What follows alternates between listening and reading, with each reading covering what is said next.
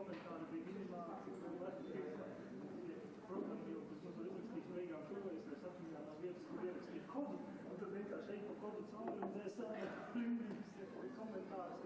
Šito komentāru man nevajag šito, es atcerēšos, un protams, tagad jūs to programmu izrakāt, skatos, ka nav mums līdz citās, un es tas cits jāpārāk.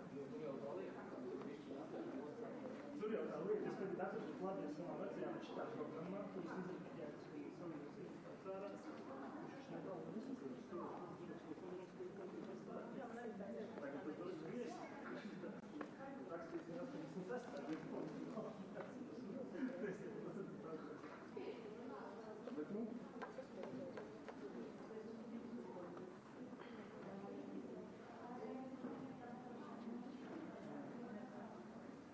šitais DB2, ja?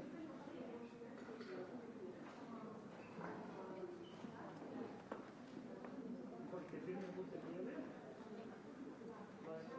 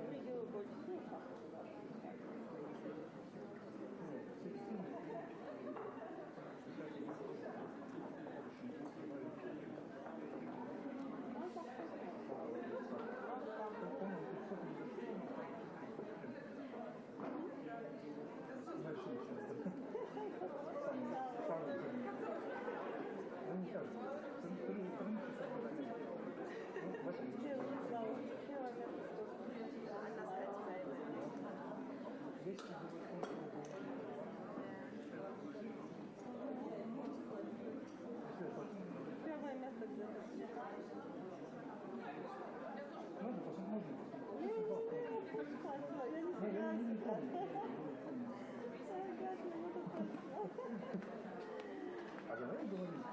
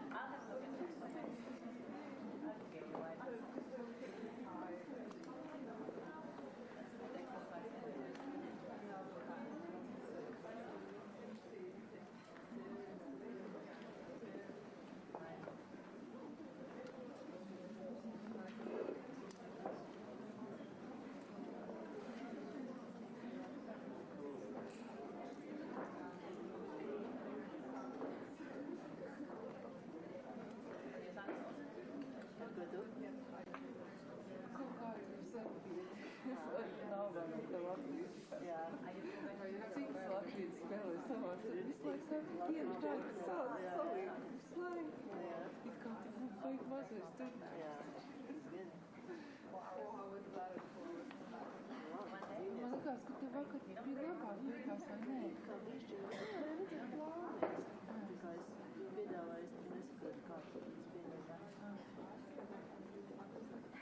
viņa laiks tā kā maz, vēl bija taniem, kad es biju, un tev likās, ka tev tur bantinīgi vajadzētu.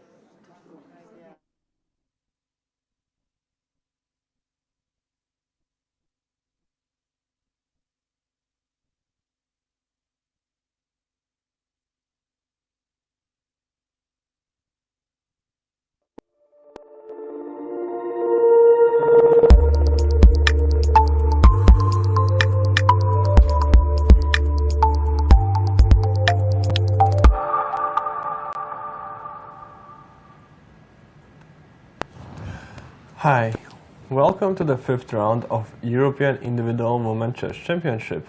Here with you today will be, the same as yesterday, International Master Toms Kantants and FIDE Master Sergejs Klimakos.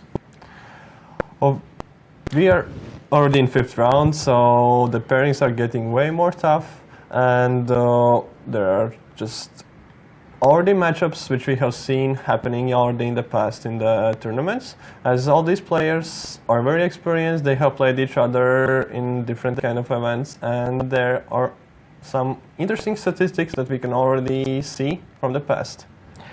Hello and welcome today in the round 5. The weather in Riga is just perfect for chess because it's snowing in April, and it's about 0 degrees, so ladies can just concentrate on chess and not to think just well, we will finish fast and let's walk somewhere. So there is nowhere to walk in the beautiful city of Riga, but anyway it's too cold now, so let's concentrate on chess. What we are expecting from this round, the first board is very interesting game between two champions. Ekaterina Atalik from Turkey is 2006 European ladies champion, and Maria Muzichuk, who was yesterday in our studio for interview with Toms, is a well-known world champion. They played twice, according to my databases, in 2012 and 2010, and it all were Dutch defense, and it was drawish by both times. So we expect a very interesting fight today. At the second board, we see Olga Zimina from Italy and Nana Dzagniza from Georgia. I would say that for Olga it's very unpleasant pairing because of results in the past. They met this year. They have met this year before some months in the second round of World Championship, where Nana Dzagniza won 2-0. So I think she is a very huge favorite here, but maybe I'm wrong, and all the luck to ladies. The third board is also interesting pairing. It's Zainab Mamediyeva from Azerbaijan and Miss Goryachkina from Russia, and Goryachkina previous time won with white in 95 moves, but it was about 3.5 years ago. So in any case, Zainab now is ready to get some revenge for it, and it will be another tough fight in my point of view. Yeah, well, I totally agree with you. So maybe about other pairings, we also are waiting interesting two games on the board 4 and the board 5, where we are playing Anna Muzichuk and Daria Pustavoitova. I think for Daria it's not also very lucky pairing, because Anna Muzichuk is not only just on top by rating, but also by statistics, because they played several times in previous years, mostly in World Blitz and Rapid Cups, and Anna now is has huge advantage by 3.5 against and a half point. So I would say that Katerina Anna Muzychuk is a really huge favorite. In my point of view, I told something wrong because it was about Katerina Lagno and Daria Chavichkina, where Lagno was a huge favorite. But I think it won't be like that Anna is also a huge favorite. But Anna Muzychuk is also a huge favorite because they played in 2016 and 2017 2 games, and both were Sicilian, by the way, and both ended in 28 moves, and both Anna Muzychuk was with white colors. 2 different variations. It was like some kind of Najdorf, if I'm not wrong, and Paulsen. And last time in Gibraltar in 2017, Anna just won.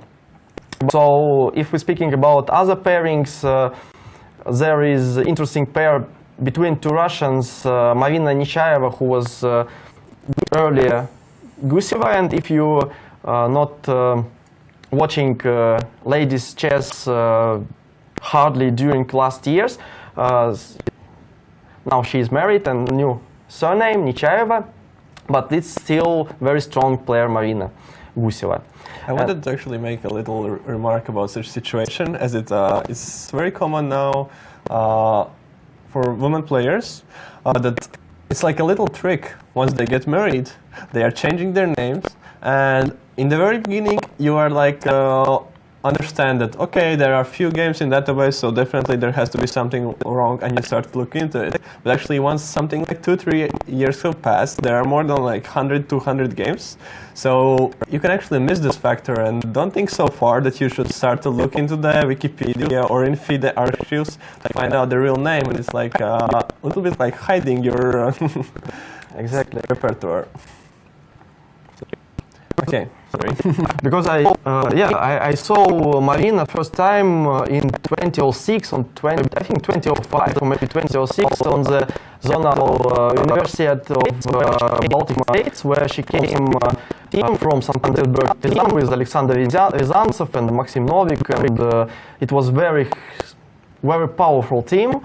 And she played there, and she, by the way, got rating in these 12 years ago, approximately 23 and something, or maybe 22 or something, very close to 23. So she is very experienced and very strong grandmaster, and I'm absolutely sure that being both from Russia, they played a lot of games outside my database. So in any case, it will be a very tough fight. I would say that Olga Givia is a slight favorite, maybe a little bit better statistics. I would say that very possible that there will be a Chebanenko variation after d4, because Marina is playing mostly d4, and Olga Givia answered with Nitso Indian or Chebanenko variation in Slav defense. So let's see if I'm right or wrong, because of course it's all about preparation for the concrete match, for the concrete game, for the concrete day, and it's all about surprise to opponent.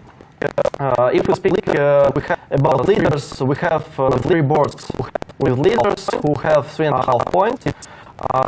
It's Muzychuk, Atalik, Muzychuk, Ziminec, Agnidze, Mityav, and Galechkina. All other ladies are just half a point in behind, but it's in any case it's only the 5th round, and I'm sure the leader will change a lot. Yes, of course, and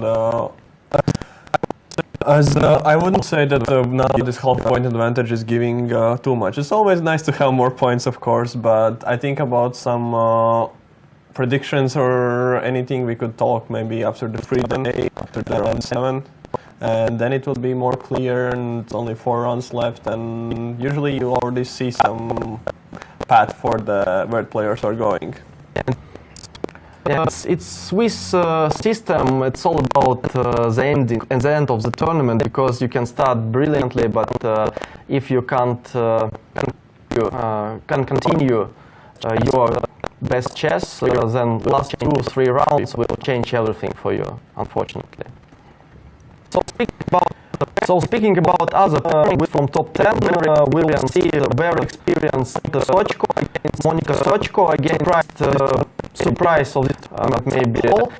Cypher Holt, I think they haven't played across accumulated databases, and we will understand a lot of talent and very best level of this tournament. Holt, and in this tournament experienced by Sochko. So I have no prediction in the result in their game. So speaking next, Evgenia Ovot against another former European ladies champion from Hungary, Huang. They played in the before championship in the World Cup, and last 25th game was in 20, and Huang won with white color. So it will be another tough fight. So we'll see how ladies will fight in the fight in there. Yes. Also, some boards we'll try to look at. We'll try to definitely board 12 for there is or Latvian player Berziņa with black facing very experienced and very strong player Hotanashvili Bela. Of course, Ilza is a underdog, but when she's showing in this tournament, she is not going to give up any points with a fight. So here we see on the screen Ilza, and as I told you before, yesterday a fighter, Ilza is a tough fighter and kind of mistakes in the middle of the game, well, at the end of this will always turn the game to the 180% beats, and Ilza do thing. And now right now in their best, and she the very best, and the chess getting quite good result. Stronger opponent. So opponent it will be a tough fight. By the way, tough fight. 9. We will have another absolutely unpredictable match between two great Georgian ladies, Javahishvili against Rabidze. Mary, who playing today with black, I think absolutely her yesterday achievement, because she was pushing all the game, and as we storm game, so it ended in rook endgame 4-3, and unfortunately, I think she lost the opportunity of attacking f4 from yesterday broadcast. So I think she is ready to get a revenge to another opponent. So speaking about their previous matches, there are wins and losses, and a lot of draws from one country. They played hundreds, maybe 1,000 even games in my database. So they both know each other way in very good. I think it's absolutely result here. And the last is board is from Hungary, and Lisa Pets, who was here yesterday on another interview with Tom. It's a predictable game by two very highly experienced players who participated in a lot of Olympiads and other ladies tournaments. So it will be a real experience fight. I also want to point out a little bit detail on board 11. We see playing Zawadzka Jolanta against. This is interesting fact. From the. I don't remember the board pairing. What were the board pairings for this round? But in the last round of Women's Chess Olympiads,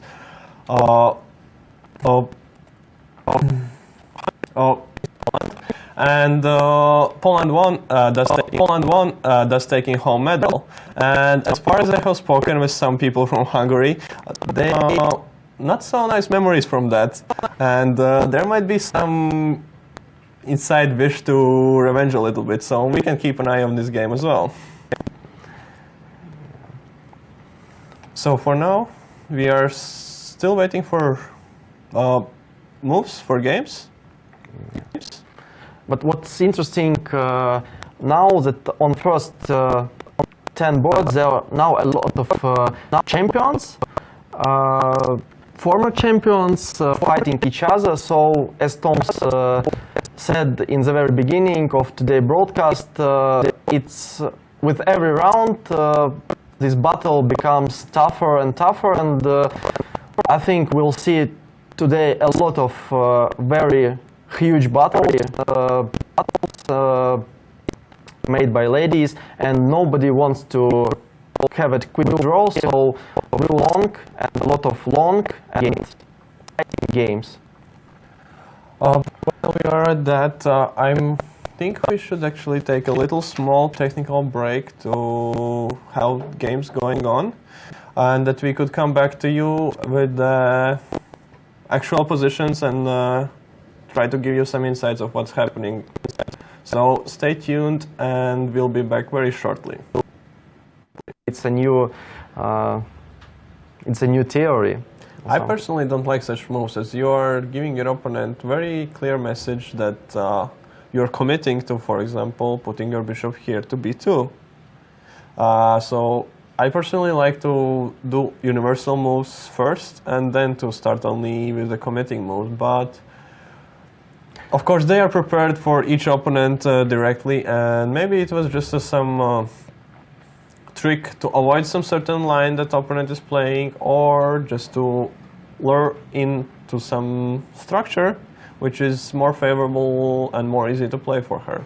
And that's another thesis which is around the board, that why just saying not just about bishop on c1 that it will go on b2, but also that okay, I'm not really wanting to fight in the theory line, so let's just play chess. So in any case, e3 move will not get a huge advantage, of course, but it also is not a bad move which can lead to the black advantage here. So it's just, I think, a psychology field where white are just saying that I just want to play chess, and that's all. And what do we see here after knight f6? White played knight d2. as I told you before, that it's just let's play chess. Wow, this is really... I don't think I have seen this move order before.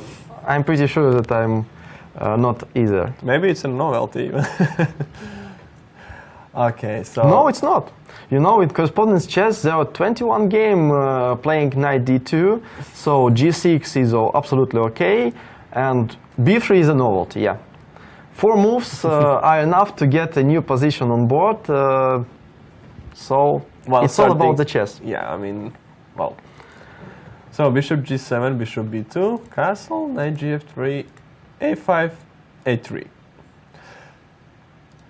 And bishop g4 by black. By the way, all my databases after this 4th move are saying that it's a new position on board, at least on the high level. So that's pretty amazing. Yeah.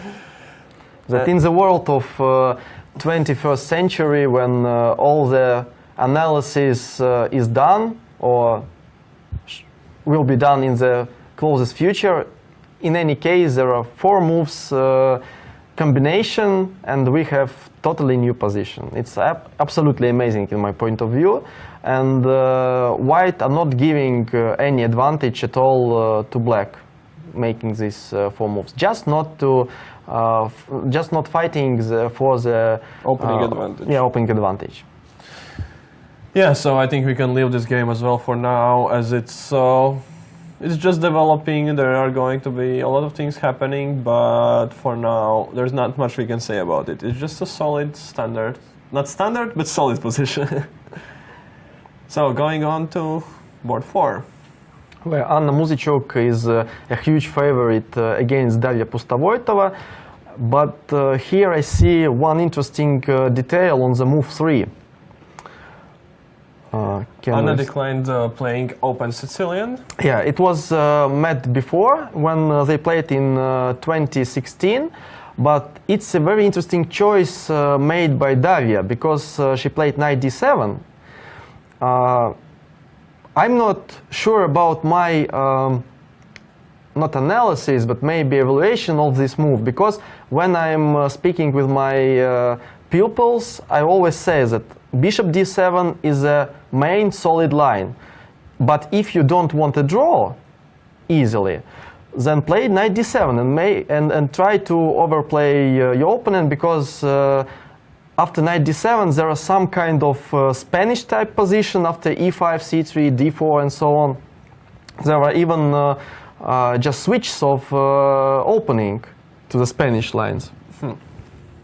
So it's very interesting choice made by Daria, that she's speaking that she's ready to fight. Yeah, well, but why not?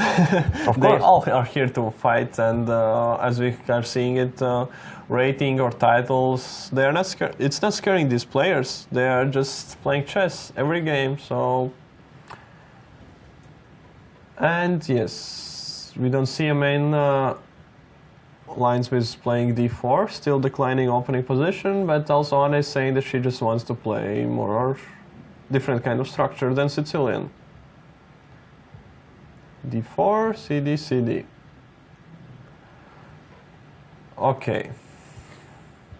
I'm not really sure about bishop g4 move, just because as in every pupil, in every chess player earlier years, every coach says that no two moves win a one piece in the opening. But here we see bishop g4, which is the second move. And I'm not pretty sure about black king right now, because Anna is burning the center now, and she will burn, actually.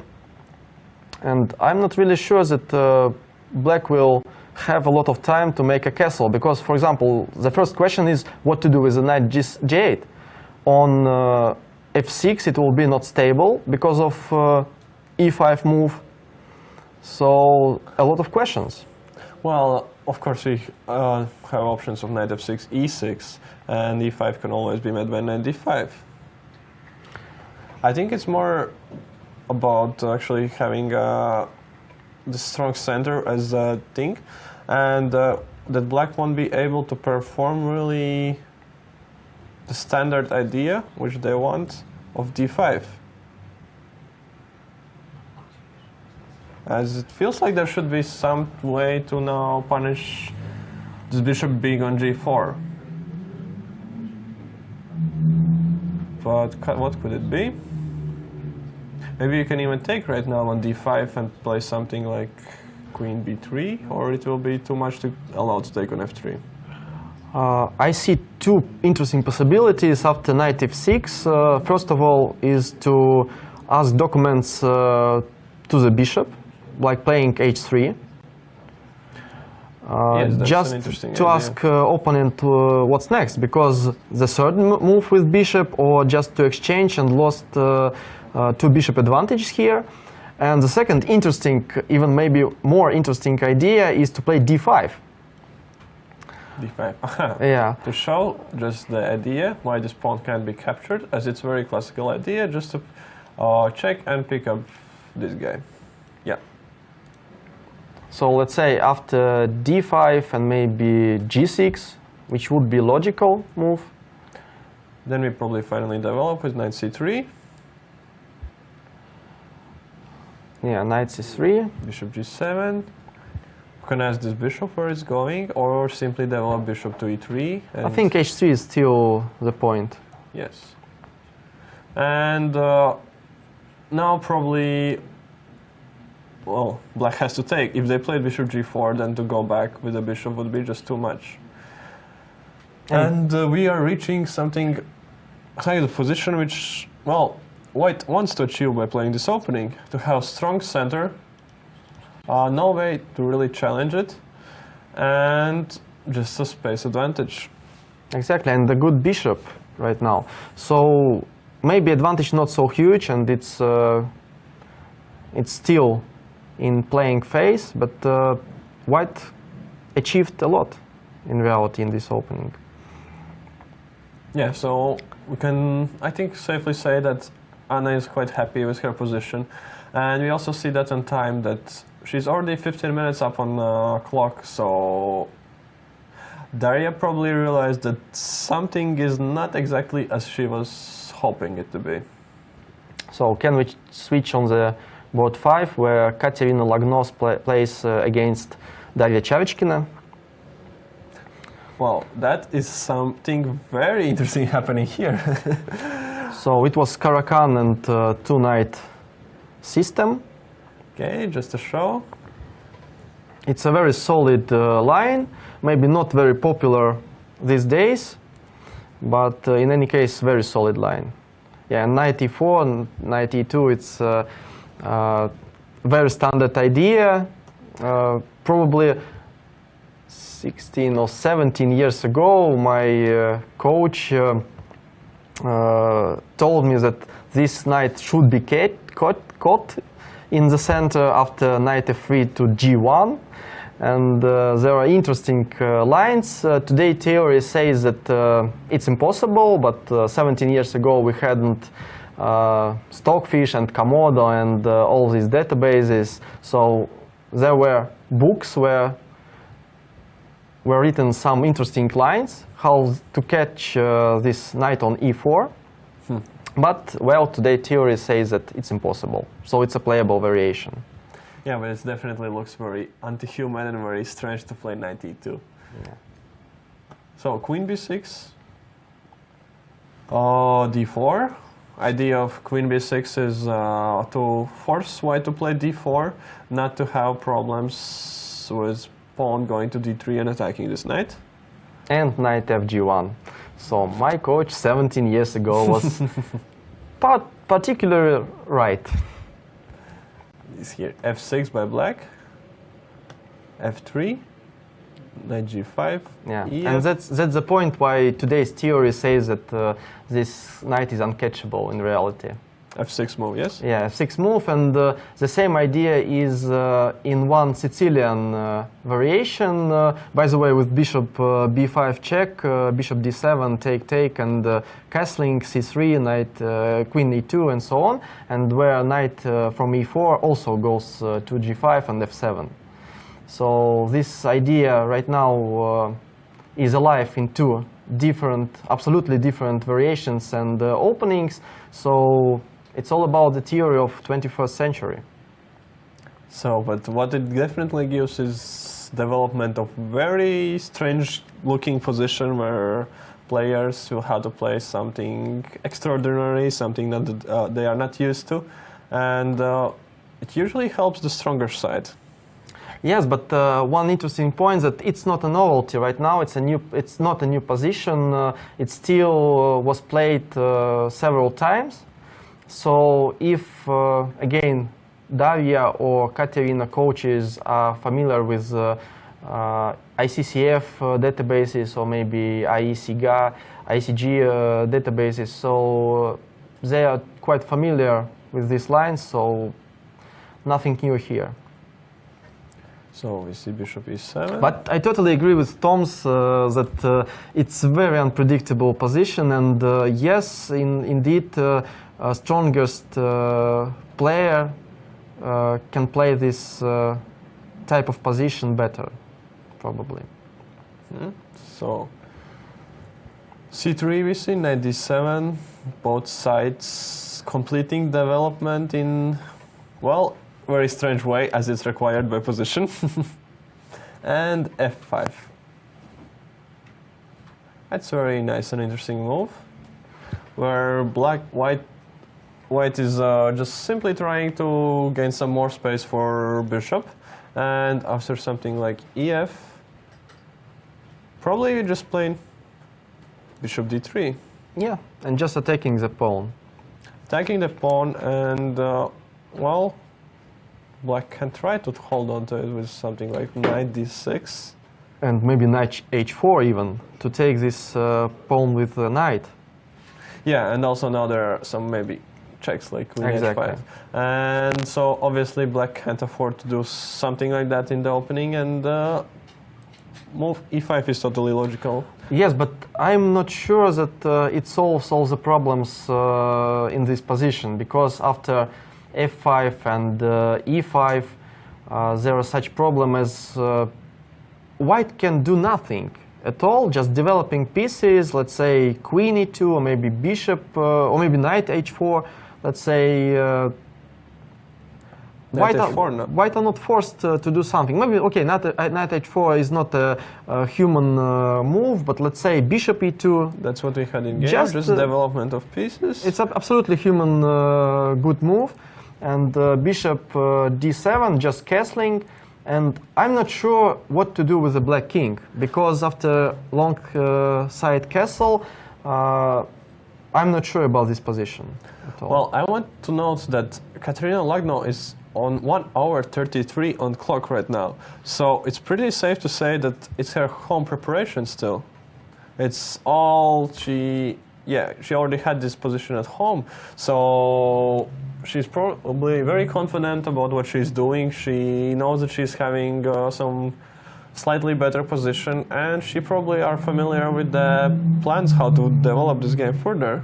While black is thinking and having very strange piece structure. And by the way, our friend Stockfish is saying the same, because queen b3 is as best move on very deep analysis by Stockfish, and Anna made this move just in 1 second. So Katerina. Pardon me again. Katerina Lagno made this move just in few seconds, so she really understands what's going on here. And it's amazing, by the way. It's 17th move, and she is just still in preparation. Maybe we can get their own check as what has been Daria playing before. Maybe it's just simply in database already, and she was not expecting such preparation. Probably. Okay, let's move on to board number 6, where we are having Nechayev Marina playing with Olga Guria. And Chebanenko variation in Slav defense. As expected. As expected, yeah. 6, bishop d3, exchanges, e6, castling, bishop b4, bishop d2. It's still a theory, Castle. Nothing new here.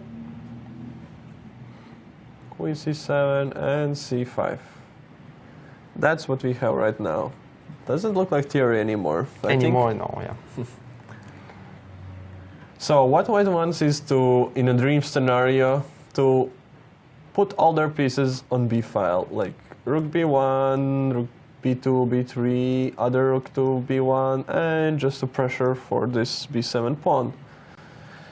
But I have a feeling that in reality it won't be possible, as feels like black's next move should be knight bd7. With idea to play e5, probably. a5. e5, yeah, yes, e5. e5, and if necessary, also always they are having possibility to play b6. And so it feels that white is not doing so good anymore. Or maybe even b5. Not b6, but b5, just forcing white to decide to take or not to take right now. Because after, if pawn b5 just survives, then very big question about this big pawn on d2. What to do with it? Yeah, that's absolutely true. And knight on f3 is totally restricted. It doesn't have any valuable moves, as it might want to go to d2 still to support some e4 break. But here we see that it's not going to happen. Bishop doesn't have too big perspectives, and well, I would say that black has solved all their opening problems, and if it's not even, yeah. I think it will be a tough positional fight here. No attack at all, but it's all about understanding. So, as Tom said, white plan is to take the b file and to attack b7 pawn, but on the play on the side, you have to burn the center, so e5 will be idea from black side, and that's a big question about bishop d2. So probably c4 will be played. It's just a move that you have to do, otherwise you'll just slowly get squished. Exactly. So maybe we can switch to the next game. Very unpredictable in my point of view, because we have huge experience, again the huge talent, as we saw in the previous rounds. So I have no clue how is this game will finish.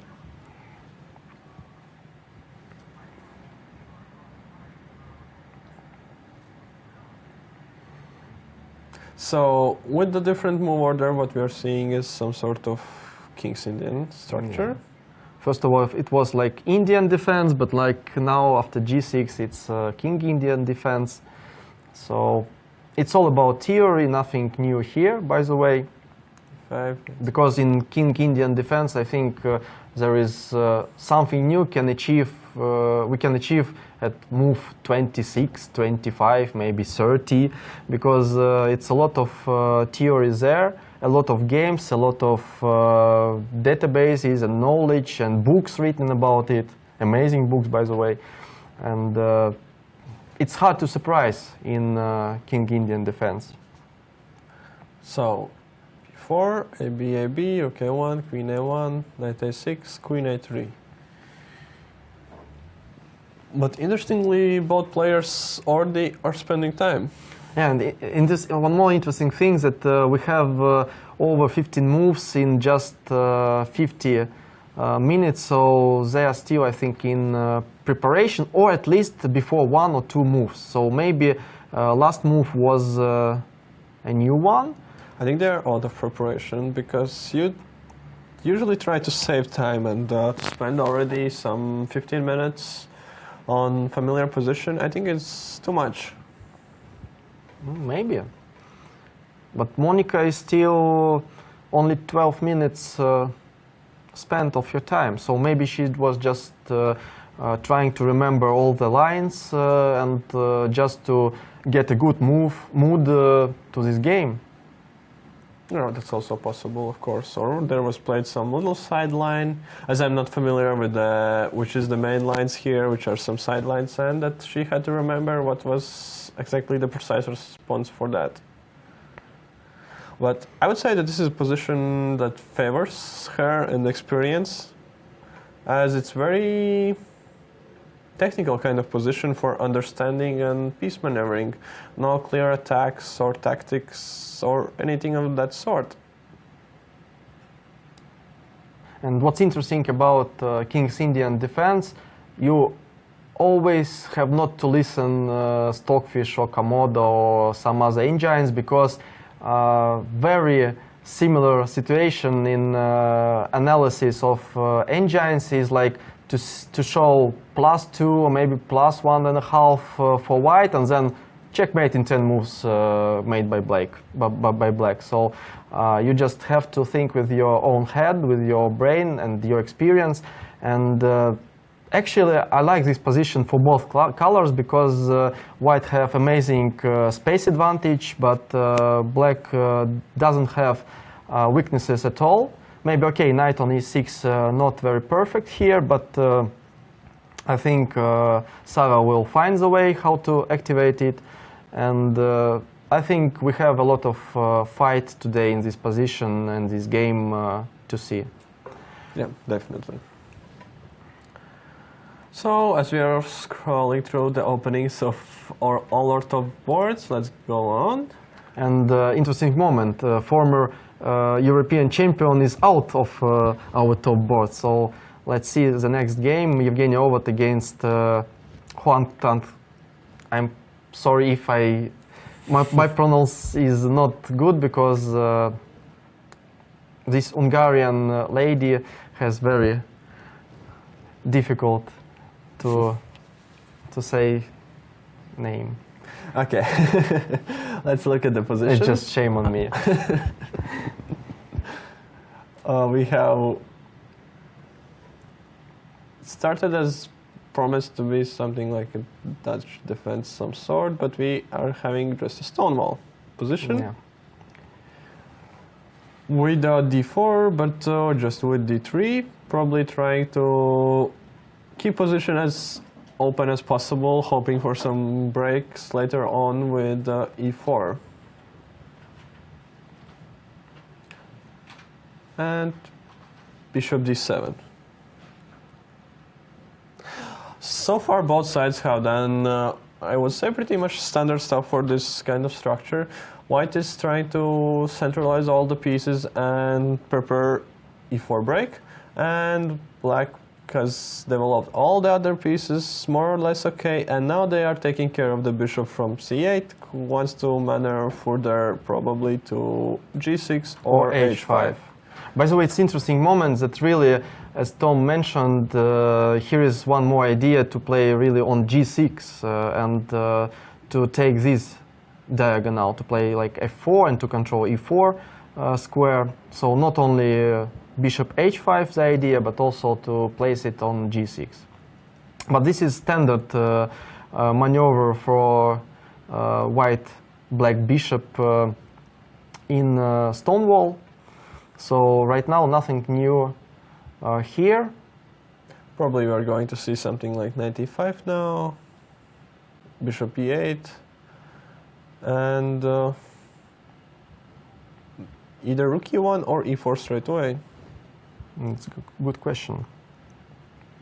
Also, there's actually a move we have to think about b4, but probably at this point b4 will be met by simply taking, and knight a6, and we don't have a way to hold on to this pawn, and we'll have to just push b5, which we don't really want to do anymore. So probably it's a question that Evgenia right now is thinking, because if to play knight e5, which is nice move, then after bishop e8, b4 is not a good idea anymore, because knight can go just on d7 and just to take active knight off the board.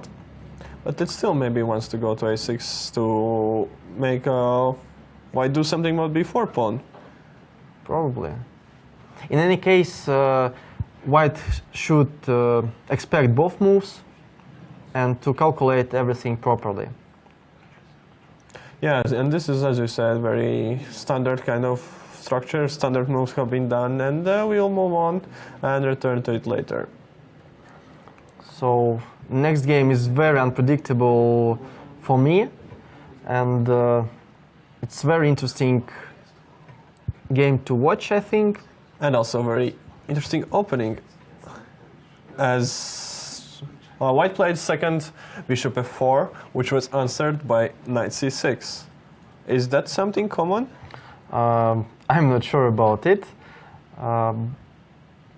But you know, yes, about more than 200 games were played in this kind of moves. That's very interesting. I really should freshen up on all these ideas, as I'm very surprised by almost every game, so it's...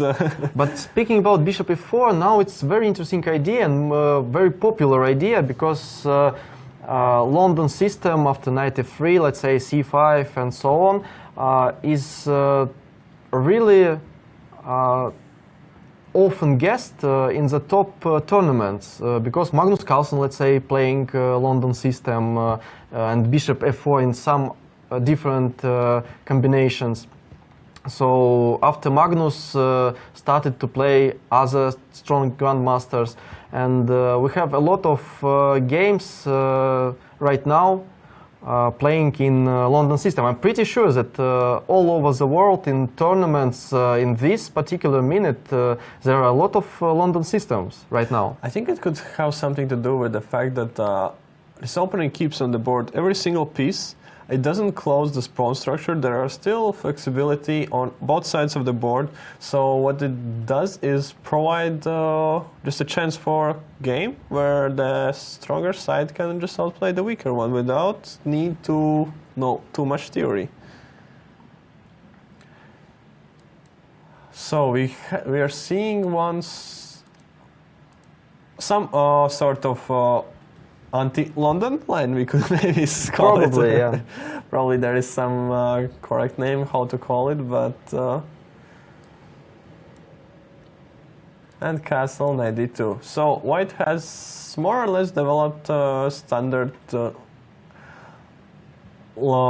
structure which they are doing in London. Just the minor difference is that here they went with a bishop to b5 instead of e2 to attack the knight on c6. So what do you think about this particular position? I'm liking it for white. Yeah, because standard c5 move is just impossible for black right now, and I don't see any good idea how to develop and improve this position for black. f6 I don't like totally because of weakening black king.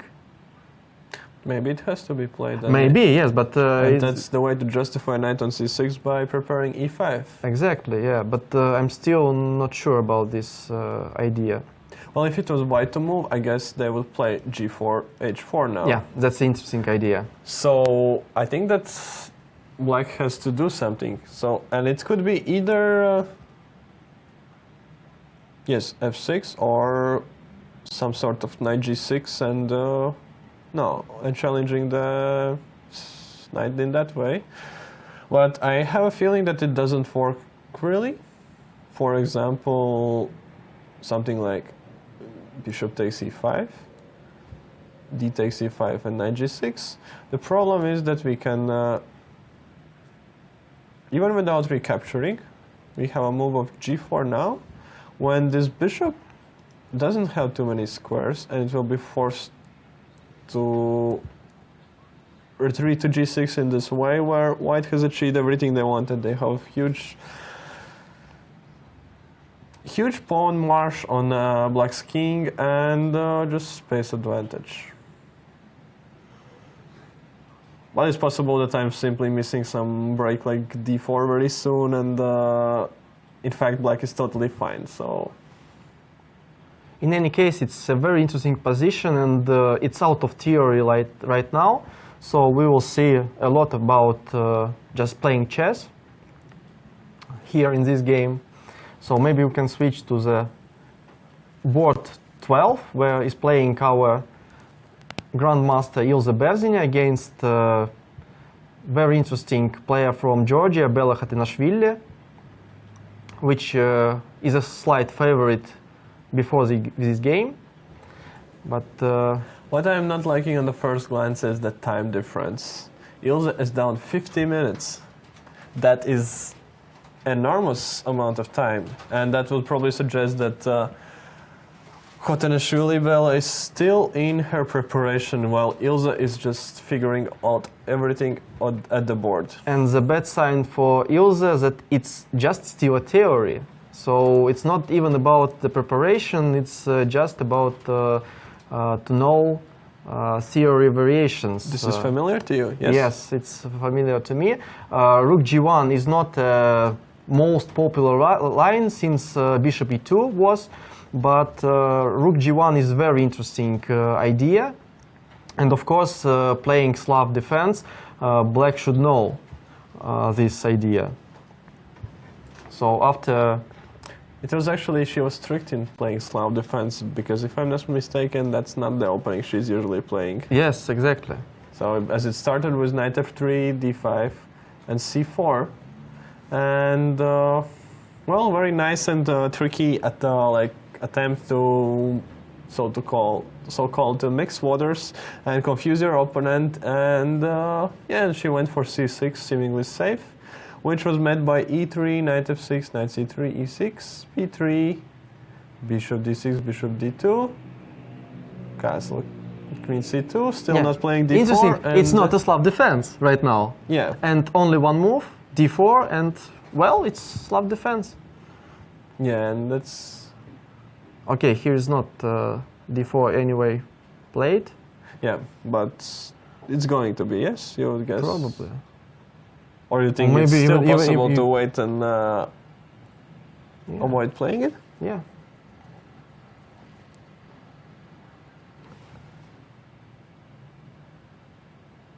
Okay, So well, it looks like Reti more right now.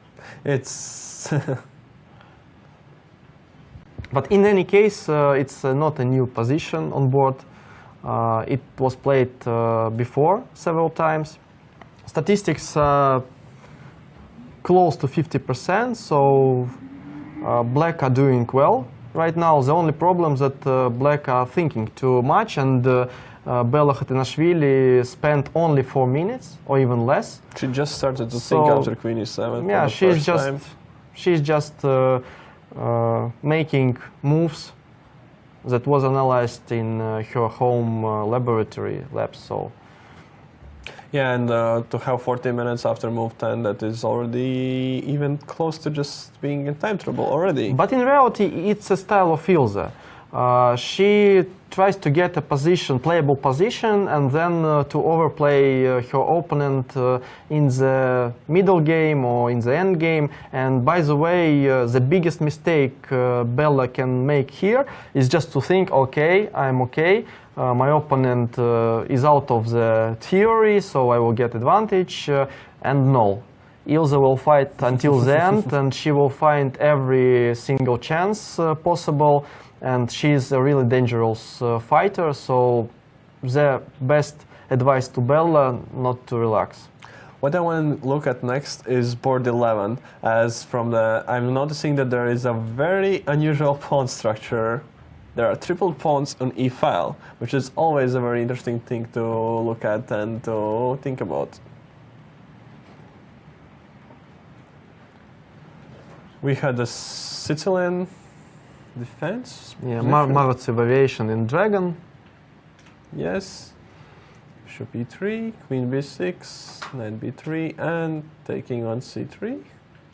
Queen c7, bishop e2. By the way, Queen b6 is quite rare variation. Much standard is just to play knight f6 and so on. But again, we see that Black wants to find a new ways here in Yeah, Dragon. to be the one who has prepared more, who has prepared the last move, and thus getting some time advantage, which we actually see in this game to be working out, as Black is half an hour up on time. So we had game developing with the logical moves, and White doubled Black's e-pawns and played e5, tripling the pawns. It is very interesting Kind of. looking visually, but probably in this position it doesn't really mean so much. And what do we see here? It's an interesting battle between 2 bishops and 2 knights, Yeah, which is that's quite another rare point. situation on the board.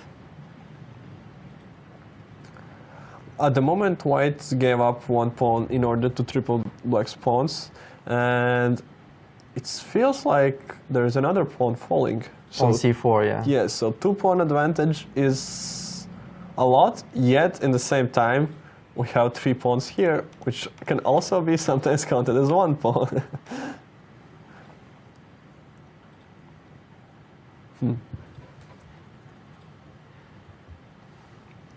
But in this particular position, I don't really see the compensation for White, because position is quite close, quite closed, and I don't see any space for bishops. Maybe tripled pawns on e-file is not okay, but e4 is idea. So after e4, I will get either interesting squares in the center, because after, let's say, if f4, there is a possibility somehow to play e5 then. Maybe not now because of f5 answer, but in any case, it's a possibility. And c4 pawn is just hanging, and probably it's undefensible.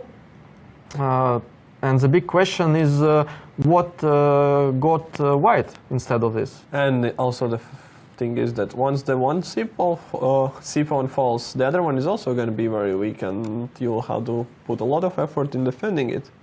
In reality, I see just big advantage of Black because of 2 things. First of all, looking on time, it's all about Black preparation.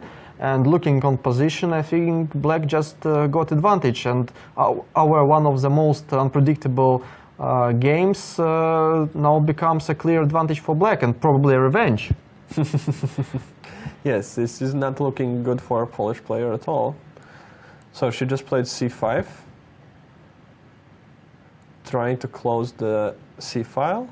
And what if let's say knight d5, I'm just activating my pieces and I want to get a 4 square for myself. Now we can't play bishop h6 due to queen c5 simply picking up pawn with a check. So after knight d5, probably the only move is to retreat on f2. But now there are even such ideas as rook f4. Or maybe knight f4, I don't know. I just want to activate all my pieces. Maybe even, yes, rook f4. I don't really like position for white here. Yes, I totally agree with you. Probably rook f4, some queen h3, attacking at least one pawn, but... That's the point why I wanted to put knight on this square. Yes, probably it's a little bit better, but yeah. So knight f4. I'm still attacking, and let's say bishop a6, maybe d8. Square is perfect for me. And I don't see really compensation for active pieces, for extra pawn. Yes, of course. I want to know that, yeah, white has a chance to capture with a tempo on b6, but that automatically opens up the queen for attacking further on c3. So maybe it is needed as they are still keeping an eye on b6, and that's some sort of way to try to escape. But, well, definitely it's not looking too good. I would say it's the first position on the very top boards where we see clear advantage for one of sides. So all other games are in a tough fight mode, but this one I'm not really sure about Jolanta. And this is very unexpected that with black Anita managed to get such a position, such a advantage. Okay, and as we have actually jumping around, checked all the boards except one from top 12, I think we can switch to that one as well. Okay. So what we have here is Hungarian player Lazar Nevada playing with Spets Elizabeth. So what do we have here? It's another King's Indian defense, just totally different line than in Monica's Sochko game with Sarah Holt. Knight d7, trying to prepare e5 break. Interesting moment that Elizabeth trying to prepare the move which is the main without preparation. So the main move against queen d3 is just e5 just in one move. Yeah, that's true. So, but knight d7, in any case, it's not a novelty, it's still a theory. As I said before, it's very hard to make a novelty, a good novelty in King Indian defense until, let's say, 22nd, 25th or 26th move, because everything is known right now, and the main ideas is still written in books. And after knight d7, it's still a theory. b3 is quite a rare move, but the idea is very interesting. And rook b8 is still a theory. But I'm not sure if this move counts very good, because I'm not sure about b5 idea here at all right now. Well, black is trying to just wait and to prepare some break in like theoretical future, as by move here knight d7, she's showing that she wants to play a game, because once you play e5 in King's Indian, you have to be always okay to play this position, which is supposedly black is solving all the problems, but in reality the chance that you'll have to have a possibility to get chance to play for win is very, very small. So it's very often that you see players starting with moves like 97 or some other things just to avoid this possibility to exchange queens. It's one of the hugest bonuses to have a great experience, which playing with white Lazarna has, is to switch between lines and playing the mind games with opponent, just saying that, oh, maybe drawish position for 2 results is good for me but not good for you, and think about something else. Just find new ideas, maybe not the best ones, but make mistakes from the yesterday broadcast, as I told, and try to find the right mistakes. So rook b8 probably not the main line, so it is like some kind of mistake, but we will see shortly if it's a right mistake or wrong, because I'm not really sure about this move, but it's interesting. And bishop b2, and now we see e5. By the way, the most popular line on rook b8 was bishop g5, not on b2. So b3 it was like a move to defend c4 square, Or maybe also simply a waiting move. Probably, yeah. Like useful waiting move. But by the way, bishop on b2 stays not so good in this position.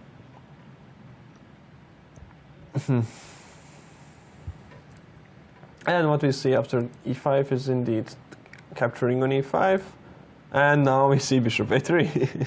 That's the point.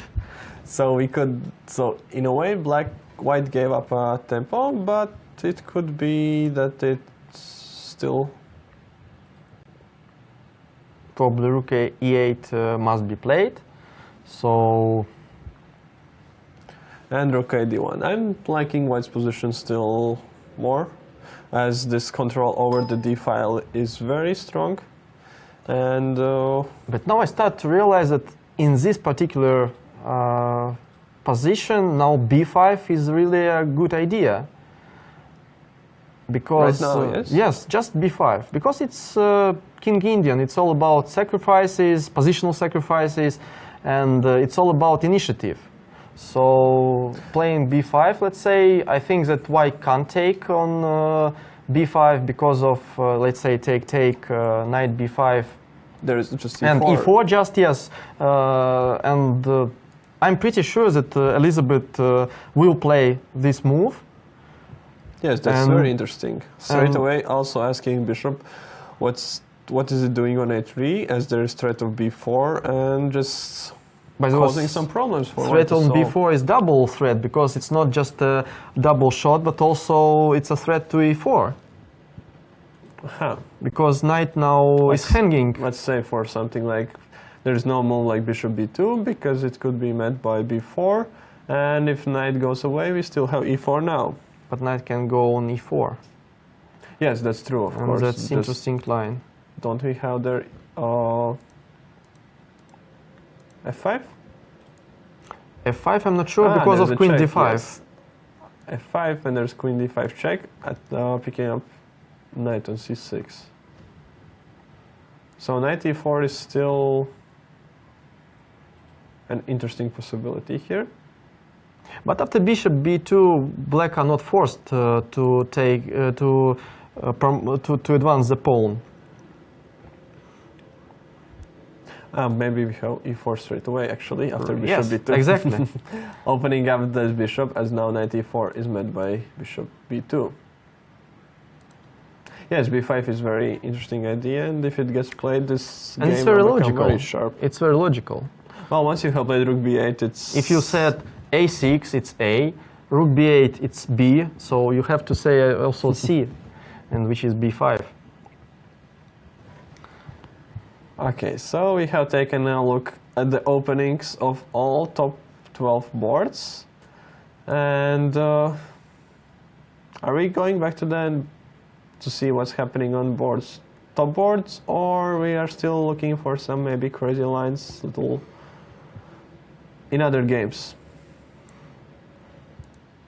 Do we have any requests for some some special games that people would like to see. As if you do, please write in chat and we'll try to look at them.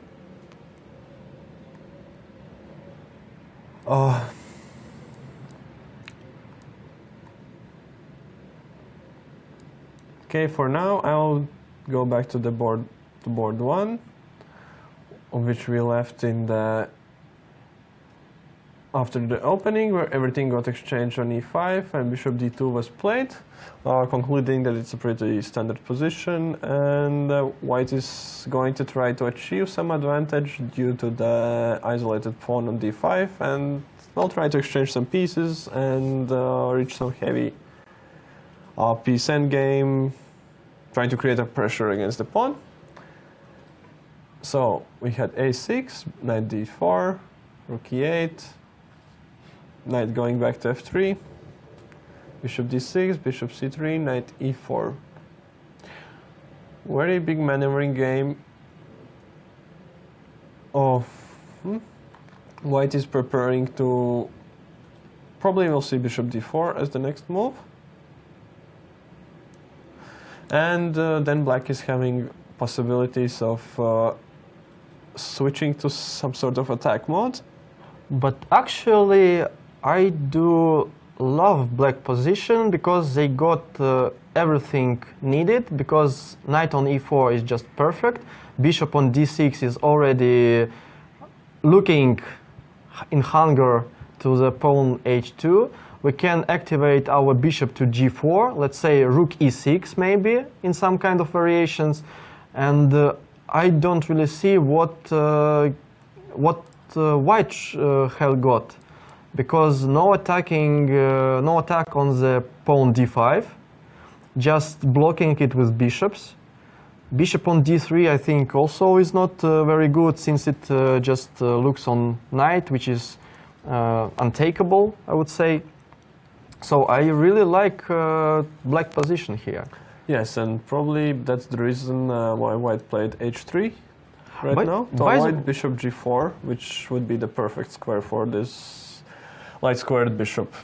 By the way, before this round, I was not really sure about Maria, since she showed not the very best chess playing with black. She was absolutely perfect in 2 white rounds, and she scored amazing points, and it was really high-level chess.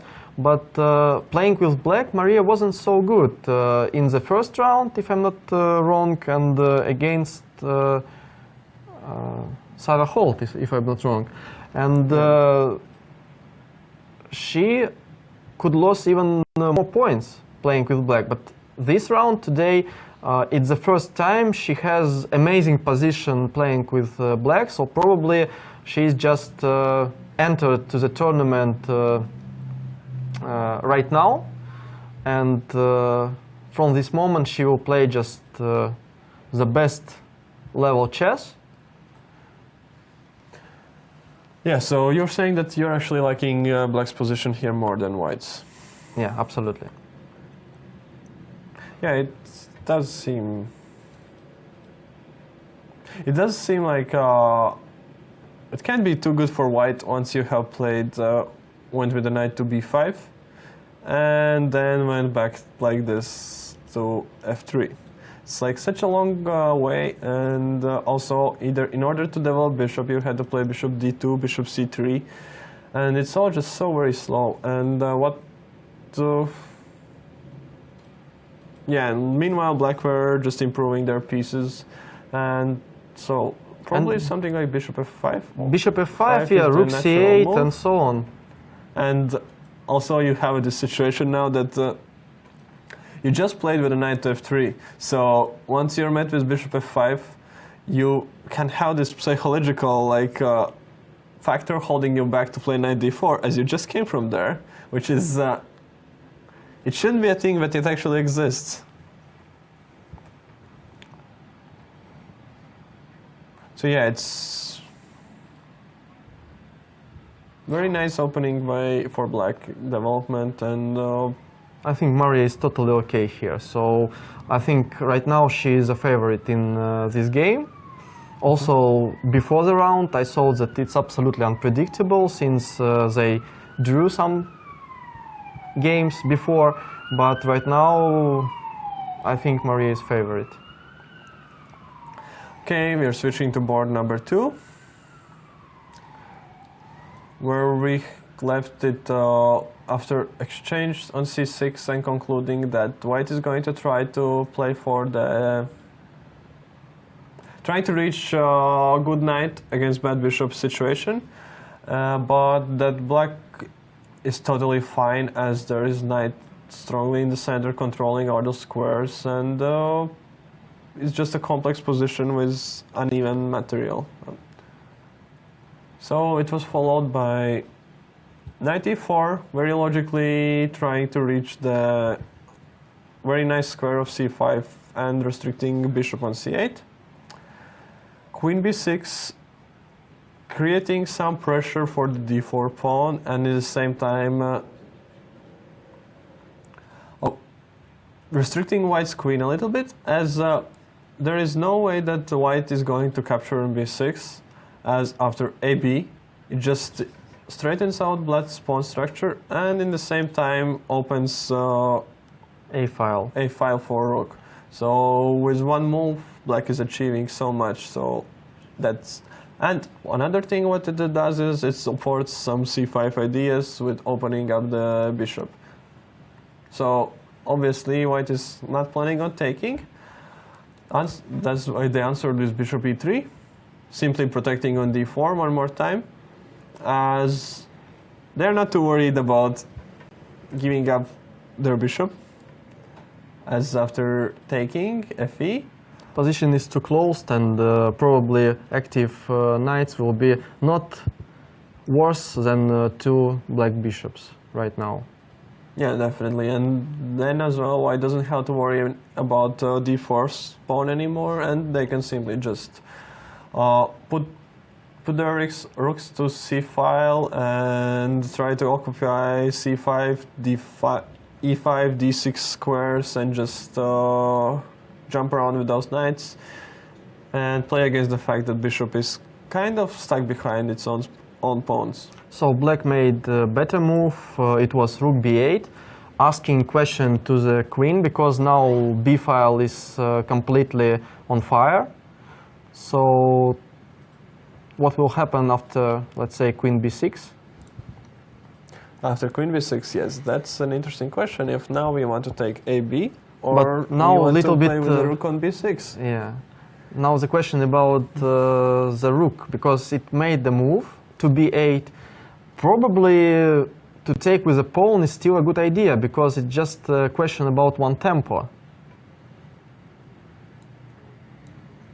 Because we're improving pawn structure, nothing is hanging on, and the rook can just return to the a file in one move. Yes, and black can enjoy a long-term advantage in which one tempo is maybe not so very important. So probably maybe the better move is knight c5, let's say. It was actually played in the game. And probably it's a better move than I offered. So it's still, yes, it's simply protecting queen in case of exchange, that white could recapture ab and open a file for themselves. So probably we're not going to see that by black, but some sort of retreat by queen, like queen f5 perhaps.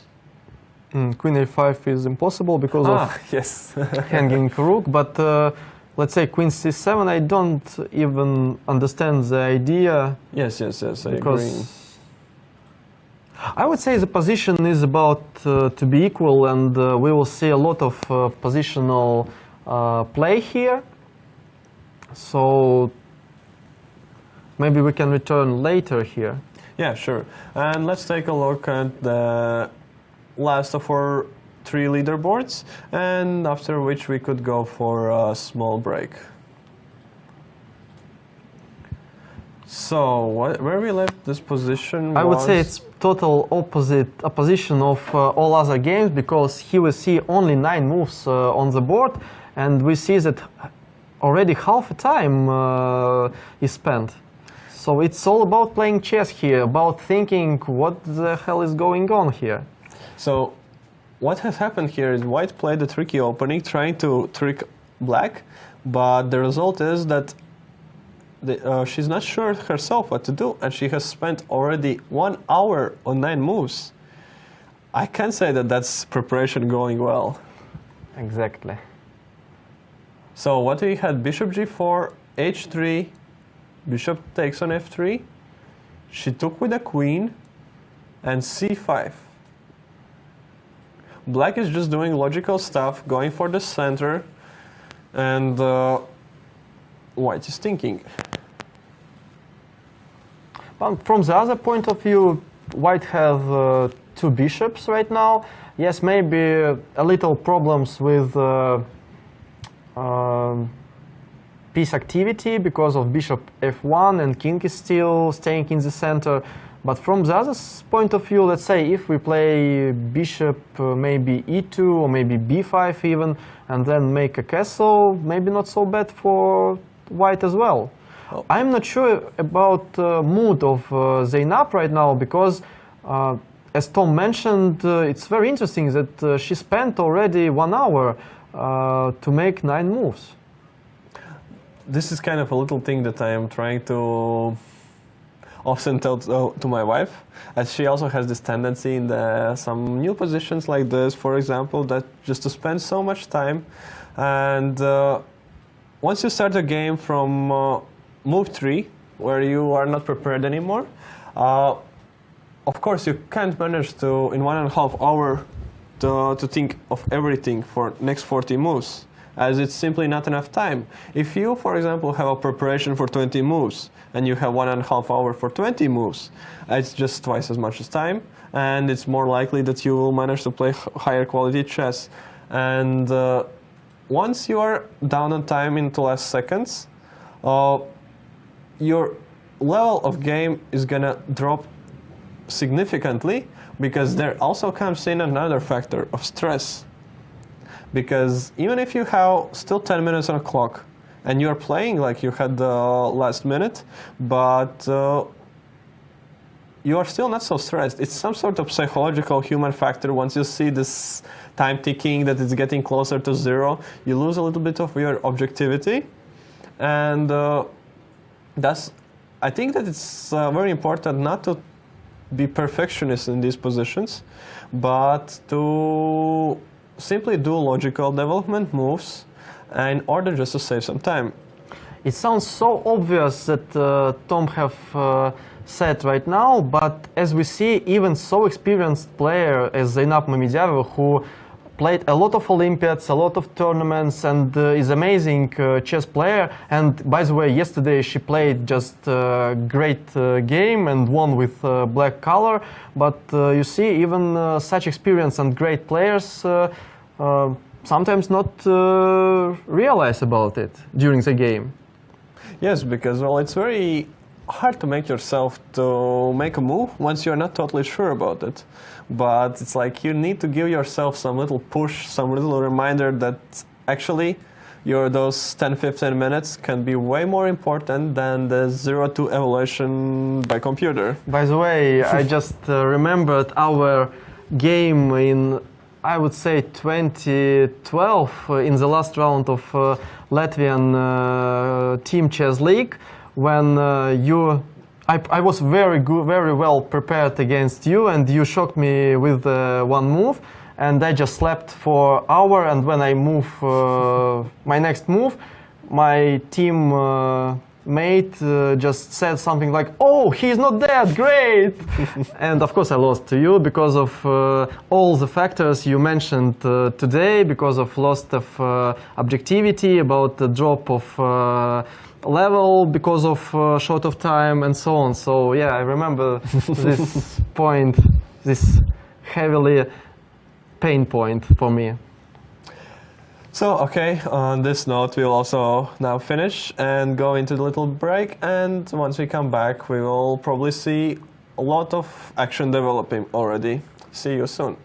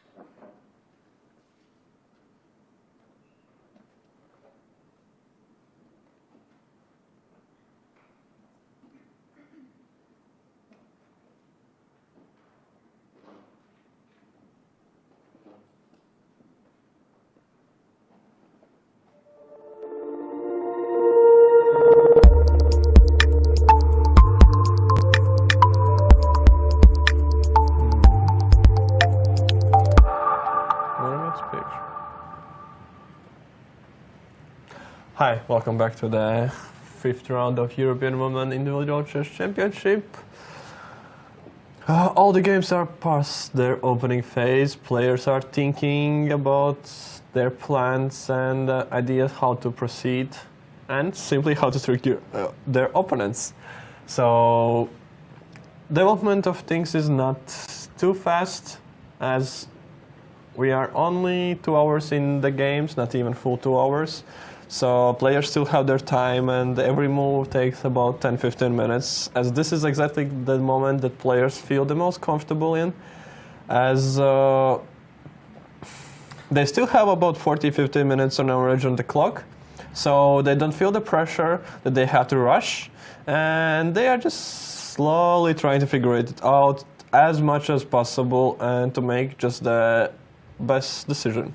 And interesting thing that actually we see a lot of different type of games. Somewhere there is a lot of preparation and still a theory. Somewhere there is just new position arrived on the board on the move like 4 or 5. And somewhere one of opponent caught her opponent on some kind of preparation and now is ahead, let's say, 1 hour. And we have one big advantage on first 12 boards. If I'm not wrong, on the board 11 or 10. Although we haven't looked at it for a while, so we don't know how it has proceeded. So maybe we can start with it because position was quite hard for white, and maybe something has changed. It was played by Jolanta Zawadzka and Anita Gara. What has happened is that time has evened out. So that's already a little thing, but it's already some, in a way, that's white that has improved. So where we left it was that c5 was played, and we thought that that black is just better. What black did is just took the second pawn, and white tried to close the position more or less, at least for a time being, and to fixate maybe the pawn on c5, that it could be a little weaker. Also, knight on a5 is now stuck, as knight c6 will be always met by taking on c5. So white is trying to find some sort of defense, and as we see, the last move was rook fe1, which indicates that probably the next one is going to be bishop to f1, and with a plan later on to bring bishop f2, bishop g3, and to start to work on these triple pawns. That way gaining some compensation. But in any case, I'm still pretty sure that black had quite huge advantage. Maybe even now can be played rook b2, let's say, very active move. Or maybe rook f d8, just taking the file. But maybe rook f d8 not so good because of no activation points in the white side. Let's say d4, d3, and d2, and d1 is just all controlled by white bishops, and there is no clue what to do with rook on d file. But rook b2 I like very much. Yes, it looks like a very nice and active move. Very logically following up with the idea why we just played rook b8. And but on the second thought, it's just looking good there for now, as after bishop e2, f1, it's not doing much, but well, the thing is that black is the one who is 2 pawns up, so white has to show something. And the point is that having 2 pawns up, black can even give back something. Let's say playing knight c6 and after take on c5, let's say to somehow play with knight on d4. Maybe not right now, maybe, but it's somehow. Yeah, the moment it's dropping back 2 pawns, and suddenly white is better as they are pressuring. Yes, of course, not now, but it's one of ideas that I would think from the black side. because my knight on a5 is just very, very bad right now. It could be also that I just simply play with knight b7. And on d6, probably. Yes.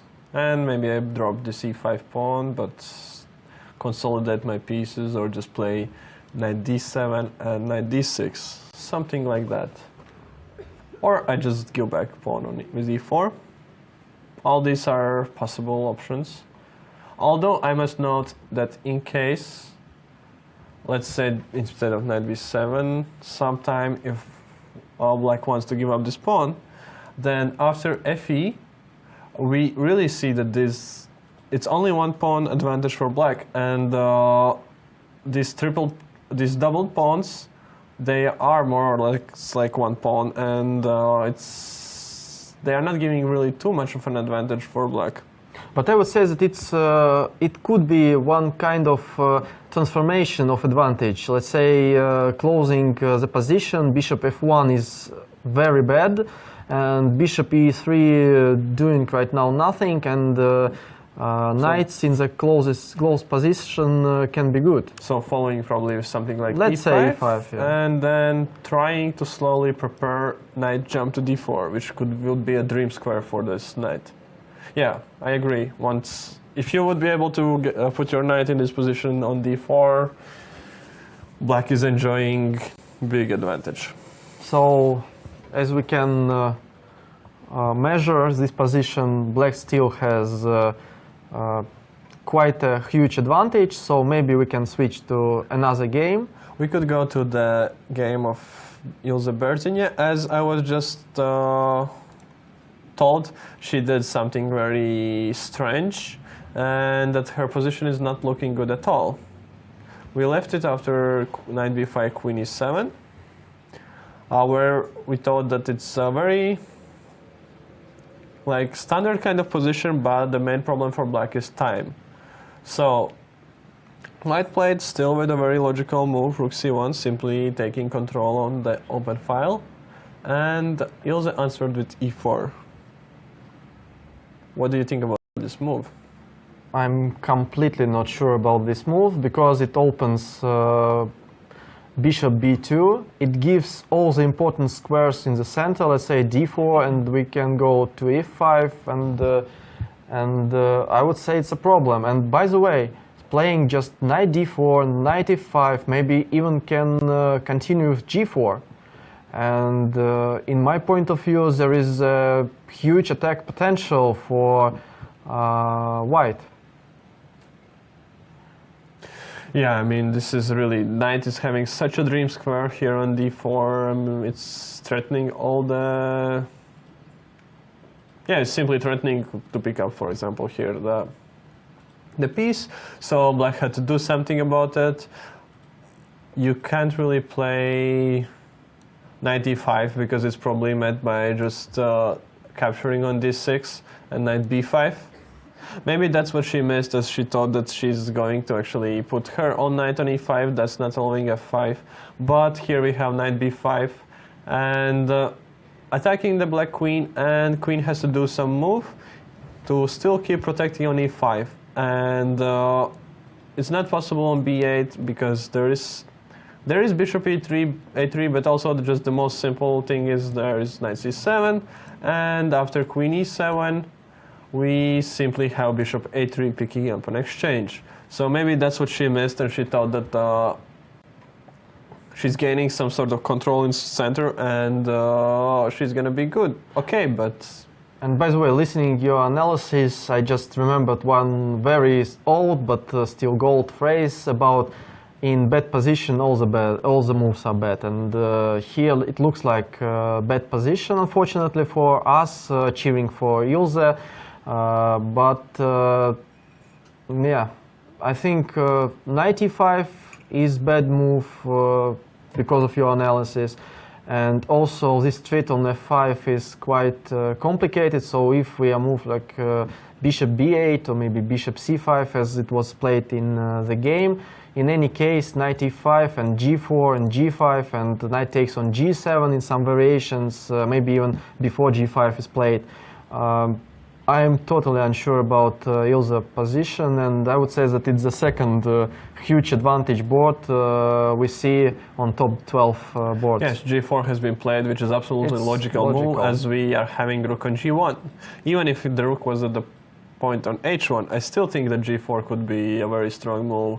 But in this scenario, it's just perfect setting. Right now it's just hanging on G7 and let's say knight G7, maybe even after, let's say, A6 or something like that, it can be played like something like knight G7.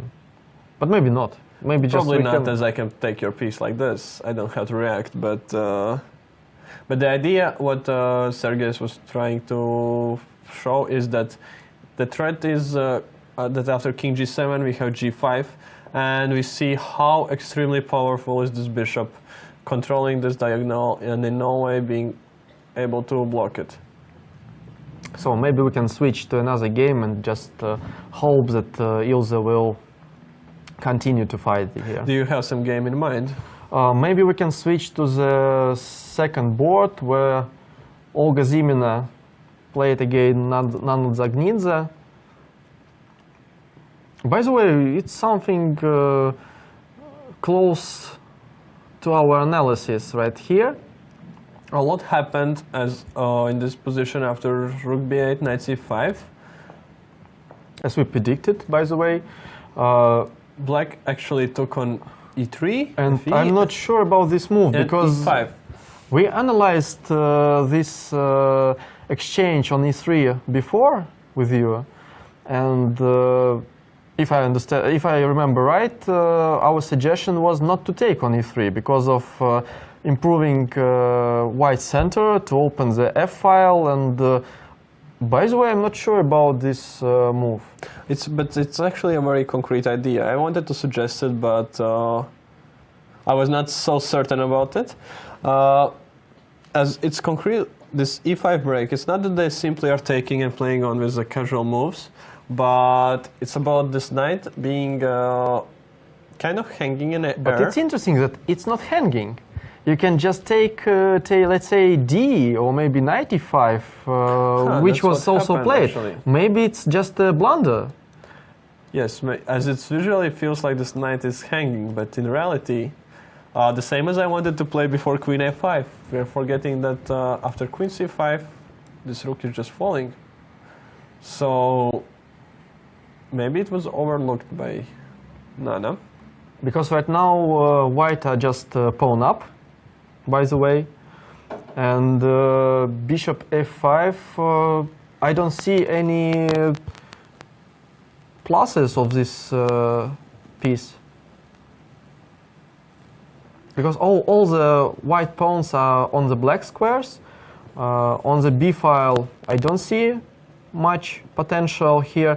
And speaking about pawn structure, c6 is weak pawn, a7 maybe not so weak because it's hard to attack him, but knight on c5 is close to perfect, I would say, and white are still pawn up. So, but what would you be? So, the suggestion here as if we move queen, something like queen b2, it will be queen c3, it will be met by queen b2. And as well, knight is hanging in the moment, so we have to do something about it. So there are two ideas. So rook a c1 is a logical one. Which could be probably met by something like rook e8. And we have to do something about these double pawns. And what about e4? Just attacking? 4, probably bishop a6, e6 is the only move. Yeah, but right now pawn on e5 not more hanging. I thought that I will now take on b2, but Maybe even queen e3, right? And queen f3 to show us that we can't take on b2 And due take on to e6. taking on e6. And we'll have something like queen f7 next. No, I would not like to get this position playing with black. It looks like a blunder, honestly saying. It's the 5th day of hard tournament, and sometimes we will see. such things as blunders, even on the very high level. Yeah, that's possible, but well, let's see. But it's not definitely not a tragedy for black, and it's still possible to fight, and it's positioned with a lot of drawing chances and complex ideas, and it's just all starting. But in any case, this position looks like that revenge for 2-0 lose in 2017 in World Championship is possible right now, because Nana Dzagnidze was a player which eliminated Olga Zimina there. Yeah. So this position is, in any case, better than everything Olga had against Nana before. We can go to board 5, where we had this very unusual looking kind of position where Katerina Lagno was very well prepared. So what we are having now is queens are off the board, as we left it after queen b3, with Katerina having blitzed out all her moves and obviously being in deep preparation. What happened next was rook g8, exchange of queens, and a4, restricting any possibility of playing b5, and very much squishing almost like the last active idea black might be having. So bishop e8. By the way, very interesting move. Bishop e8 is played just to activate knight f8, playing like knight d7 and then knight d6, and just trying to play with knights, because bishop can go also on f7, let's say, and maybe even on h5 in future, when knight g3 will come out from this square. So, by the way, I'm not sure that advantage here for white is huge enough.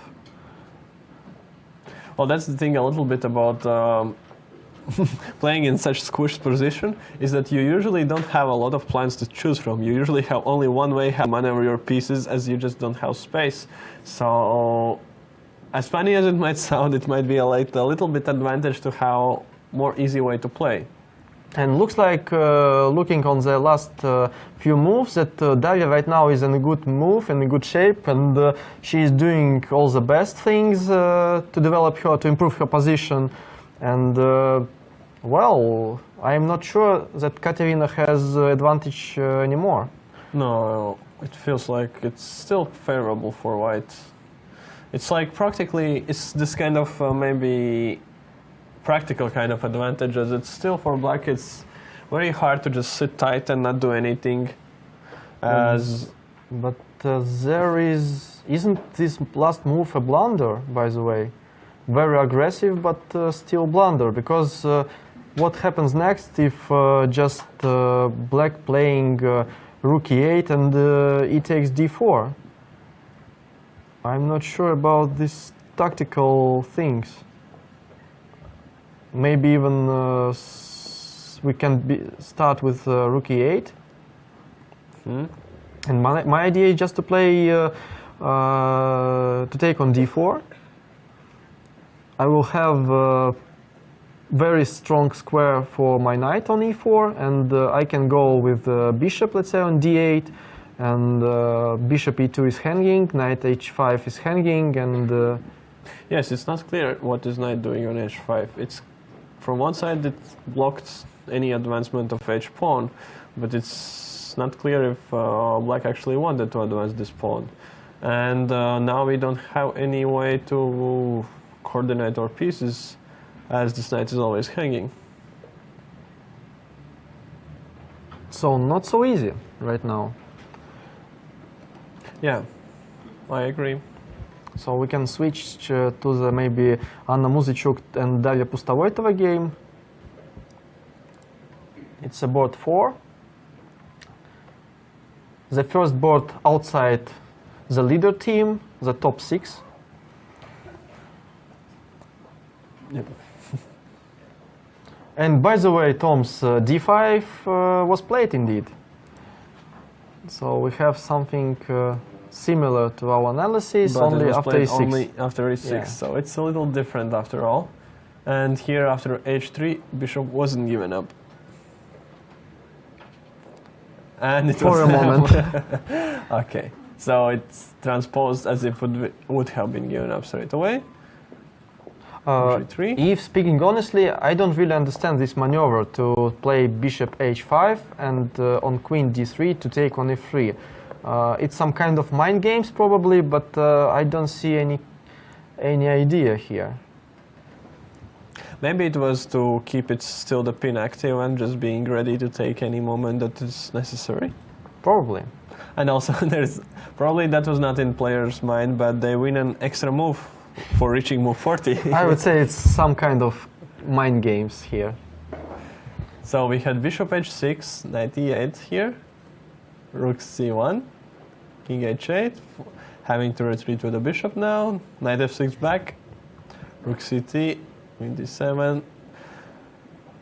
White understood that they are not going to achieve anything on the king side, and so they are pushing all their forces for the only open file and for the fight on the queen side. Yeah, and my biggest question to black would be what happens with bishop e7, because it looks for me quite unperspective here. I don't see any perspective for this bishop. How to activate? Maybe on a5, but it's a long story. Yes, but in this structure, once you go bishop d8, it always has this potential to go either to b6 the moment white decides to do anything with their bishop, or really to a5, and it's just simply controlling squares there, as white is of course the ones who have to show something for their position, some clear plan and attacking possibilities. So I would say that white have very slight advantage here, maybe just minimal one, and maybe we can switch to another game. Maybe let's see the board one, as a lot has happened there.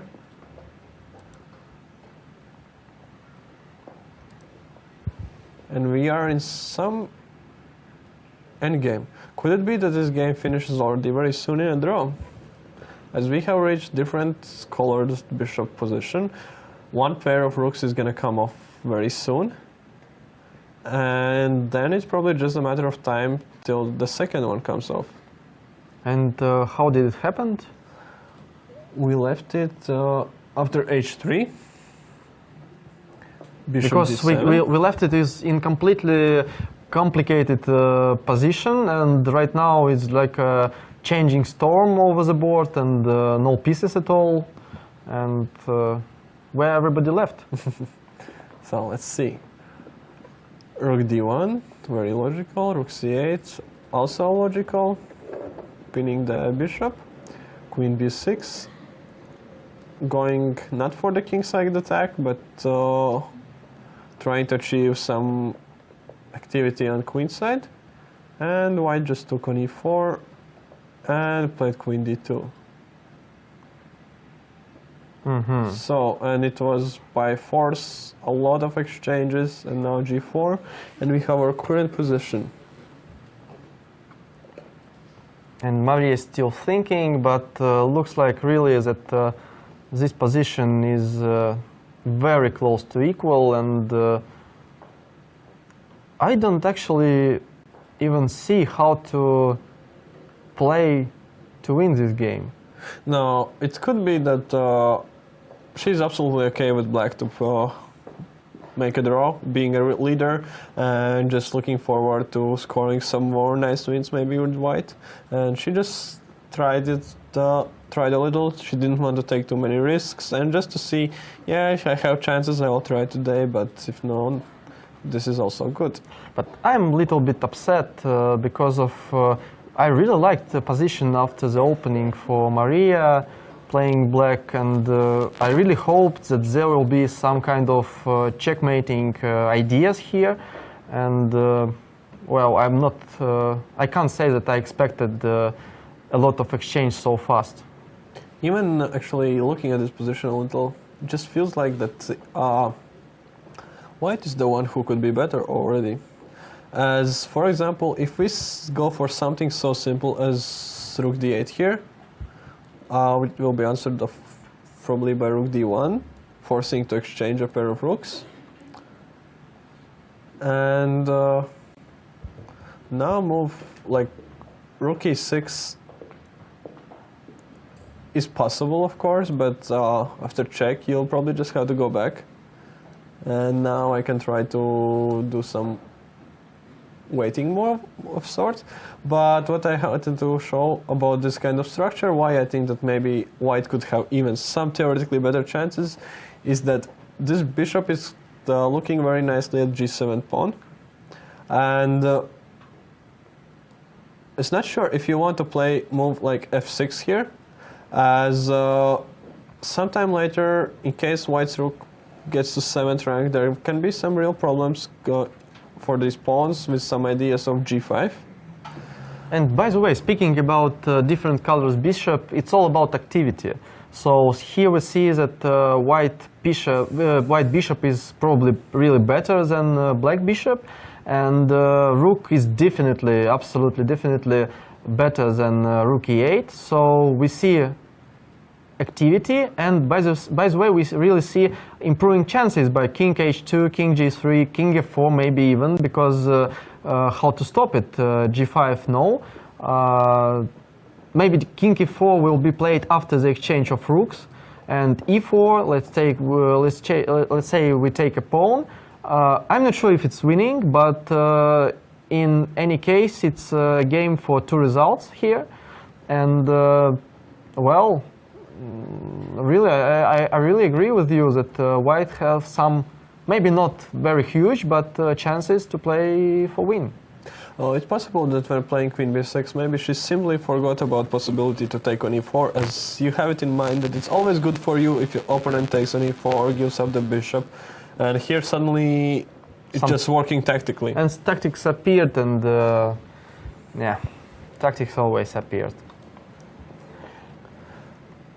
Okay, we have some development on board 2 as well.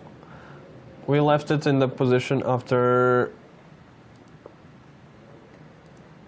bishop f5, and white chose to go for a very direct path here.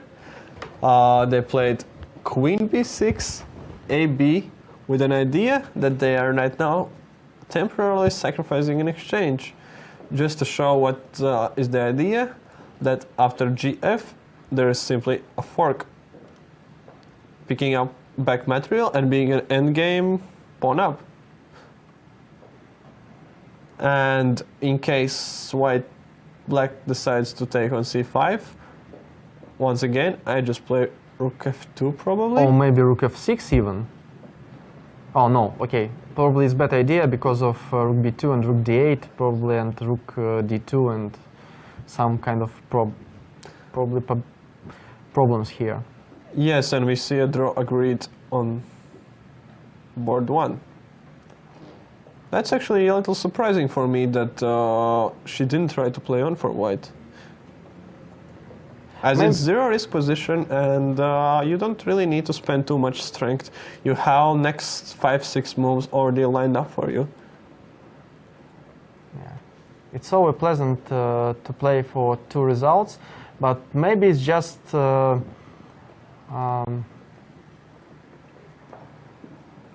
maybe she just saw that world former champion is good enough to save the point, and just saw that.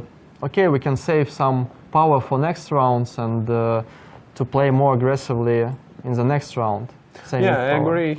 Of course, there is this thing, but that's why I said this factor a little bit about those next 5-6 moves being lined up, that you can just play them out without actually having to use strength and try to prepare this e4 idea and to see if your opponent is ready to defend this position and knows perfectly how to do it or no. But I think it's all about respect, because as we see, white agreed on their move, so black, Maria, offered the draw. So it's hard to refuse draw from a world champion, actually.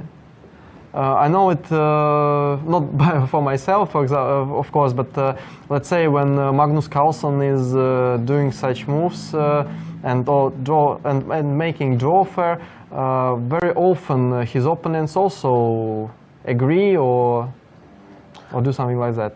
It doesn't happen often that he's offering a draw, I think. Yes, that's the point, of course. But it's hard to refuse. But okay. Maybe we're expecting a little more fighting game, but well, it's totally understandable when two strong players are playing each other. That draw is a very likely result and not a bad result at all for both sides. So can we change a board and let's say to see a board number 3? Yes, once again we are going to board number 3.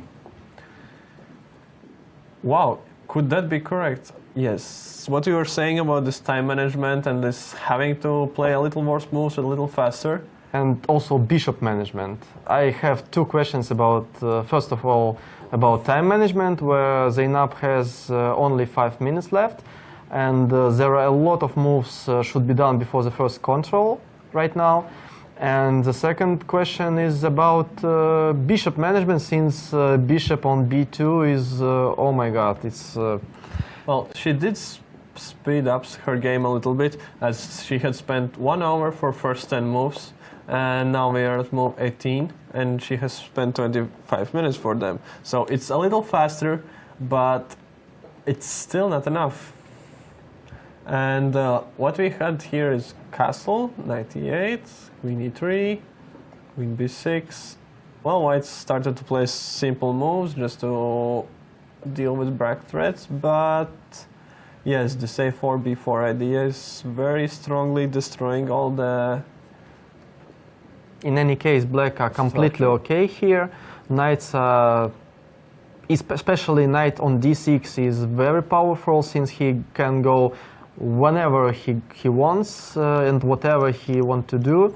It can be possible that white knight wants to jump any of these 4 squares. Exactly, it's what I'm speaking about, that it's very hard to understand what's on the mind of Alexandra Goryachkina right now, playing with white, because Zeynep playing with white is thinking and still thinking, and she has no time to think, but it's hard to realize plan of black right now, because really knight can go anywhere and at any time, and well, I'm not sure about white position at all. So white played something like queen e2, trying to restrict some of the white knight's jumps probably. Rook c8, and very logical move. Now c3, protecting d4 pawn. Okay, probably bishop on b2 maybe has some perspectives, like going on c1 and on f4, let's say. But well, I have still questions about c4 square and c3 pawn, and probably soon we can see knight from c6 being maneuvered somewhere, either to e7 f5 or more likely to a7 b5. That's keeping control, attacking those two pawns. So probably we have to take a short break right now. Stay tuned, and after... Which will be joined in studio by Emil Sotowski. Yeah, that's totally will be interesting.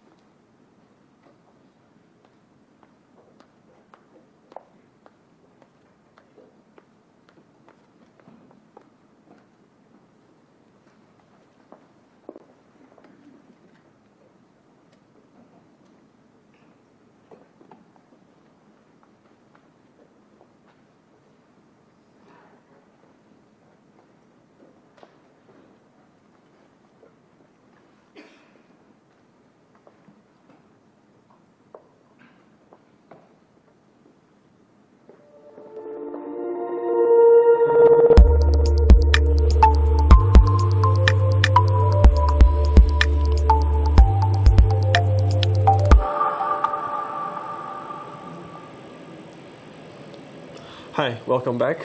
I have been joined by ACP President Emil Sotowski. Hi, Tom. So, as we see at the moment, games have all reached some sort of certain path, and not much is going on exactly at this moment.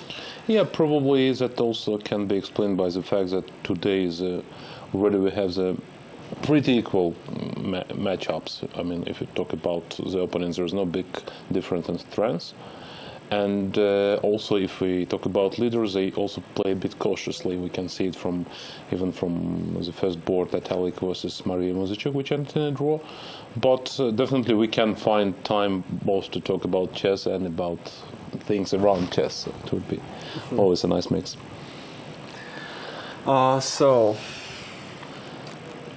maybe some there's tips, some games that you want to start with by seeing, as actually those games, even those, if the ratings are not so, difference is not so big, actually the positions are developing also in favor very much of one side. Like, for example, we are seeing in Mamedyarov against Goryachkina, where white is very much down on time and black is, in our opinions, totally dominating the board. And it seems like it's just a matter of slow technique for black to capitalize on advantage. Yeah, it looks very good for Goryachkina at this stage, but I wouldn't call it over at this stage, because anyways, I mean, white is very passive, but still there is only one weakness on c3, and you'd like to enter to c4 with a knight, but it's not so simple. Let's say if I build on with rook c1 and then place f4 at some moment, I wouldn't call it over. I definitely prefer to play black, but let's say if you ask me what would be a computer's evaluation, I would not think that it's more than 0.5 for black. Oh, okay, that's interesting actually. Well, I would be more optimistic in my predictions here. Well, the positions often seem unpleasant, and visually it is unpleasant for white. But if we take a closer look, I mean, what could be black's plan? It's either to press on c3 pawn, which can be easily protected, or to somehow kick off this knight from e5, either exchanging it or playing f6 at some moment, and then entering to c4. But I can take on c4. Let's say if it is white to move rook ac1 if I play, for example. It was, yes, knight ab5. It was played already. Yeah. The last move by white was rook to a1, so I don't think rook well, ac1 is going to be played. That's a bit unsettling in terms of my theory. But, well, no, I don't know where rook a1 was played, but black is obviously better here. It's nothing to argue, but it's still holdable. Of course, if she's only down to 3 minutes, which is, if it is a correct time we can see here, then things are pretty grim for Zeynep. Yeah, it was a little bit strange. Like, white tried to trick opponent by choosing some interesting line and starting with d4, d5, e3, knight f6, knight d2. Like, very unusual position, like choice of move order. And it backfired in actually having to spend 1 hour for first 10 moves for white. In a way it's so, but knowing Zeynep for many years, she is a person who never started opening seriously. And surely not in the last years when she became a mother, and she's now actually doing some job in a city hall of Sumgait, and she occupies quite an important position there. So she doesn't really have much time to study chess, so she comes and relies on her natural talent, which, as we see by her scoring 3.5 out of 4, is quite big. And the same here, she just wanted to play some chess, knowing that she cannot compete with Goryachkina in opening knowledge, because Alexandra is a very serious player and she's working with very good trainers. And Zeynep just wanted to get some game and to play on. Maybe it did backfire, but it's not like she employed this strategy particularly for this game. She just, in general, she tries to not to play the critical lines. Okay, so is there any other games we should look at, or is there time to discuss maybe some other topics? Well, I'd be always ready to discuss general topics and actually to praise the organization here in Riga. I keep hearing from many players that they are happy about the tournament. Many even claim that it is the best organized European women's championship ever.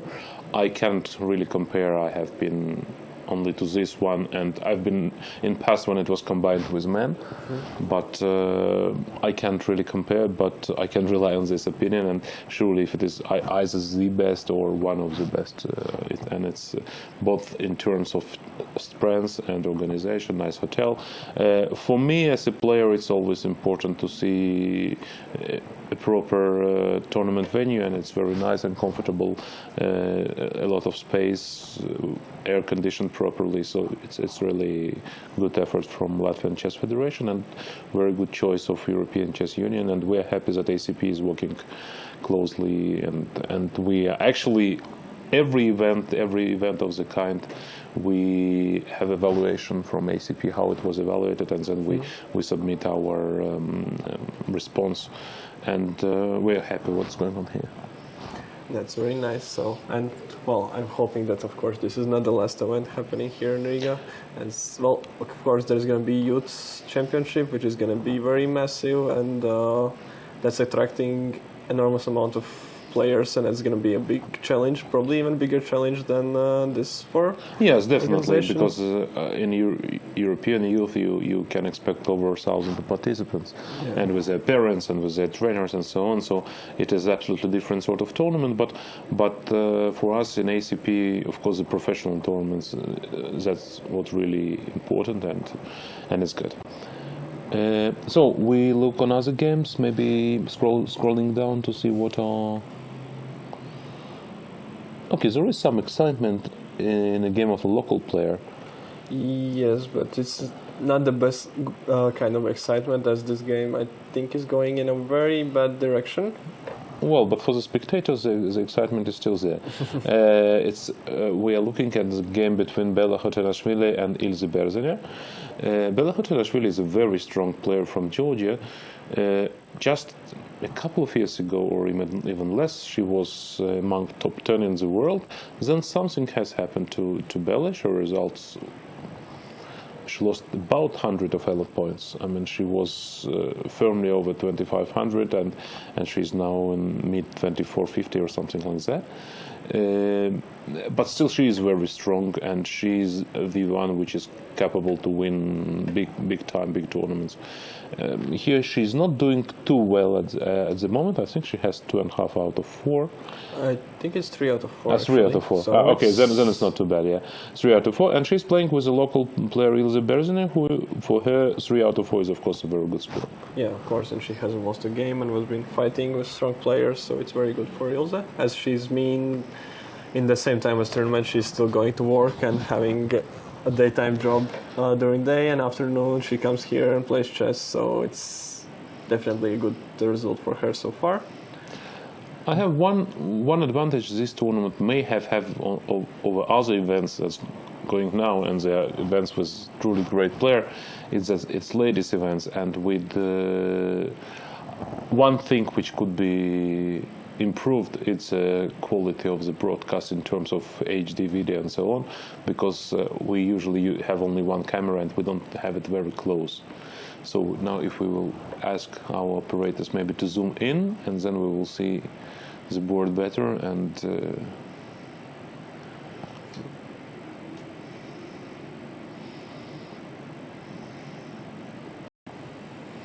yeah, Bella has a strong attack here. We can see b4 was the last move, and basically with that she wants just to win a piece, because the bishop is pinned. Maybe. So bishop d6 is probably or bishop e7 has to be played there. No, bishop e7 I guess will be met by queen c7 and bishop g7, or bishop g7 straight away. Yeah, bishop g7 check immediately, it will work. So, and if bishop d6, then something decisive also may come. Let's have a look. Or maybe just also simply taking on g7 could work. But that's maybe not. So I would take first, maybe to take first on c7 and then to take knight takes g7. Maybe even rook c7. Or maybe rook c7 is possible. Yeah. Yeah, it's rook c7 maybe is even winning immediately. Rook c7, And there is no possibility knight to takes, take. bishop g7 check. So king. mate. Oh, it's mate, sorry. Even without mate, it would be very good. Yeah. So, yeah, So yeah. yes, it looks like this might be even This close might to be over. spelling in trouble. Actually, as you may know, or maybe not, this month is considered to be a month of Georgia in Latvia. I don't know anything Yeah. about Yeah, such term. I read about it.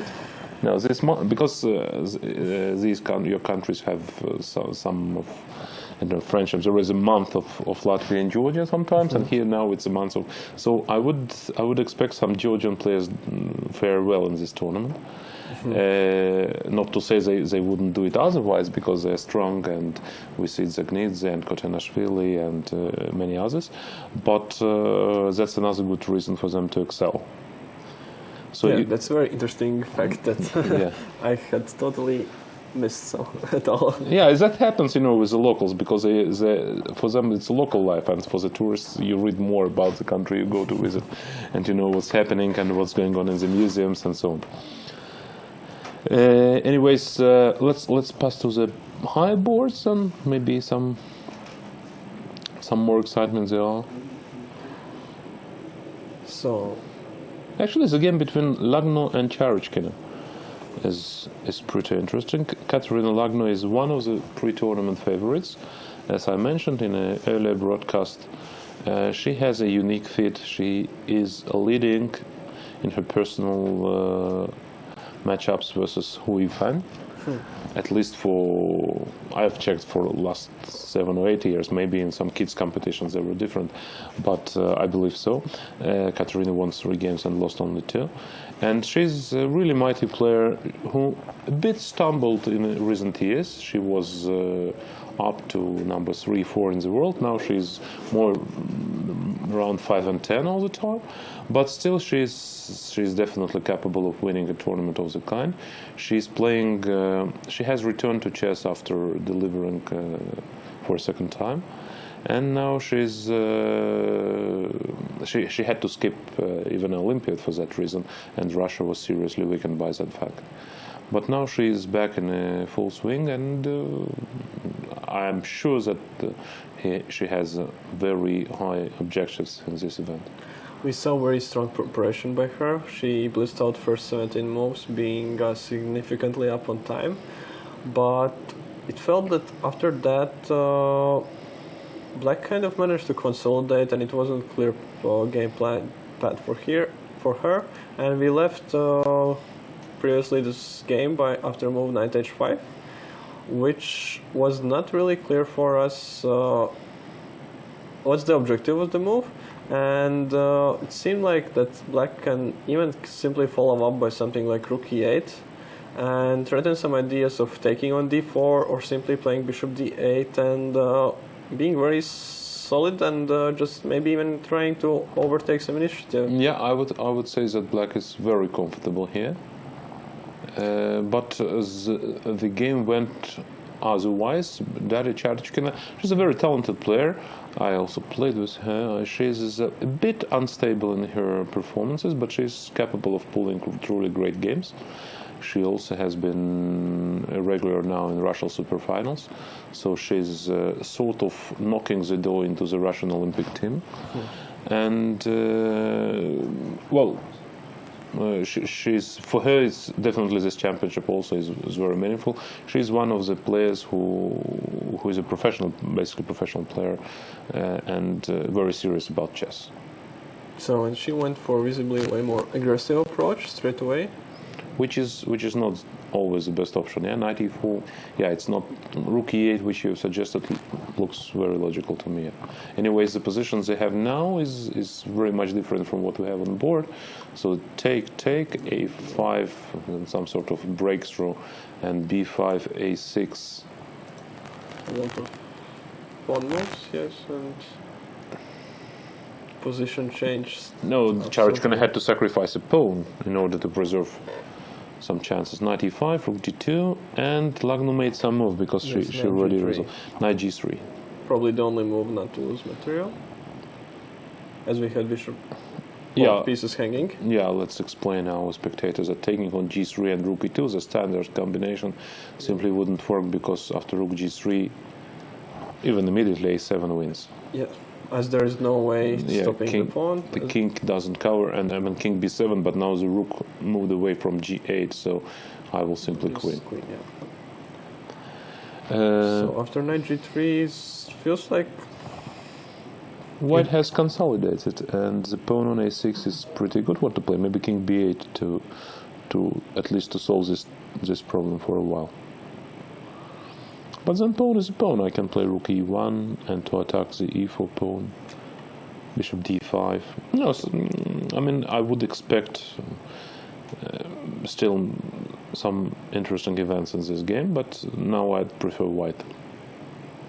yes, it's really looked much more promising before. We can see Katerina Lagno is rather calm at this point. I think she likes her position.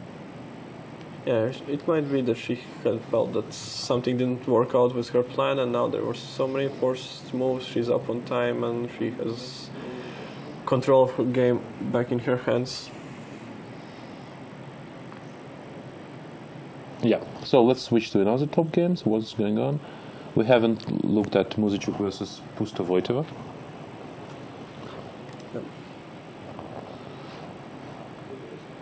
This game seemed like Anna had a very nice position after the opening. She could have achieved everything that you want, but then again Black managed to close the center more or less and slowly consolidate, and now it's just waiting for White to show something. No, but actually Black cannot wait for too long, because I would play a5, knight a4, and then penetrate to b6 with a knight, and that would be over. So I think Black has to act vigorously, like playing knight g6, a5, and then to jump somehow with a bishop, maybe bishop g5. Or what about, Bishop h4.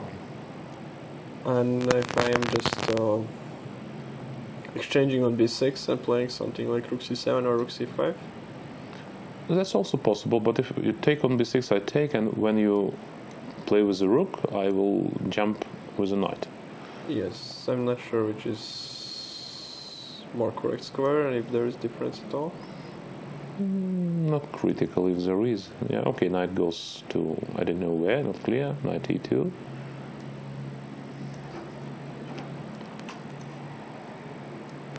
And now I play rook c8.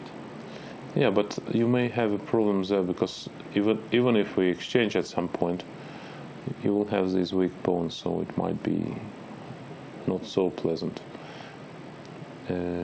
I just have to think if it was really smart to go to e2 with the knight, I don't know. Maybe d1 or something. Yeah, Or d1 to e3 was another option. Maybe it was smarter. No, but that's a passive way to defend. I don't think it's Pustovoitova's plan. I think when she transferred the knight to e7, she intends to go to g6. There is no reason to hurry with taking on b6. Although this position is definitely not too bad for Black, anyways. But as in case there is some simple exchange. change knight takes to c8, And if I reach with my king e7, then feels like it should be, holdable. yeah. So talking of the tournament, we should probably remind our spectators what are the tournament regulations, because many times the commentators, they do not provide sufficient information, and as a spectator, I'm sometimes annoyed by the fact that I don't even know what happens if players share the first place. And in an open tournament, it's very likely to happen that players will share first place. So yeah, in case of a tie, then And in case of a tie, the previous practice has been that in case of a tie for the first place, there will be a tie breaks, rapid tie breaks. But this has been cancelled for quite some years now, and it is determined by the basically by the criteria, which used to be a TPR, tournament performance. means the higher rating of the opposition. But if I remember correctly, and correct me if I'm wrong, in this tournament it is Burgos, Median Burgos. First is direct encounter in case all played with each other. Yeah, direct encounter. Yeah, it's almost always there but in open tournaments, if you share first to 5, I mean it's absolutely impossible. Everybody played everybody. So yeah, but the most probably the most probable way to distribute would be the median Burgos. So the sum of your opponent's points, excluding the highest one and the lowest one. Actually, I think it's only excluding the lowest one. Here in this tournament, only, okay, because median is. So it is okay. She took on b6 actually. Pustovoitova took on b6. My reason why I guess this defense was because she just had transformed her bishop to d8, and it felt like unlikely that she will try to maneuver it away from there. Right, this I didn't see. A few words about Daria Pustovoitova, because sometimes the players exist only as names for us and for the spectators, not for us as colleagues. But okay, I mean, let's say players do not distinguish Daria Pustovoitova from Daria Charochkina. They're both from Russia. They're more about the same rating and the same age. And these are two different persons, you know. So Daria Pustovoitova she's from Moscow. She's playing. Actually, she has been playing on a stable 2300 plus level, but in a recent couple of years she made a breakthrough. She crossed firmly 2400, and she has been doing nicely in the Russian superfinals, fighting for top 3. I'm not sure if she made it, but she was close. Another fact that she has a side handicap. So she has side problems, health problems, and for that reason she actually plays she played in the Olympiad for the team of players with a vision handicap. Mm-hmm. And in spite of this fact, she's doing well in regular tournaments as well. She of course she plays on a regular chess board and everything, and we just can't praise that in spite of these difficulties, she keeps on playing on a high level and keeps progressing. She's doing well. Yeah, also can note that even that her ratings in fast chess are even higher than her classical ratings. Yes, I remember she played the European Championship in Tallinn, and she was doing quite well. She was fighting on the top boards, and I think she has beaten a couple of 2600 grandmasters there. Yeah, so we see here her fighting decently against Anna Muzychuk, the rating favorite of the tournament. Actually, for Pustovoitova, this event started not quite smoothly. She lost in the first round to a player from Azerbaijan rated below 2200. Mm-hmm. But then she won 3 in a row, and now she's on 3 out of 4 and playing on the top boards. And she actually chose a different defense.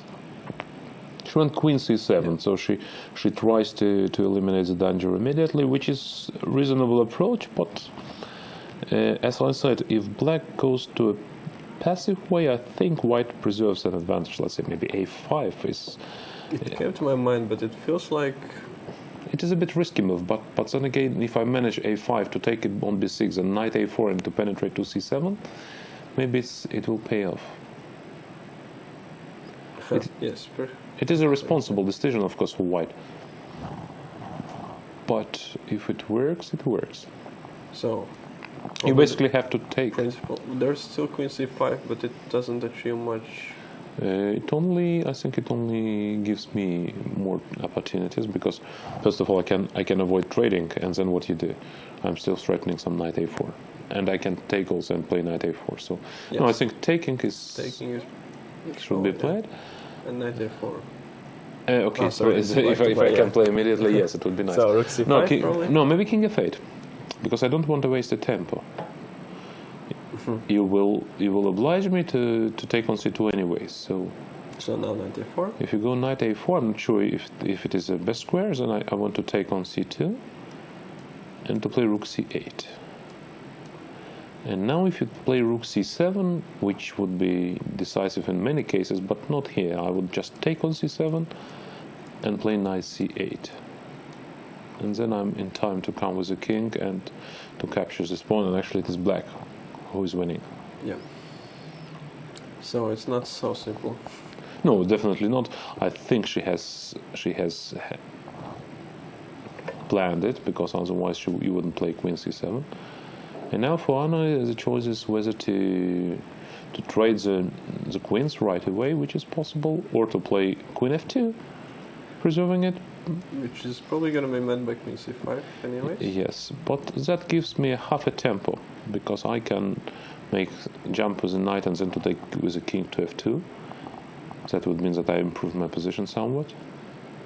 I don't really see a clear path for knight. Well, I had to go to c4 probably, so maybe knight d1, d1. takes on f2, queen takes on f2, rook takes c2, rook takes c2, rook c8.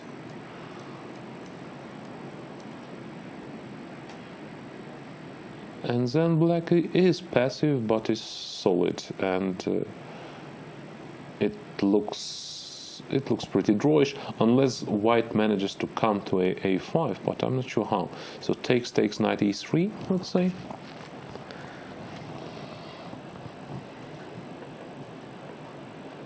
And now I want to play knight c4 and a5. If I manage to weaken you there before you get to c7 with the king, and maybe I do manage, then it would be unpleasant. You can set it like king f8, knight c4, b6, something Yes, like that. that's what I wanted to suggest, but that's already a sort of weakness, and I can either start playing on the king side to g3, f4, or maybe try even a5 at some moment, or not some moment, at this very moment, or not. I mean, if I play a5, I have to play it probably now, because otherwise he will respond with b. Anyways, after b5 I can go back and try to collect the pawn on a6. Let's say a5, and if you play b5, probably you have to take on a5. But if you play b5, I can go knight b2, and then go to d3 and b4. And then there is... Black can also go with the king, but you're not in time, yeah. Yeah. So this position is... It's still venomous, and I still believe that white has some pressure here. We shall see what's going on. I think we shall get back to this game like in 5-6 more moves to see what has been done. And meanwhile we can switch to another games. Yeah. There was another draw played between Evgenia Ovod and Tang Trang Hong. I am not sure about the pronunciation of her name, and I apologize if I did it wrong. So we took a look at this game once, and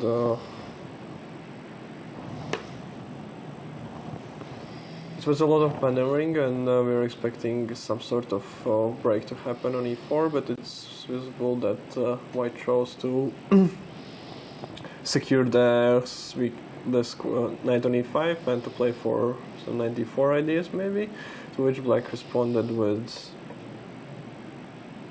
activating the queen side. Actually, it looked quite a sharp battle, but it simplified to hold out, and everything got... In this position I like why some knight g5s and so on, but it soon went. I don't think she had to trade this knight from b3, it was sort of stuck there. But anyways, the game is over now, so I don't think we will be dedicating. What are the other games? How is Stefanova doing? Stefanova suffered a bitter loss yesterday from Azeri player Günay Mehmedzadeh. So she's now on 2 points. Yes, she's on 2 points, and she's playing white against Kazari and Anna Mayem from Netherlands. Yeah, young talented player from Netherlands. Actually, I'd like to single out also the fact that we have a lot of countries here. It's over 30 countries here in Riga, which is maybe not much if you take into consideration that there are about 50 European federations, maybe 52. But it's quite a lot for women chess. Unfortunately, women chess is really popular in a handful of European countries. You can single out, of course, Russia, Ukraine, Georgia, Poland. These are 4 main European countries that promote women chess, and they are always fighting each other in European championships and in Olympiads Of course, in Olympia you have other chess powers like China, India, and US. In recent years, we have also Azerbaijan and Armenia joining this club. And Azerbaijan has a lot of young players, still not on the very top, but a lot of strong players around 2400. And Armenia has players like Elina Danilyan, who comes back to chess after a year and a half break. She begot and she delivered last year. And Lilit Makartchan, she also married last year and now is playing once again in this event. So these are 6-7 countries which are basically always on the top. But here we have more. We have representatives from other federations, and we can see on the top board now Ekaterina Atalik. It's true that she is a product of Russian chess school, but she's playing for many years for Turkey now. Olga Zimina, who is playing Nandan Zagnidze today, she represents Italy for many years now. She also hails from Russia. But we see younger players, let's say Anna-Maya Kazaryan from Netherlands, and she's fighting decently against former world champion Stefanova. The game is actually very interesting. Can we have it on screen? Yeah, okay. But at the moment, I would say that... Maybe we should show the spectators again, because it's coming up. Because Anna-Maya has sacrificed a knight. And she has an obvious compensation. I don't know how strong it is, but okay, right now she cannot take on f3 because queen takes d5 and a4, but she can simply protect the pawn on d5, like playing bishop e6, or maybe knight c5 is another move, and you cannot take because bishop e6 is coming. I would like to play something like maybe bishop e7. Bishop e7 is another option, right? Keeping still this knight on a And she, possibility for bishop and she to did go. play bishop e7. Oh, it's you, Void. Was it No, her it move was or me. you? It was me, yeah. She's still thinking. For Antoaneta Stefanova, this tournament is not going well so far. She has only 2 out of 4. Of course, for the former world champion and one of the highest rated players in this event, it's nothing special. But I know Stefanova pretty well, and she sort of a slow starter. In many events she starts not brilliantly, to put it in a mild way, but then in the middle of the tournament she starts winning game after game. And I do not exclude the possibility that if she manages to win this one looks quite dangerous for her now.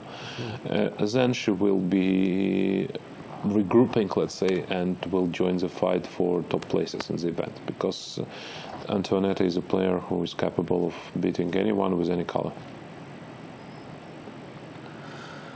Well, and that's why it's also very nice that in this kind of events of such importance there are actually 11 rounds, not like most of the open tournaments which are only 9 rounds, and where like one unlucky game can mean that your chances to fight for top places have decreased almost totally. But here you cannot have 9 rounds with such a number of participants. I think it would be simply unfair. I mean, you can, but it is not logical, and it's good we have 11. Actually, when I became European champion in 2001, it was 13 rounds. It was 13 then, and it felt good because in the middle of the tournament I lost 2 games, and still I managed to win this tournament. So I had, at some point, I had like maybe 3.5 out of 6, and then I won several games and managed to win it. I shared first, second with Ruslan Ponomarev and then beat him on tiebreak. Because it leaves you basically a fair tournament to play, and it's long enough and so on. But since then a lot of things has been changed, including the time control. And the reason for now having 11 rounds instead of 13 is that it was too hard for players, or? No, I think at that time nobody cared about players, and ACP was basically not either non-existing or not too active. The main problem was that the event became very expensive for players. And people complained that to participate in this tournament you should like spend about $2,000, and it would be huge.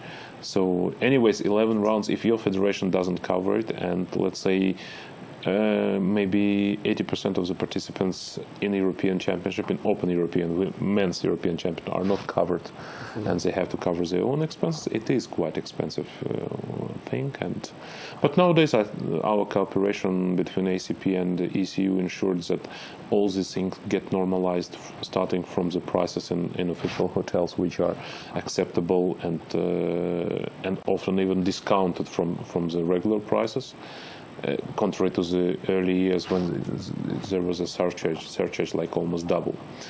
And also other issues, let's say European Chess Union accepted our insistent proposal not to have zero tolerance in these tournaments, because for a number of years there was zero tolerance, and it is very, I think it is very bad for an open tournament.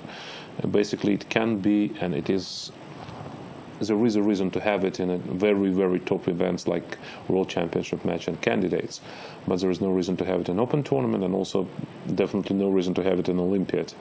It actually was a big fight we led in order to cancel it in Olympiad, and now in Baku it was not used also. Oh, really? I was not aware of that.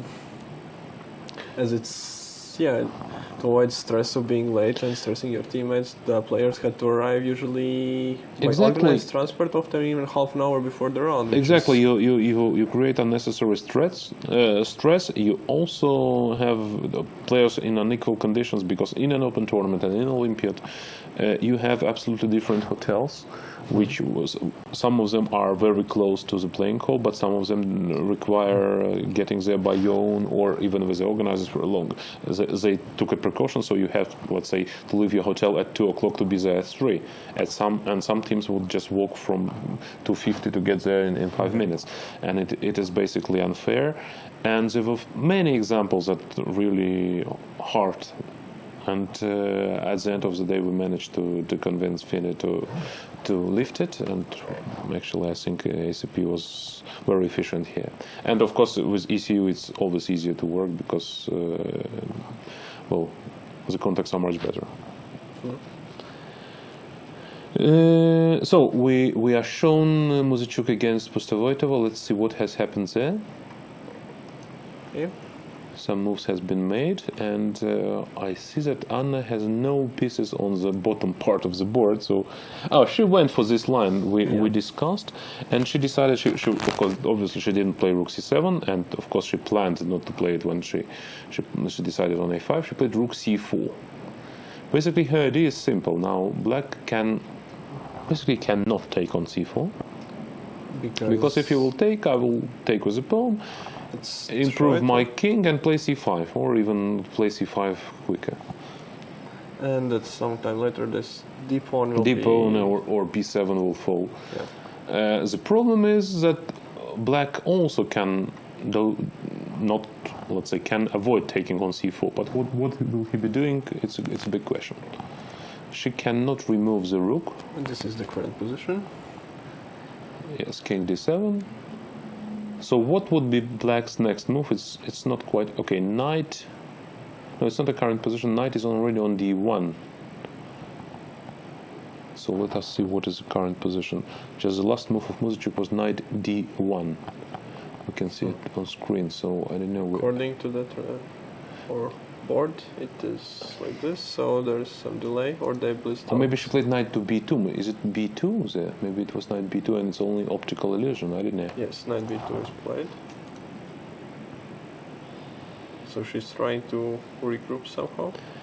Yes, I do not quite understand this move. Maybe you'll explain me why did she play Knight to B2? Why not just to bring a king?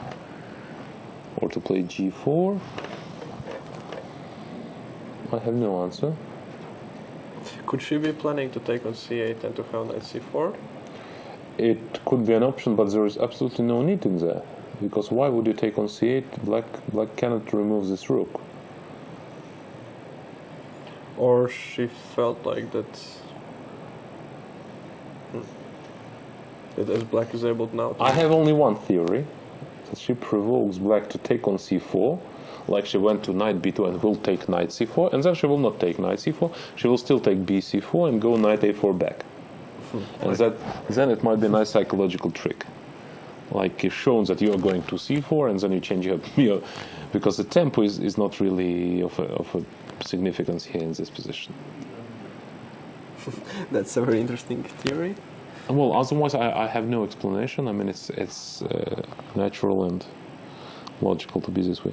Actually, on the board too, we have a very interesting endgame, and I wanted to ask actually you about this endgame, as you might have better Okay. insights about it and experience. let's have a look. Zemina against Zagnidze.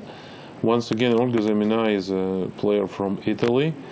She has been playing for Russia for many years, but already since year 2000 or something like that, she's playing for Italy. Now this endgame, we will get it on screen. Now we don't have it on our screens yet. Yes, Yes. It is quite an amusing endgame.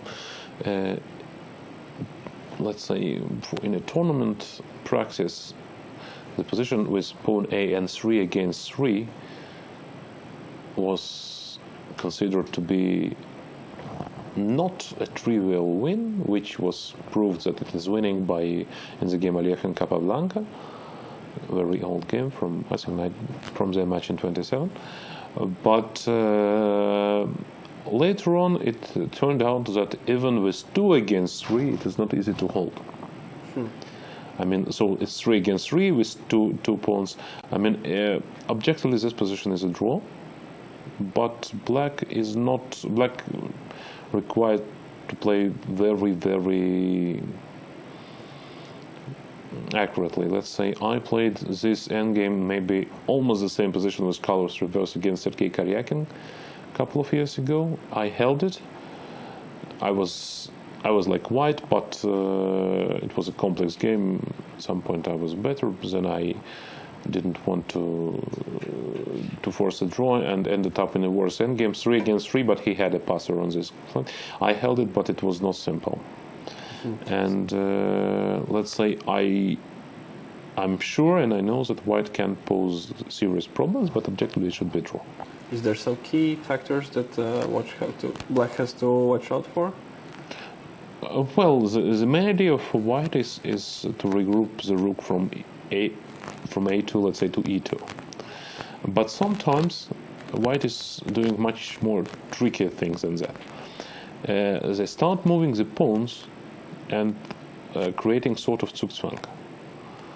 Advancing but yes, to G5 in the dream scenario. yes, let's say, and sometimes black has to choose whether to play F5 to stop it, or to stand still, and whatever the choice is, it's not very simple.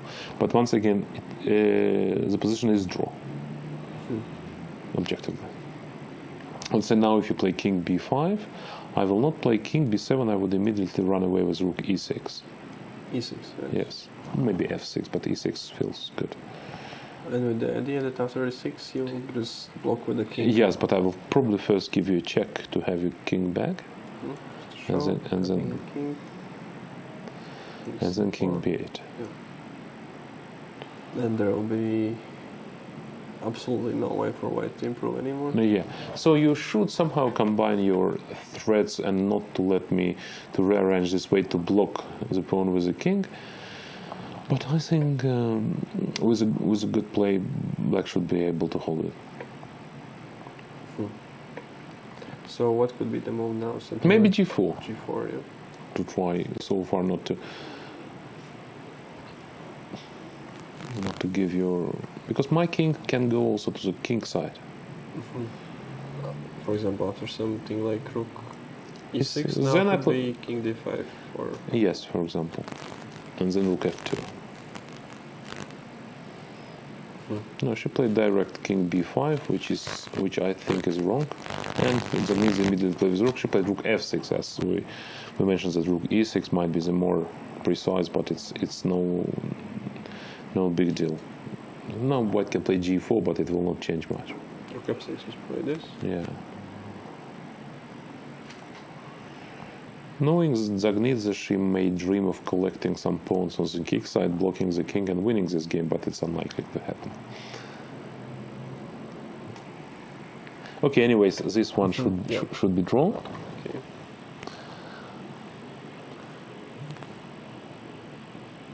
There was an exchange of f-pawns in game of Anna Muzichuk, but I guess it doesn't change the character too much.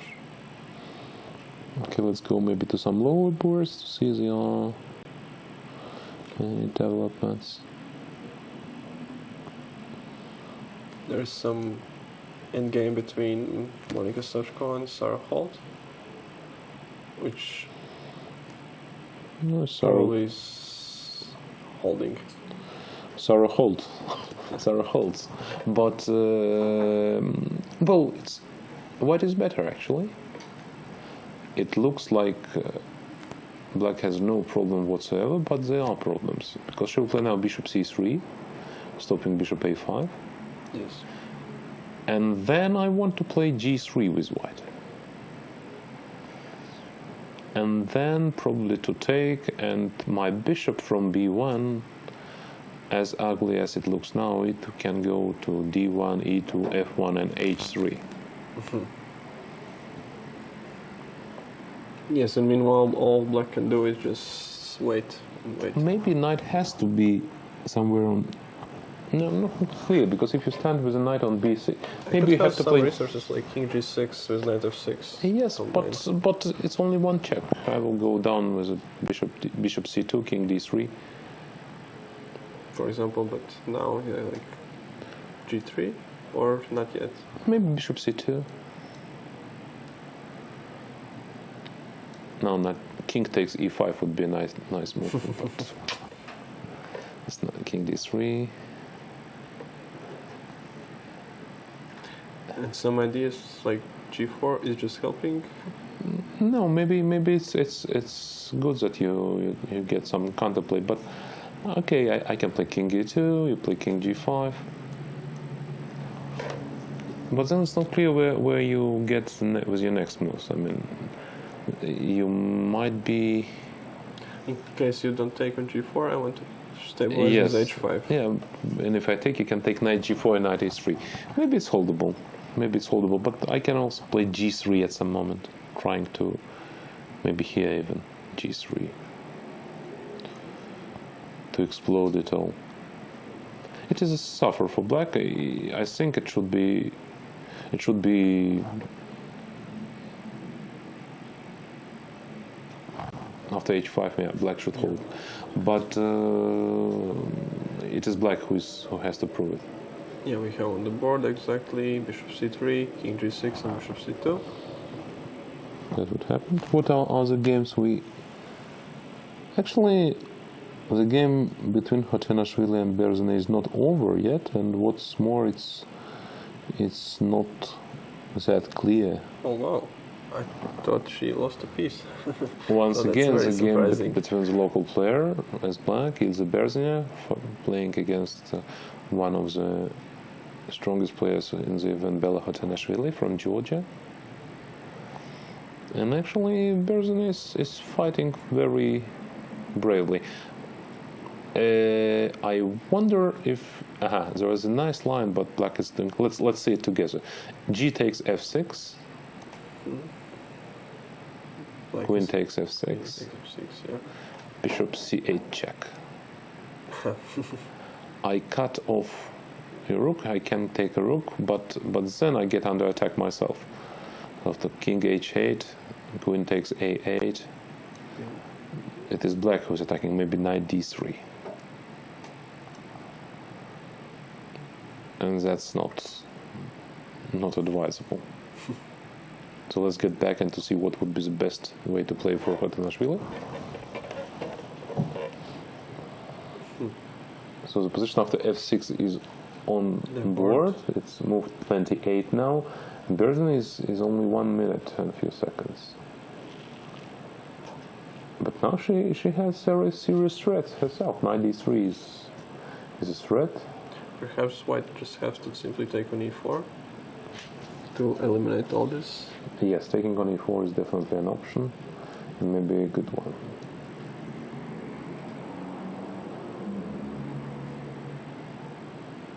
Hard to imagine anything better than to take on g5 right now. Yeah, but if you take on g5, then you don't have any threats, and basically you're also 2 pawns down. But other than that, I might want simply to take on f6 and follow by f4. Yeah, so probably in spite of her heroic effort, Berezina still is in the losing position, but many things and many wonders have happened in the time travel, so we shall take a look later on what has happened here. Yeah, because after taking on e4, actually white has 3 pawns. Yes, so far, yeah.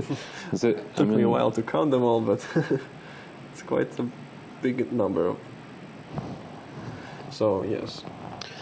I wonder if we have any questions in our chat or on our YouTube channel. If we do have, we will ask our operators to supply them. And actually, it is my last day here in Riga. I'm leaving tomorrow for a tournament in Poikovsky myself, and it's time to remember how the pieces move, and because I'm going to play there, and the tournament is very strong. But if I have an opportunity to answer any questions we may have, I'll be happily doing so. And then to sum up your visit in Riga, it was like successful and pleasant, or you were hoping to First of all, Riga is a very nice city. I visited first time many years back. I think it was 1988. I've been playing the tournament in Kuldiga. There was a tournament, all-Soviet tournament for schools. And I was playing for Baku team, and we have done greatly there, and I was proud to contribute my bit. I scored 8 out of 9 on the boys board, and I was awarded by Mikhail Tal. So I really have fond memories from Riga for quite many years now. And in 2013 we have conducted here, with the help of Alexei Shirov, the ACP Cup, which was probably the strongest tournament Riga ever had. Actually, it was unfortunately it was only a rapid tournament, but there was a lot of brilliant players. It was won by Alexander Grishuk, who beat Jan Nepomniachtchi in the final, but there were a lot of star players like Svidler and Mamedyarov and Rajabov and Ponomaryov and Ivanchuk and Shirov and so on and so on. Yeah, it was a great event. So Riga is always about... It is a chess city, what to say, and I had several important meetings, and I hope that ACP is going to please its members and chess community also with some good news soon. And I have a question here coming from our operators. What do you think? I don't know if about two of us, or it's a personal question about situation in FIDE. I have to say that I'm very much concerned on what's going on in FIDE. Not because I'm a big supporter of either Kirsan or the opposing party. The problem is that internal fights in FIDE inevitably lead to the fact that major chess problems are not given enough focus. They are fighting each other, and the problems which are really important, they are simply put aside. Let's say we are talking about anti-cheating issues, which has been, ACP was doing a lot to raise the awareness about the anti-cheating problems and how to fight them. FIDE was sort of supportive in a way, but now it all stumbled. There are more problems in regards to events like Grand Prix tournaments. We know that men's Grand Prix started, it was not as good organized as it could be. Hopefully it will be improved, but also women's Grand Prix, it was supposed to be started this year in April, but it has never started. It was not announced or whatever. World Championship in Rapid and Blitz, no announcement, nothing. And many issues. ACP came up recently with a statement about two players from Singapore, and not just the players but strong grandmasters, Zhang Zhong and Li Rufan, who were basically banned by their own federation from participating in the zonal tournament. Today, according to FIDE regulations, if you want to play in a zonal tournament on a continental championship, your federation has to nominate you in order to play it. Even if it's not a closed tournament, it's an open tournament, then still your federation has to submit your registration. And the players were denied in this registration, and due to this fact, they were not allowed to fight for qualification to the World Cup. It is unacceptable situation, and we came up with an open letter, and we will be fighting for that. It's ridiculous, and just to understand the situation, Zhang Zhong would be highest rated player in the zonal tournament. He was not allowed to play, and Li Rufan would be maybe the third highest rated for the women. There are many pending issues, and I'm really concerned about the situation, because after all, we are not approaching the elections. The elections is in 18 months' time, or 17 months. And if FIDE leaders would be focusing on battling each other all this time, putting aside important matters of chess itself, it is really not only unpleasant, it simply harms all chess movement.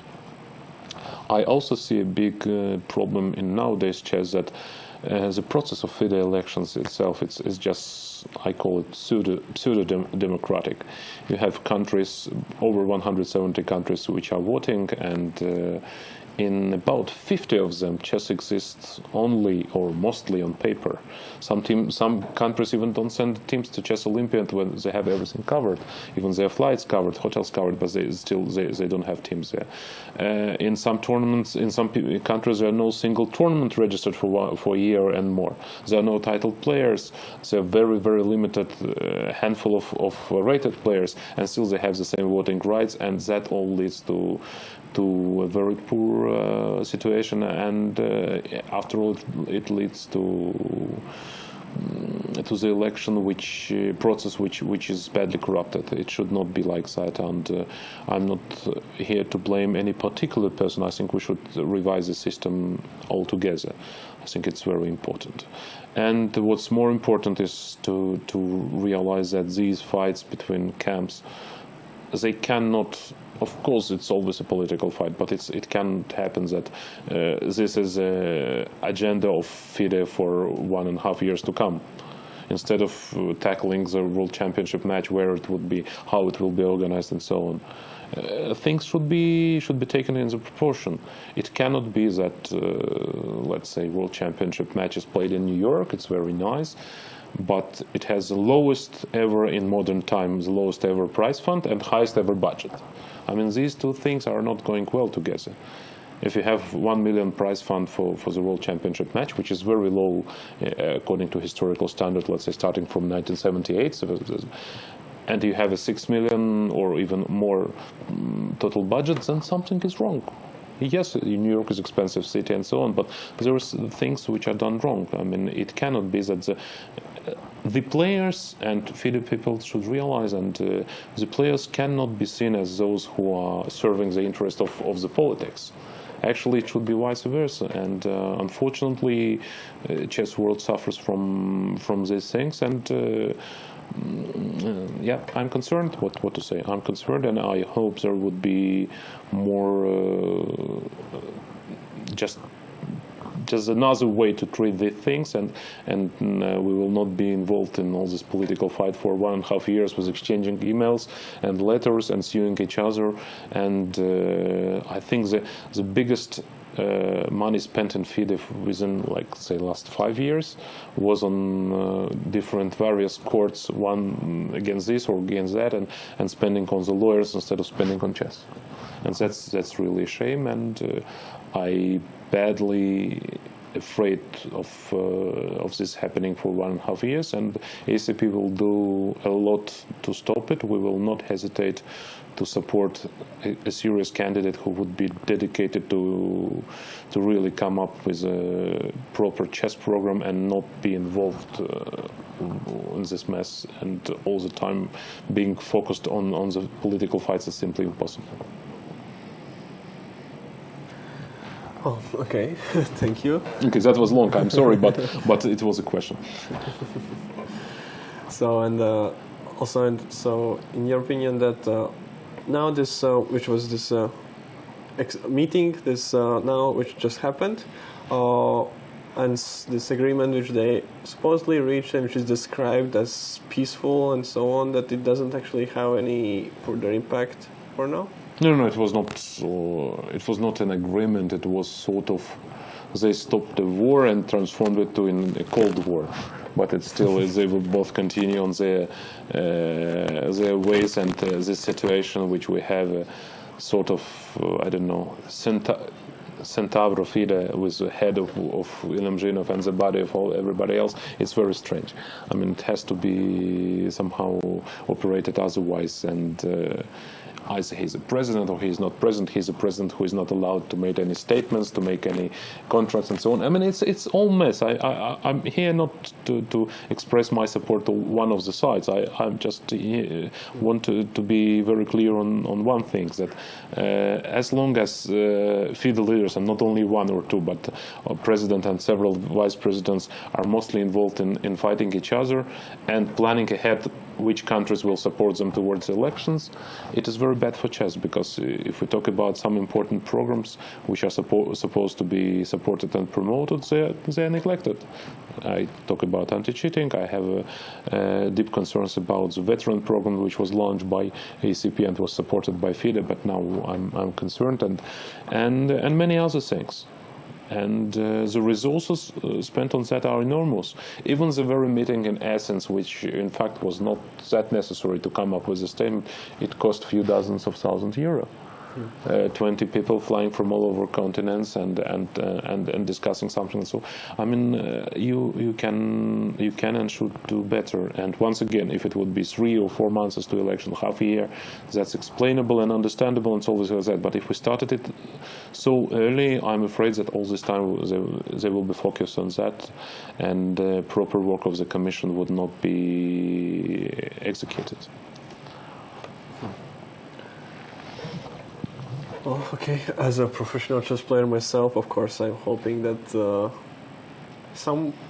maybe you can describe it, some sort of miracle would happen and that those things won't go like that, but of course, that's just a hope for now. Well, I cannot be too optimistic. I just we will judge, the ACP will judge by the deeds. I mean, we have to see what's going on. If it continues, and let's say I can bring you an example that I've been sending an official email which remained unanswered for like 3 weeks and something like that, which is absolutely. I'm not only the ACP president. I'm a member of World Championship and Olympic Committee, and if my official inquiries are even not answered, I can feel that something is wrong.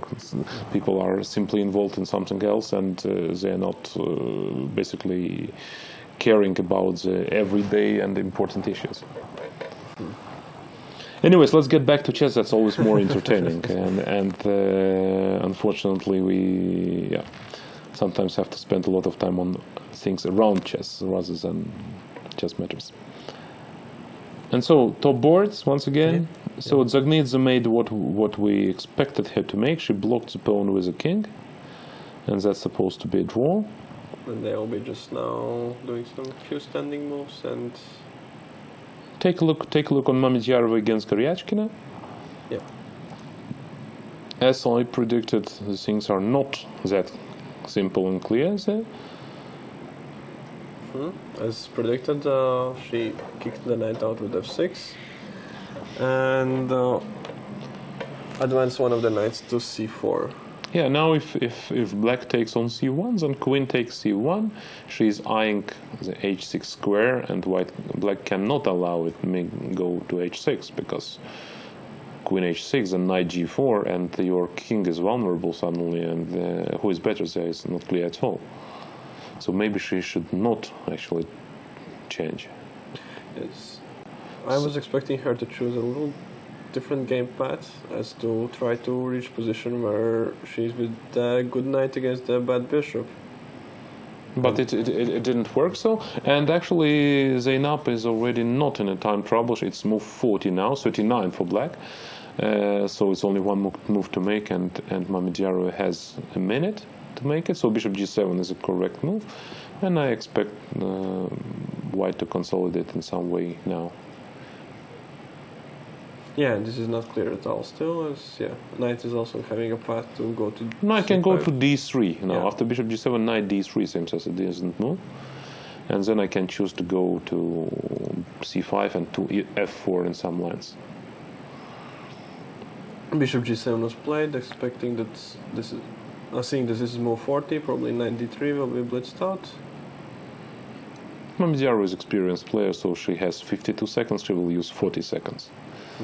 She will not blitz it out. I mean, that's sort of thing which comes with experience, till it is replaced later on by age, and you play move anyways because you're too nervous. So let us get back to Muzychuk against Pustovoitova. Yeah. We're slowly approaching time control in all the games. Muzychuk Pustovoitova is move 37. Actually, Anna was not as tricky as I expected her to be, and she took on c4 with a knight. It was just played, rook c4, and A strange decision. But maybe here she had no option of taking bc because black plays king e7 and knight d7, and he cannot break through. not in time anymore. And then I would simply play knight c5 and liquidate into Drush pawn endgame. You will have to control my pawn on a file, I will control your d pawn, and it would But be a that draw. as well is probably not necessary, as white is tied to defending b6 pawn. Yeah, maybe even it's not necessary. I thought white brings the king to b4 and then c5 and then taking on b7. So, but after king is 3, knight c5 is immediate draw. So Anna didn't play it, and she took on c4 with knight. And now Pustovoitova is down. She has to play 4 moves, and she has only 1.5 minutes. It's not simple. g6. White is pressing. G6 was played. Okay, the point now is that black king is in a way it can't move to c8. It can only move to e7, and then on knight a5, knight d7. So Anna has to come up with some plan. Playing g4 is not advisable because it will stop her own king from penetrating. So it's an important moment. Let's try and think what could be white's plan. I think Anna somewhat misplayed it, and it is likely to be drawn at this stage. But maybe she has something in mind. She played something on like g4 or h4. She played something on the king side. I wonder if it is j4 or a4 or h4. g4 was played. Yeah, now black has to make a decision, not a simple one, whether to lock it with g5 or just to play king e7. As move g5 could allow knight e3. It's really right. And we are not in time to play king e7, knight d7 anymore. Yeah, I think king e7 now is the best option for black. Because g5, knight d7, knight a5, knight a5, knight yes. d7. Some move has been played by Pustovoitova. Don't see it yet. h6 was played. h6 is not a precise move, maybe not bad move, but it's sort of a weakening move. h4 was played immediately. That's just natural. Okay, maybe now she wants to play king e7, but now white can change some plan and play h5. I think it was a mistake by Pustovoitova. Now after king e7, h5 is an interesting move. Yes. Pointing out that. If we have more questions, I'll be also answering them. Taking twice is an option actually. And after knight a5, once again knight f6. Now I'm in time to attack once again this pawn, yeah?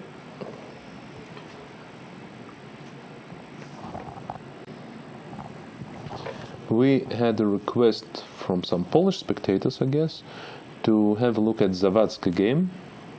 Jolanta Zawadzka is one of the top Polish players. Maybe the highest rated today. Actually, Polish players are always somewhere around the top, and especially in the team competitions. I don't think any Polish player has been stable in top 10, but as a team they are always in top 5 in European, because they have 4 players of 24 plus level. Monika Sochko and Jolanta Zawadzka. Karina Szybkowska. Karina Szybkowska, yeah. Earlier there were players like Iveta Radzievich-Reilich and Joanna Dvorakowska. And now they also are joined by Claudia Coulon, who also reached 2400 level. Yeah, so and so we see Zawadzka against Anita Garo, the Hungarian player. Actually, what's going on is that White will win a rook, but it would be only an exchange, and Black is likely to hold. We see Zawadzka almost promoting her pawn, but rook was won. Yes, but this position should be comfortably held with Black. In fact, I think Black is not worse. But it's definitely a big switch of how things were happening. As after opening, it seemed that Black is almost like simply 2 pawns up. So White definitely can be only happy about such development of things.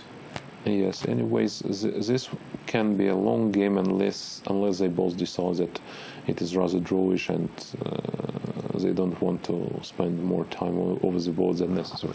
But that's very unlikely, knowing that Jolanta is always trying to play all her games till the very end.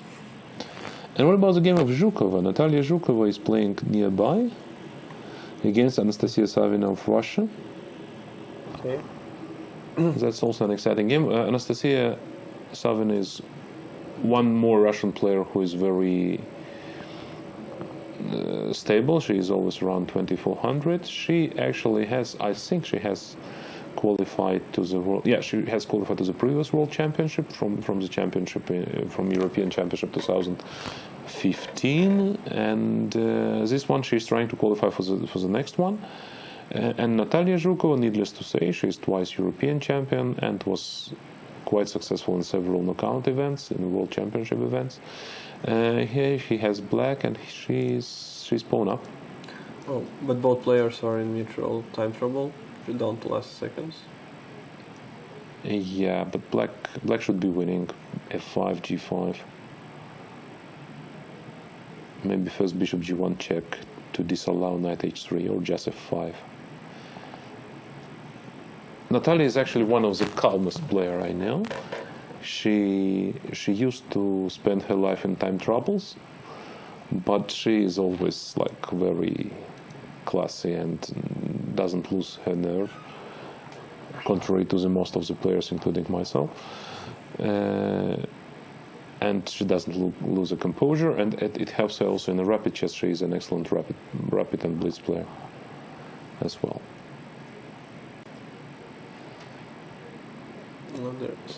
There are moves being played.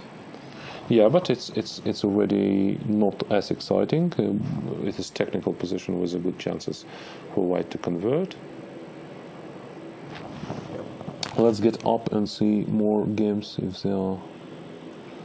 There's something happening in Olga, Nachaya Marina against Giri Olga. Another Russian battle.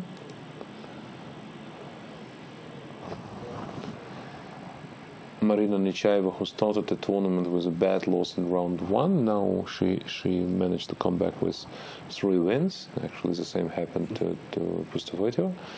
But in this game, she seems to... Okay, maybe not too bad, I don't know. Move 38, Olga Giri. Olga Giri expressed her ambitions, plans for this tournament. She says that only top 3 places are of an importance to her. Olga is a sort of an interesting player in a way that she's, classical Soviet-type sportsman player. She's not losing her focus. She almost does not play open tournaments. She plays women events. She plays all the official events. She plays all the team events for Russia, Russian teams, European teams for the Russian club, and so on. You can seldomly see her playing some open tournament or something. She's very much focused on progressing in women's chess. She has played in 2 Grand Prix series, not with a considerable success, but also quite decently. So she sort of a player between 2450 and 2500, but she has stumbled a bit, and she needs another step forward to make her way into top 10. And in this game as well, it seems to me that things are not going her way. Well, it looked not too bad, but for some reason she decided to give up this pawn. I don't know. And now white is pawn up for Bishop b6, still attacking on c5 is, and followed by a5 is probably. Yeah, I think Olga may have lost a thread in time trouble. It looks like maybe she's struggling now. And Marina, if she wins, it would be her 4th win in a row, and she will be joining the leaders probably, because on the top boards we have already 2 draws, and okay, not already, but Zimina against Zagnidze is an obvious draw. And it's also possible that board 3 finishes in a draw, although there's still a long fight ahead. Yeah, so last glance maybe on the games which are still exciting in a time trouble. Maybe we can go a bit down the list and. Okay.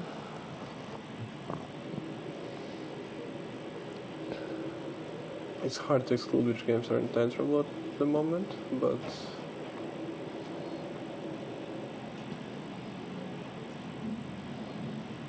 What about Batsiashvili game? Not as exciting, yes. Pia Kramling won her game. Alisa Galamova is still playing and not doing. Actually, she is doing well. She's winning. What about? No. No, this is also not. But well, that's not the most of. Yeah. Not the most exciting round, I have to tell, but that only shows that the level of play is pretty decent. Let's say yesterday I have witnessed quite an exciting chess in Zurich, where they play Korchnoi Memorial. A lot of exciting games, but probably it has to do something with the time control. It is much shorter time control. So many mistakes, uncharacteristic mistakes. Especially I was shocked by Vladimir Kramnik not converting just an extra piece in an endgame against Jan Nepomniachtchi. It was a bit shocking indeed. well, it's also that players are playing already 5th round, and there are no holidays haven't been, and no holidays approaching, and everybody is like getting more precautious, maybe. Well, maybe this way, and also we have to say that we are looking at the top boards, and that means that both of the girls are around the leader, so they play a bit more solid than the chess we would see on the 50% mark. Yeah. So last glance, Anna Muzychuk is shown on the screen. Let's see her position after the time control. And if we don't have any more questions coming, we will be wrapping up for another break, and I'll probably go packing. So the position on the screen now after move 40, and Anna considers her action. Actually, she has improved somewhat her position, I think, because this h6 from black was not necessary, but probably still a draw. Yeah, you see this position was played knight h7, knight f6, black, so black is just playing a waiting game. Black wants to sit and wait what's going on, and after, because white can play h5. I mean, she can, but black will just take and then take pawn on h5 after knight f6, and it will be still a draw. Or maybe even having some troubles due to b6 weakness. Yeah, I mean, it looks pretty much drawish as far as I can tell. Yeah, really not too exciting positions right now here. Anyways, the weather becomes a bit more exciting because today's Riga was greeting us with a morning snow. It was 0 degrees and snowing. And now the weather has been improving a bit. But so the day is coming to an end, and tomorrow I think that should be more exciting, not for the reason that anything particular is expected, but I do not recall a couple of unexciting rounds in a row in an open tournament. Usually when one day like that happens, then the next one is actually pretty much... Me and Sergei are definitely hoping for that. Well, I think we'll take some break for now.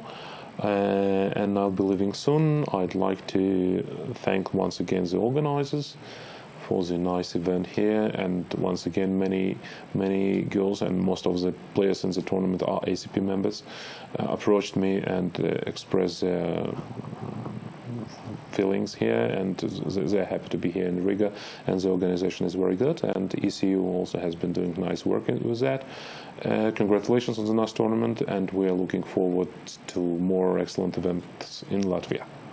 And well, we want to thank. I can also say probably thank you in the name of like also organizers and that for being here and supporting us in all the ways. And wish you the best of luck for your upcoming tournament, and hopefully you remember how those pieces move. Yeah.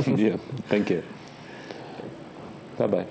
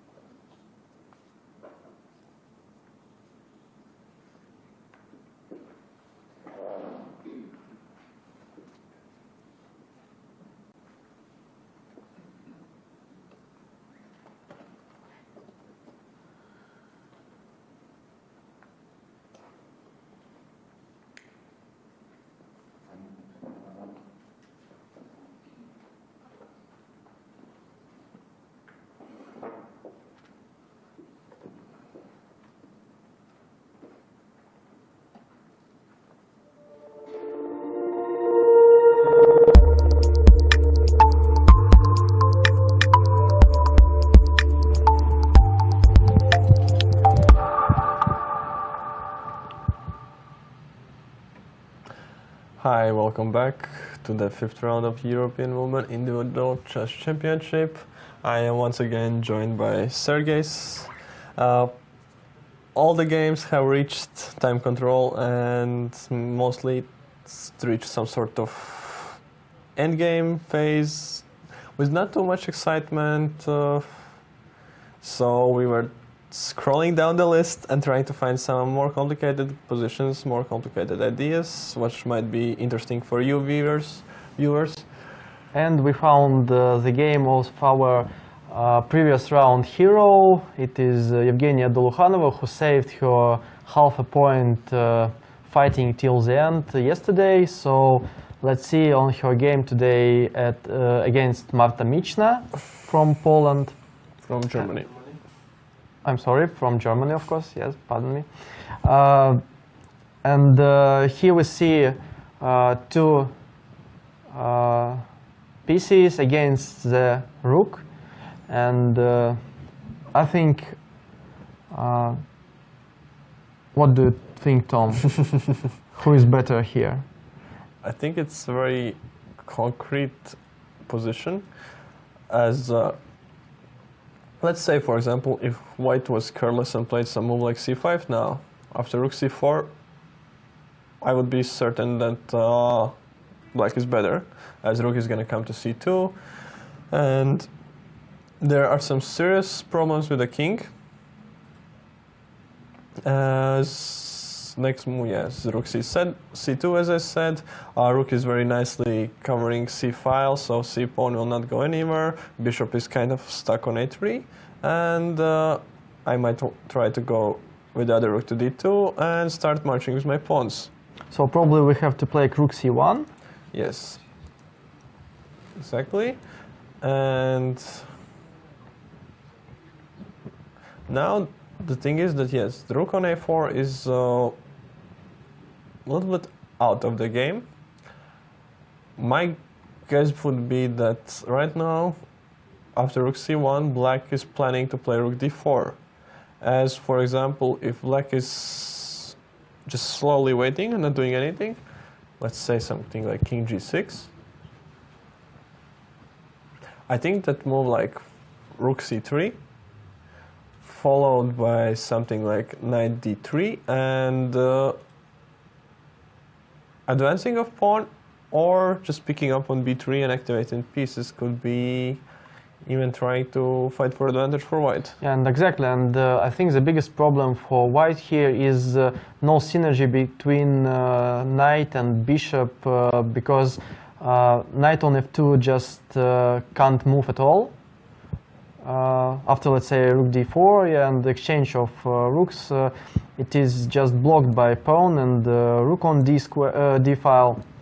So white has several problems to solve. I really do not like these pawns on f5 and g5 that are coming, and it's a real threat, I think, in the long term. Plus, I don't really like bishop on a3. So looks like black maybe even stays a little bit better here. Yeah, as rook from c file from c2 more precisely is nicely controlling c pawn. Any advancements of that? That's automatically controlling bishop on a3, as it has to protect on b2, and also pinning white's king. And yes, so, and afterwards all that's left for black is to activate their king. Let's say with something like marching with a king to some central square like e5 or d4,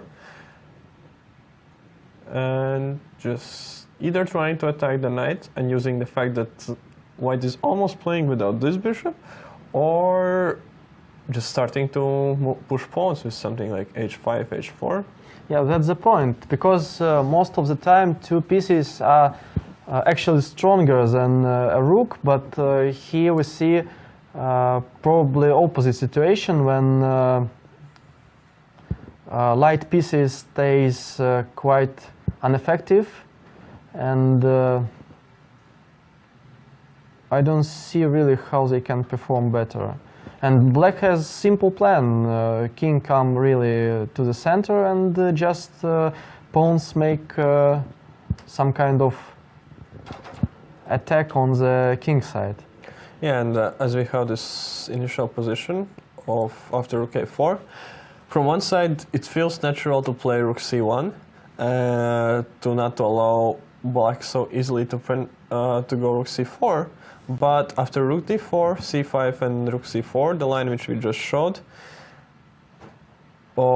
it turns out that white with the move rook c1 actually has helped black to achieve an idea which in such positions is very standard, and this kind of principle that you have to use when you have two rooks and you're trying, and there's material imbalance and you're trying to make your rooks the strength of position, you have to change one pair of rooks.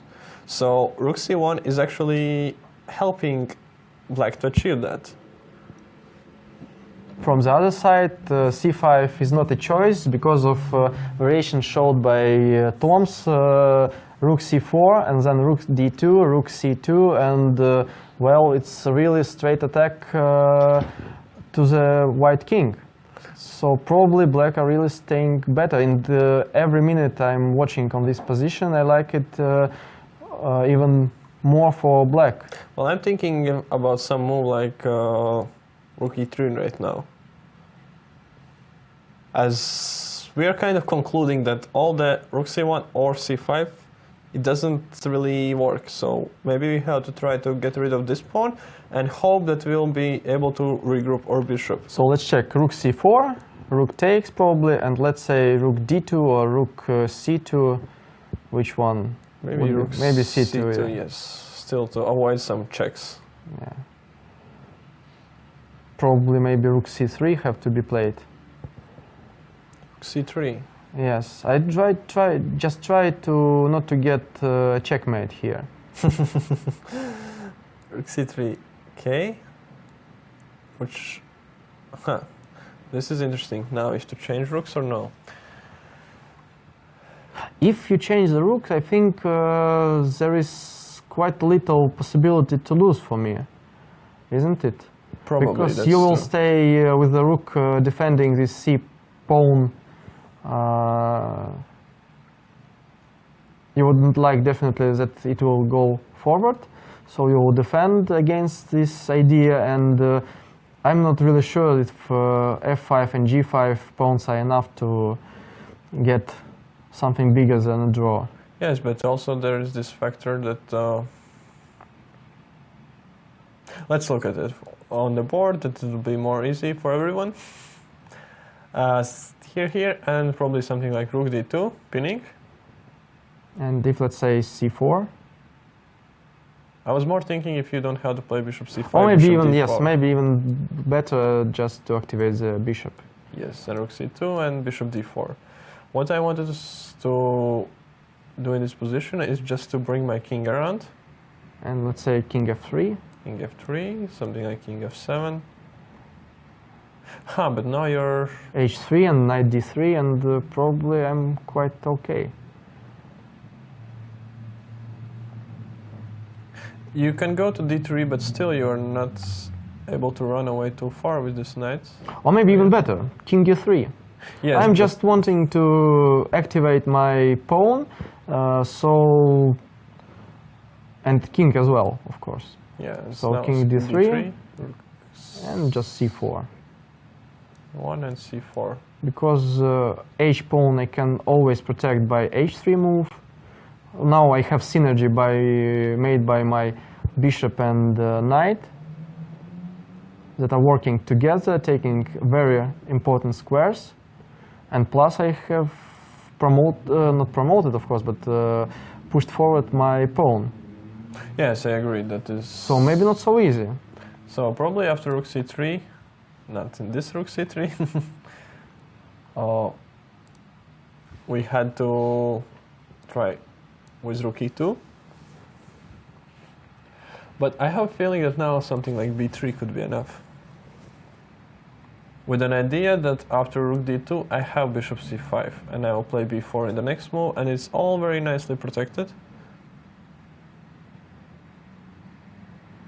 And if, let's say, f4, 4. Probably I can include h3, h5, h5, and simply king f3. yes, and no g4 at all. So yeah, maybe not so easy. And with time, it can be even that black will have to start to be careful. While we are discussing all this, rook e5 was played instead of rook b3. And as another possibility to activate pieces, but I'm not really sure that it solves any problem. Let's say king g6. Probably the idea is that after king g6, you are getting checked. And bishop f8 if I move somewhere on h5. Even that, yes. Okay, Just then to no, show no king that g. after king h5, there is a very nice move of bishop f8, threatening checkmate.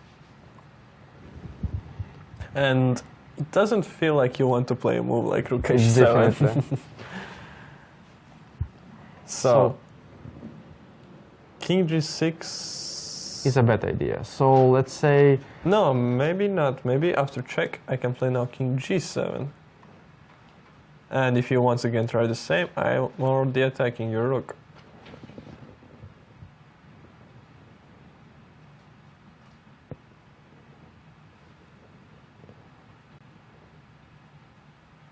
yeah, there are still problems with the second line because rook can easily come to the d2 square, and white king is still under attack.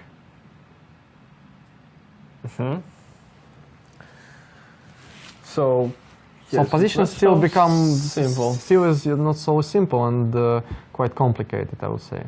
Could there be some other idea instead of checking on e6?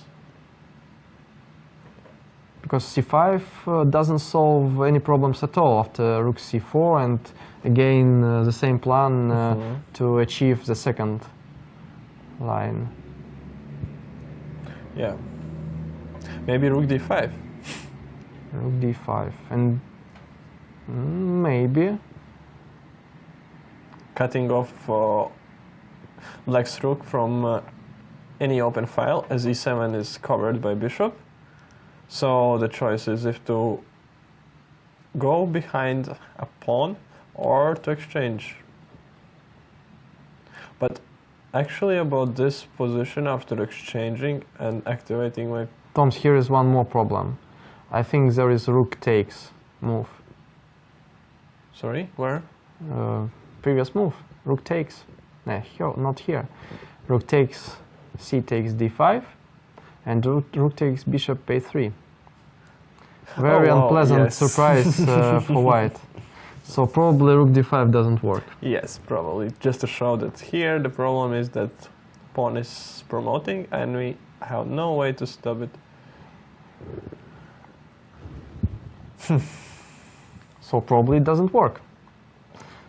So king g6 is the most logical answer by Evgenia, and I think she's really getting chances to fight for a win. And to be honest, even after such move like rook e6, if not for king g7 maneuver, this also could be an attempt to play for...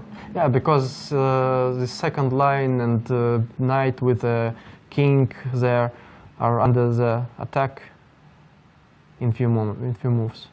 Yeah, okay, rook h6, Let's take. take, probably now we have to... Oh no, it's exchange. Then Yes, not it so is. good.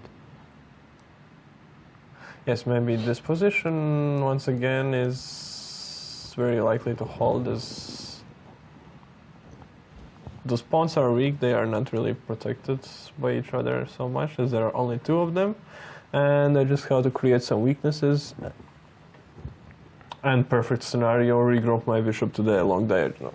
If I manage to do that, probably it's a draw straight away, but for now bishop is an a3, so I wouldn't say it for sure, but it definitely has some good chances. But I would try not to exchange any rooks here by black, because there are some kind of attacking possibilities. and options. So probably after king g6, king g7 is the move. Yes, it's easiest way, Yes. just to hold the position as complicated as possible. Let's take maybe rook c6, just cutting off the... But it will be met by rook d4. Aha, and then I can start checking. Yes, as you exactly, and then checks. Yes, rook c6, rook d4, and we can simply give checks as in case black runs to It became even worse. previously mentioned h5, Because- there is again this bishop f8. And now there is not even a move rook h7 to protect us. So, can we run somehow through 8th and 7th rank away? Let's say like king g8, check, king f7,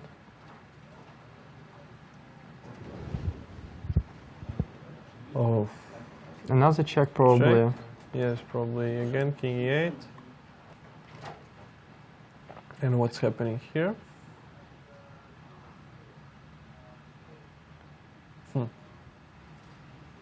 The pawn is still under the threat, and after c5, white gets very bad position, probably after rook c4, maybe even. And this idea with attack by second rank, Yes, it seems It's- very deadly. yeah. So it So seems white, like this idea doesn't really work.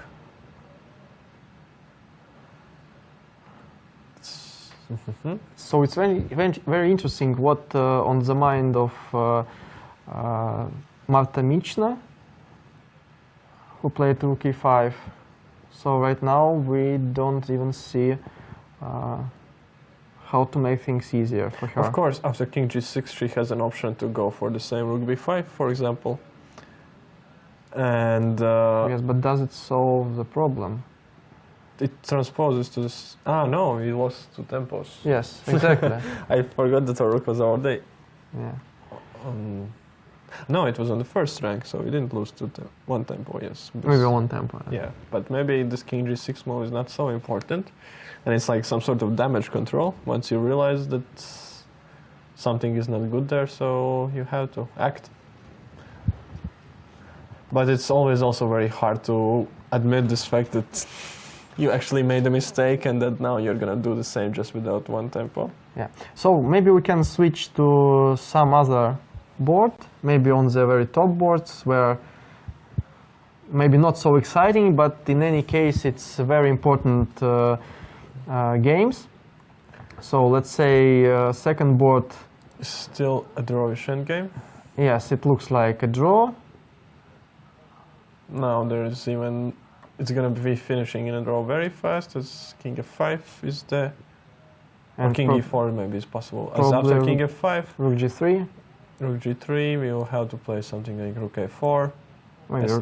yeah, maybe. Taking is not possible, and we can just simplify position till the very end. Yeah, so the second board will finish very soon as a draw.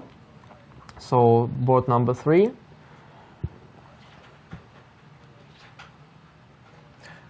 Is the Medvedeva really so short on time, or is Yes, it I think technical issues? she could have spent again all her time. She played all the game during the game, having this short of time since the very opening here, and position is still, I think, hard for her, unfortunately. So Yeah, black is still pushing, even though maybe it looks slightly better than before, but there probably are- better, yeah, but it's anyway, it's double trouble because you play in a short of time situation and your position is from, let's say, 10th move or maybe even earlier, just worse. As expected, board number 2 finished in a draw. Yeah. So let's switch to another board. Where Muzichukana is still trying to find some ideas desperately. But for- this look also as a clear draw, if I'm not wrong. Yes, it looks like there is very limited amount of resources available. Because both of sides can't activate their kings at all, and there are there aren't too many pawns to attack, and let's say g5 is well protected by king, and black knight has not any activity squares. Let's say knight f8 and what's next? Knight d7. It's not the attacking move. Knight b8 no, knight c5 no, knight f6 no. So black knight is very limited here. But also Anna Muzychuk playing with white, I don't see how can improve the position. So on b7 is can be well protected by king c8, and on d6 is well protected with king on d7. So I don't really see any chances for her. So maybe I see that Daria Chavichkina is just lost here. The game already finished. Yeah, the game already finished, and Katerina Lagno, as we expected, won her game. Not in the easier way, but As well, there was some, as we already felt that something it was very well prepared, and then something went a little slight off, and then again. So maybe we can switch to another game, or just have an interview here. Yeah, we'll go on a short break, and we'll be very soon joined in the studio by another guest. Stay tuned.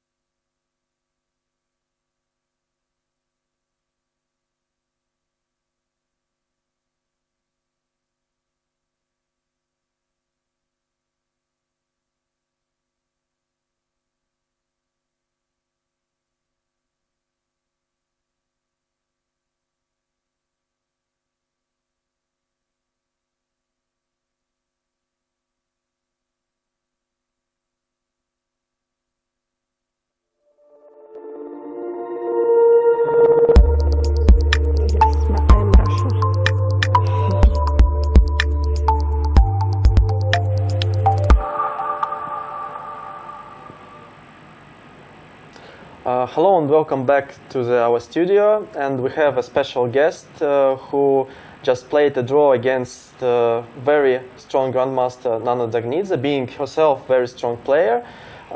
It is Olga Zimina from Italy. Yes. Hello, Olga. How are you feeling today? It's good. It was interesting game and interesting final. I hoped to have some possibility to win, but Nana was very precise. And if I'm not wrong, you already played against Nana this year. Yes, of course. It was quite unfortunate game for you, so we waited for revenge here. But as I understand, draw is... Really, in the World Championship, the first game I lost, okay, but in the second game I had a very good opportunity to win. So I tried to win also today, but okay, draw anyway is a good result. So probably we can switch to the game and to look on it. Knight f3 was expected by me. Let's say honest. I just could put a bet about your first move. Was c5 a surprise? Not so much. Okay, Nana play different opening, but c5 is a part of his repertoire. So you played c4, which is also expected, knowing your repertoire. So knight c6, knight c3, okay, g6. By the way, yesterday we had a very interesting game in gambit line, like d4 and bishop a4. Okay. But today... She played something with white, Nana. Yes, exactly. She played the same variation, but against Muzychuk. Yes.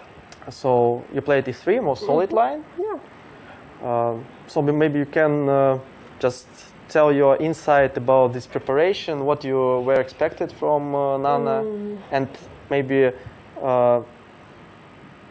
was you expected this line or not?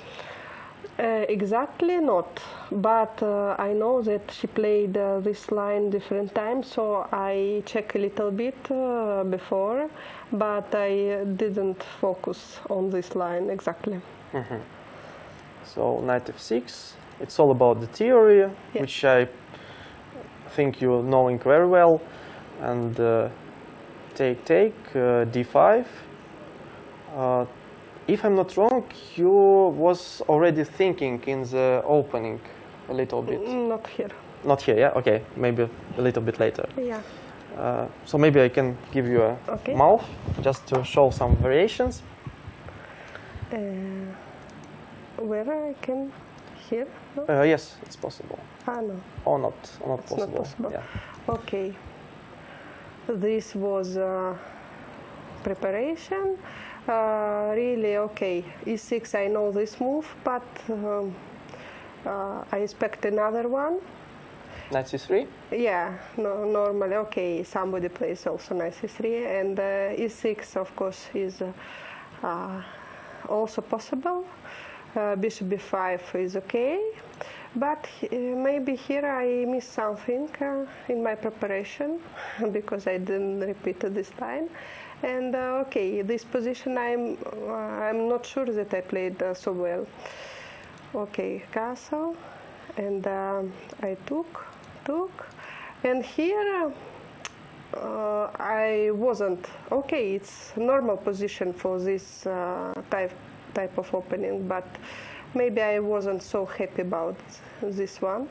And really, I thought that bishop a6 is maybe the best move, because now I have some troubles with the rook, because if I put something like this, black has a different opportunity to play, for example, or queen b6 now, or also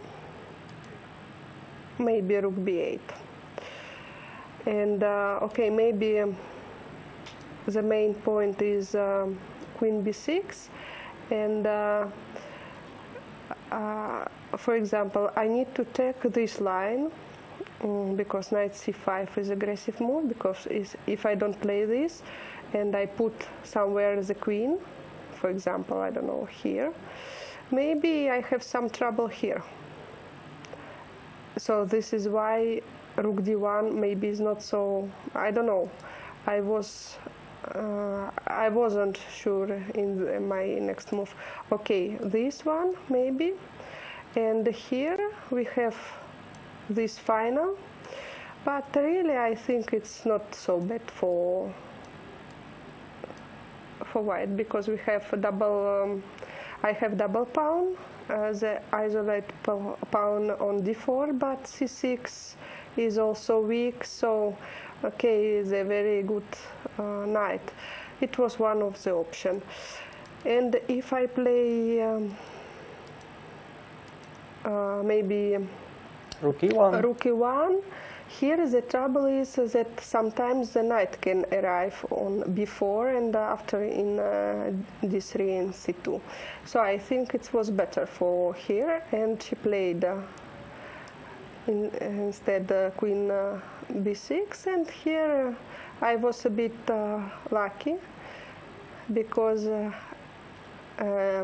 okay, I did my things, and now I have also the c1 square for the rook after bishop a6, for example, and it's much better if I put the rook on c1. And here I don't know, but I saw some different option for here, something like this, and it was quite interesting. For example, here I don't know if I play knight c5 now. Maybe yes, it was also possible. And after something like this, we will change. And okay, I have e4 square, and but now she has better structure. By the way, we had analyzing this position exactly in studio with Toms. We had a feeling that Nana just missed a little blunder. I think after so. Taking on e5, knight Yes, c5. yes, That's not and, that's I interesting think, moment. Yes, because she played quite quickly. Okay, rook b8 not quickly, and I played knight c. Very logical and strong move. Yes, but it's concrete. If no, I'm simply worse. And of course, if her idea e5 doesn't work, it's not good move. So, and here I think, okay, she don't need to play e5, but anyway, my position was more interesting than before. So, and after e5, simply knight e5, and here I have very nice position, I think, Absolutely. Because I have no problem more, and I have also pawn more. Okay, it's a weak pawn, but anyway, it's one more. And probably your knight is just stronger than a bishop on c8. Yes, but really I'm okay. I check a lot this position, and do you know, I would like to have my knight, but I wasn't sure about my next move, because when I go in that final, I'm simply better, and of course we have only two results: or I will win, or it will draw.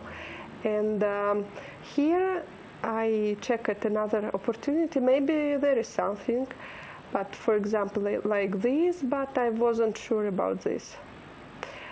And now I need to put my queen somewhere, and okay, I have very nice knight, but she has some activity. I don't know, also something like this. And I didn't wanted to. I didn't check another way. I didn't find another way. So that is why I took, and this position, okay, I think it's forced. Anything else is worst. For example, this, and I don't know, something like this. I check this line.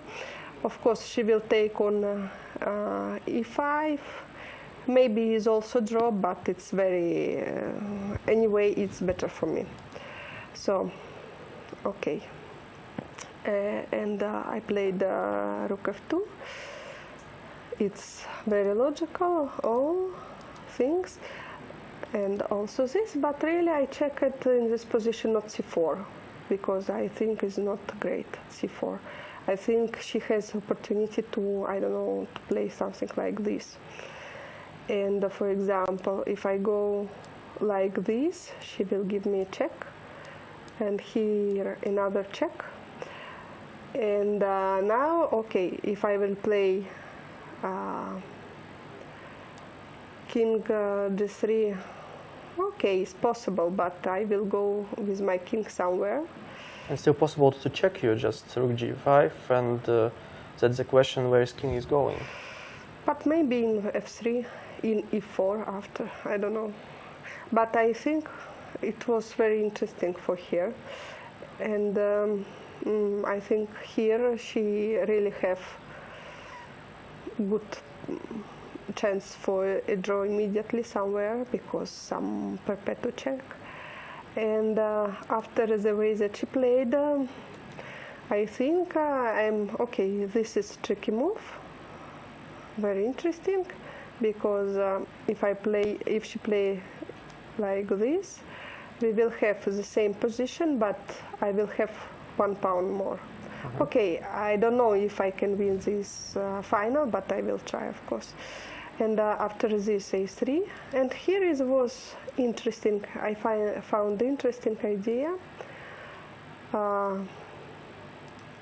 Okay, I will lose the pawn, but I put my rook on the best position, and now I have a pawn.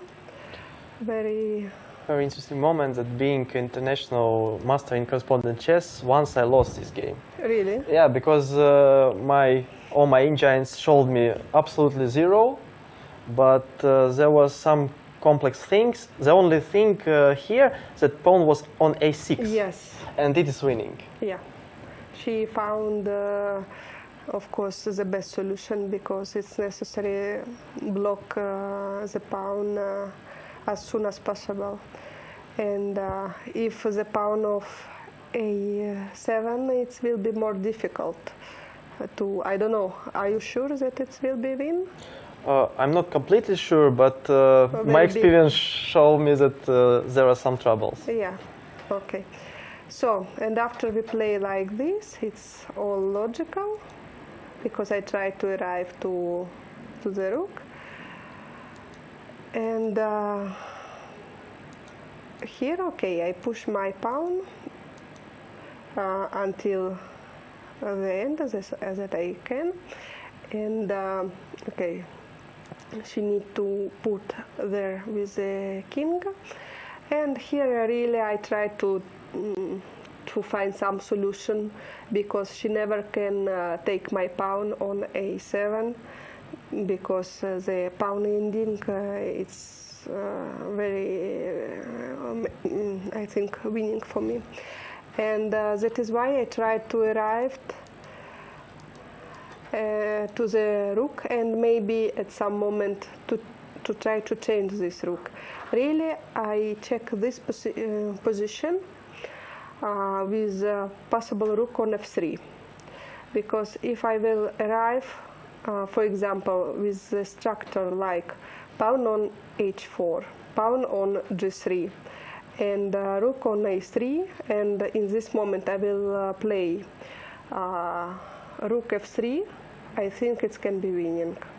But and that is why I start with g3, and but okay, I'm not sure that before I am quickly for do this, because here I have some trouble like this. For example, I don't know, some check, yes. Some check, and here something like this.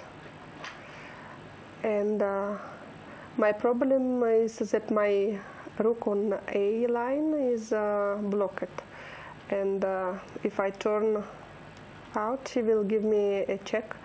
So I need to have my rook on A3 in this variation, and that is why I started with G3. But after H4, I think it's immediately draw. So I play like this. And here, of course, if I will take, if there is no chance, I try it like this. And okay, here I have also idea to put my rook on f3, but she was very precise, and after f5 I have no more possibility. And, because there is only one pawn on the board, and she always wants to take it. Okay, she tried here to do something, but it's impossible, because I will play like this, and she never can take. Okay, she can take the pawn, but I will take another 2 pawns, so it's a draw. Thank you for your analysis. In any case, you played a pleasant game where most of the game happened as a two-result game, two-way game. Yeah. So it's always pleasant for a chess player, just no risk at all. So maybe you can tell us about your insight about the tournament, about maybe even the weather, which is snowy. It's good for you or no? Yes, it's very nice country. It's my first time here, and it's very beautiful. And the hotel is perfect, the organization is perfect, the playing hall is very good, and we have also the drinks during the game, so it's funny. And speaking about the hall, is it too hot for you or maybe too cold? Because we have two different experiences when some ladies say that okay, it's a little bit hot, and some ladies say that Hot, no. Okay, then. I am not sure that it's hot. I think is maybe the first day was a little bit cold, but now it's normal. It's more cold, I think, than hot. So. How do you plan to spend your vacation day? I will go to the trip, organize a trip. So it's.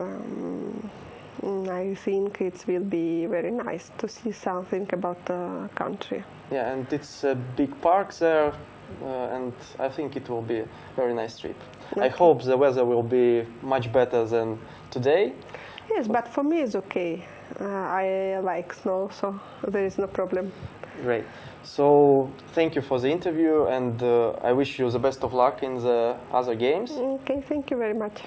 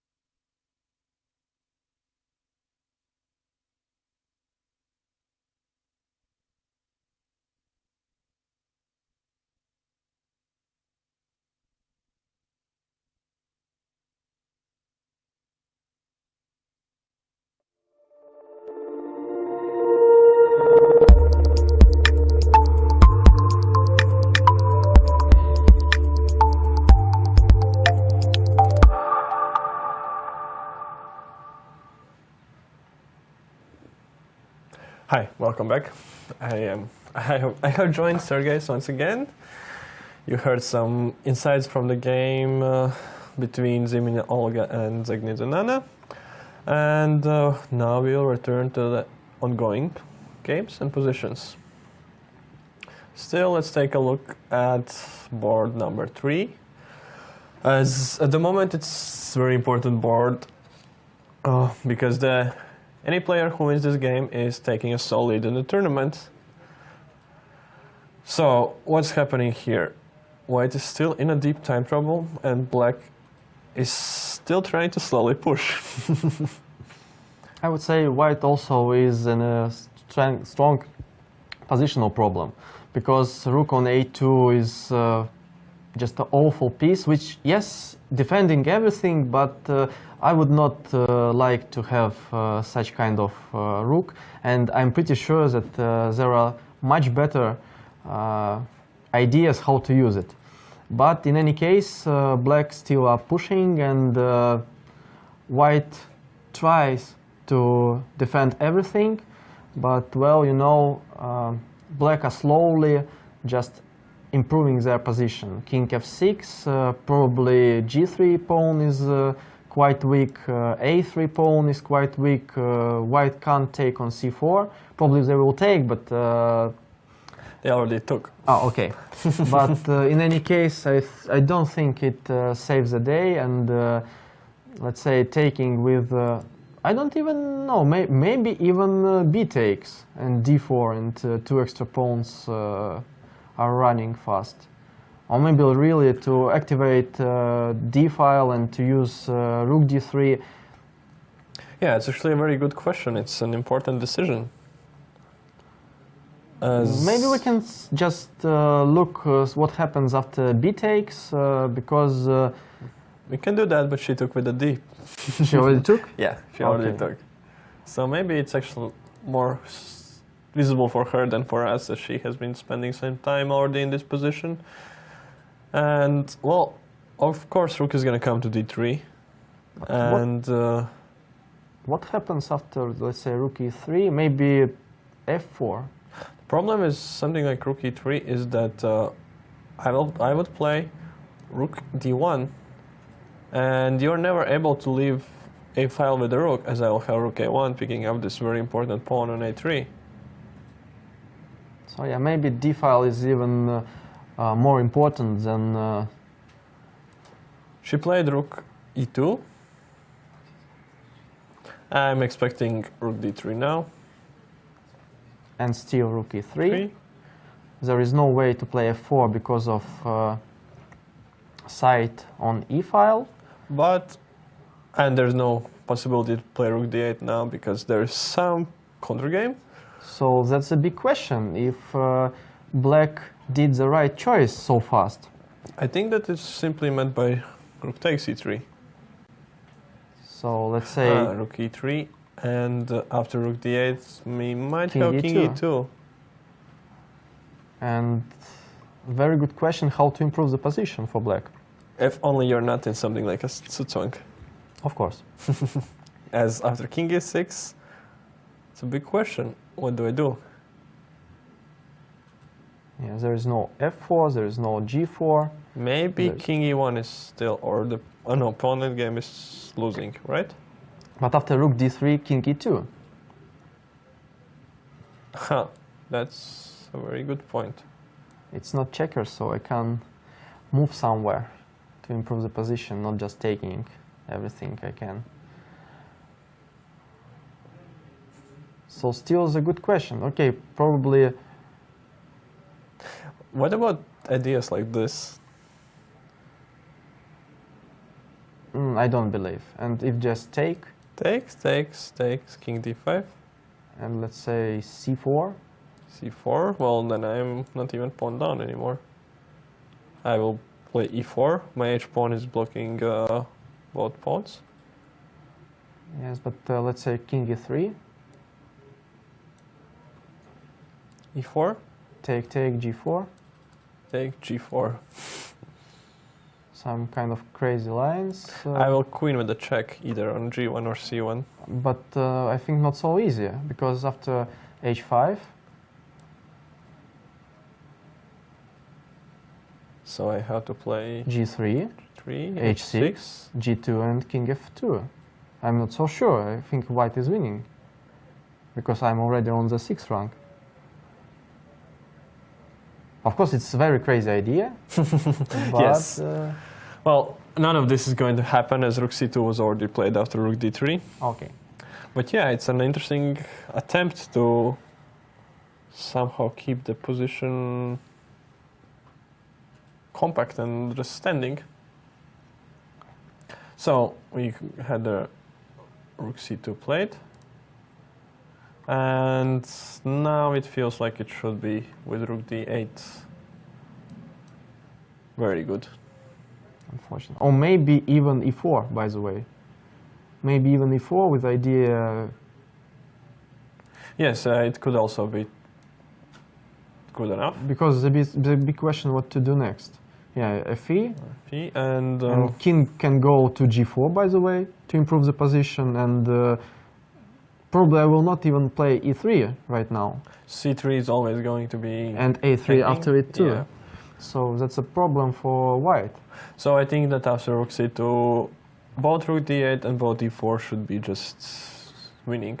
And I think it's all about the activity. So my offer was just crazy, but well, you know, when you have a bad position, when your opponent is just pushing last 30 moves and nothing happens and nothing changed, you just have to be a little bit crazy to change gears and just to make the position more riskier. Of course, it's easy for me to say that sitting in the studio, just, I don't know, drinking water and just relaxing, but I try to do the same during the games. Well, Zeynep just tries to defend the position in a passive way. Probably, maybe she is not wrong and she will succeed.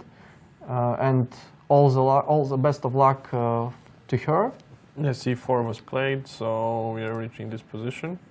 But I'm not really sure about this passive choice. Yes, it's hard to believe that it can work. In any case, it's very hard game for Zeynep because she's defending this position already for 30 moves at least, and it's really hard to play this kind of game. So I would definitely not would like to be in her place right now. So some other games going on. We see maybe potentially an interesting endgame in the Chayeva Marina against Giria Olga. Yeah. What there might be One some side chances for black. For black, exactly, because knight on the one side is slightly stronger than the bishop. And knight together with a queen is very tricky combination. I wanted to say that probably white has to play right now queen f5 and forcing an exchange, and that should be just a draw, as I can even lose some pawn and still it should be just a draw.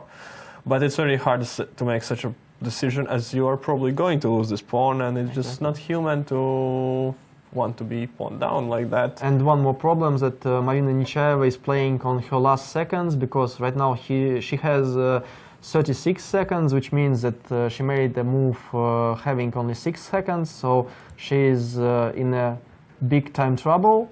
And she played queen d5, keeping queens on the board. But well, after f3, let's say f3, yes, problems. that's a very, yeah, it was actually played. Yeah, that's very unpleasant to be playing on last seconds, as it's hard to make an objective decision. Maybe bishop g3 now. And by the way, one more thing, that Olga Giria is a very well-known aggressive player. As I saw some of her games, she's very good in attack. So I'm not sure about white position right now. So it white took on f3, queen took on f3, and king g1. That's the current position we have here. And yeah, and I am expecting now some checks and jumps to be starting. The only hope for white is that it's not so easy for black to untie, as something like queen g4 and some move like where would I like to go, like knight f3 is always met by queen f5, instantly transposing to the Drozh endgame. So black has to be careful. Maybe some tricky move like queen f4 right now, just a waiting move, and again playing for the fact that,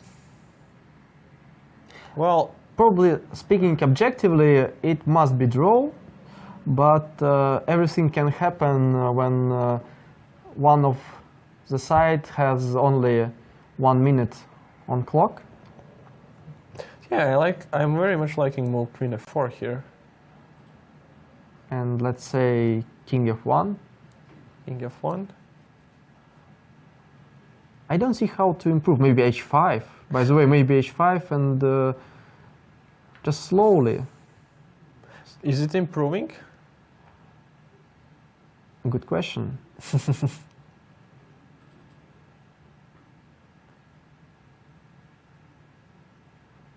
Of course I can play here something like king g6, but that's once again met by this idea. But by the way, here... With a very good drawing chances. Yes, but right now king is too active in my point of view, so maybe... King g4. King g4, yes. I have to go king g2. I think that after king f5, king h3. And what happened after knight f3? Yes, knight f3 was the and move I wanted to suggest. That I think that's a problem. Because after h5 there is knight h4 check, let's say. And or I will simply keep... knight e5. Or maybe knight e5, okay. But knight h4 also good, because I defend all the pawns. And if I'm not wrong, then knight with the 2 pawns is winning against bishop. Yes, yes, it is. So, yeah. So probably exchange doesn't solve the problem. Yeah, not with the king being activated so much. Yeah. So queen f4 followed by king g6 ideas is... It's very strong improvement made by black. What happened is that she gave queen g4 check. And now we are waiting for the queen f4. King f1 was played, yeah. And and queen f4.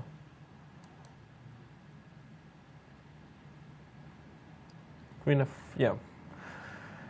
It's really hard to imagine any other move. Maybe queen h3 is a tricky attempt, but I don't see it achieving anything after move like king e2.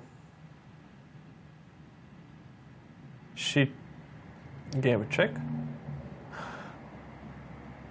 Maybe it's, but from the other hand, looking at the position, this is this sort of position where there's no reason not to give some few checks and actually then go for some something like queen f4. But from the other side, every check is good for Marina Nechaeva, who now is having 1 minute more time than it was a few moves ago. So probably black anyway will have to find this idea, and which was offered by Toms, queen f4 and king g6, improving king and not allowing just to make a exchange on e5. There is some action, but ladies are still playing. They finished the first score sheet, and queen f4 was played on the move 60 exactly. So right now it's a problem for white to solve, and right now we don't see how. And I expect now Marina to use her time excellently. So we could try to look if there is maybe some other games going on. Elizabeth Opet seems to be winning, or this should be. I don't believe that such kind of position can be saved. somehow it can be not won, but I think it's impossible to save this position. So it's all up to Elizabeth Petz, and if she is close to perfect here, if not perfect, then she will win this position, and she will meet a big group of leaders. But my point of view is that after this round we'll have the single leader in the tournament, and it will be Alexandra Goryachkina, young talent from Russia. Yeah, that's very By the way, she interesting, but definitely not unexpected. By the way, she has already been Russian champion, woman champion. So she's a great talent from Russia. And as we know, to be a Russian champion, it's quite an achievement, as it's, well, probably one of the toughest national championships, if not the toughest one. Yeah. So, I think a lot of action happened on the board 3. yes, let's return there. And let's see, because it's one of potential leaders. We left the position with black controlling everything and having, the rooks. Rook e3 was played, and she took.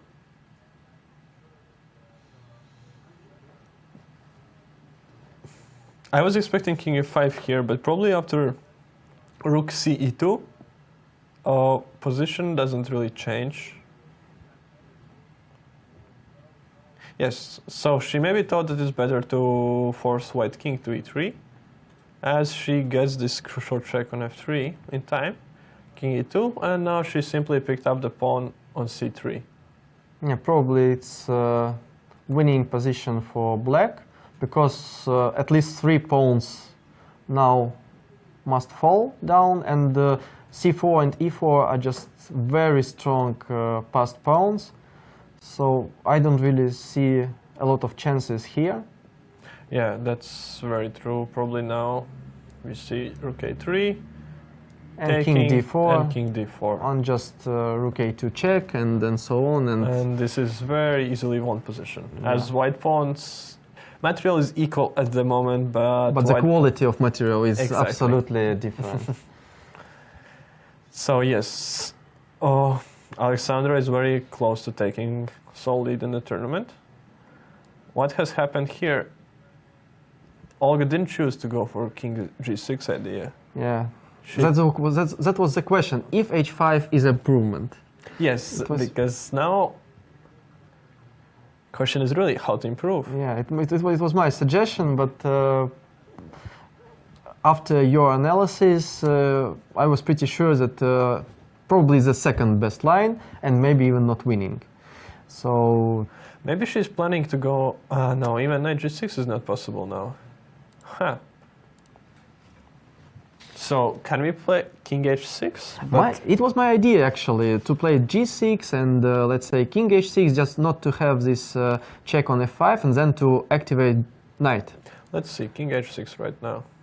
Or maybe g6. Maybe g6 just to play knight g4, let's say. I don't like g6, as after g6, for example, I will check. And after king h6? I'll just play queen a8. And you'll be always forced to keep one piece for defense of the king. Yeah, probably you're right. So let's say king h6 instead of g6. King h6. But then the question is, what changed if, let's say, I play queen e6 check? Knight g6. And what's next? Let's say queen f5. Queen f5. Well, I can win the pawn, but that's not enough. I think in this position it will be not enough, because your king is just passive on h6.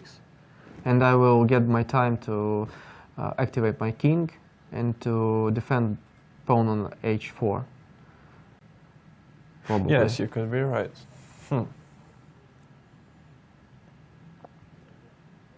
So maybe not so easy, and Olga should find this idea with king g6.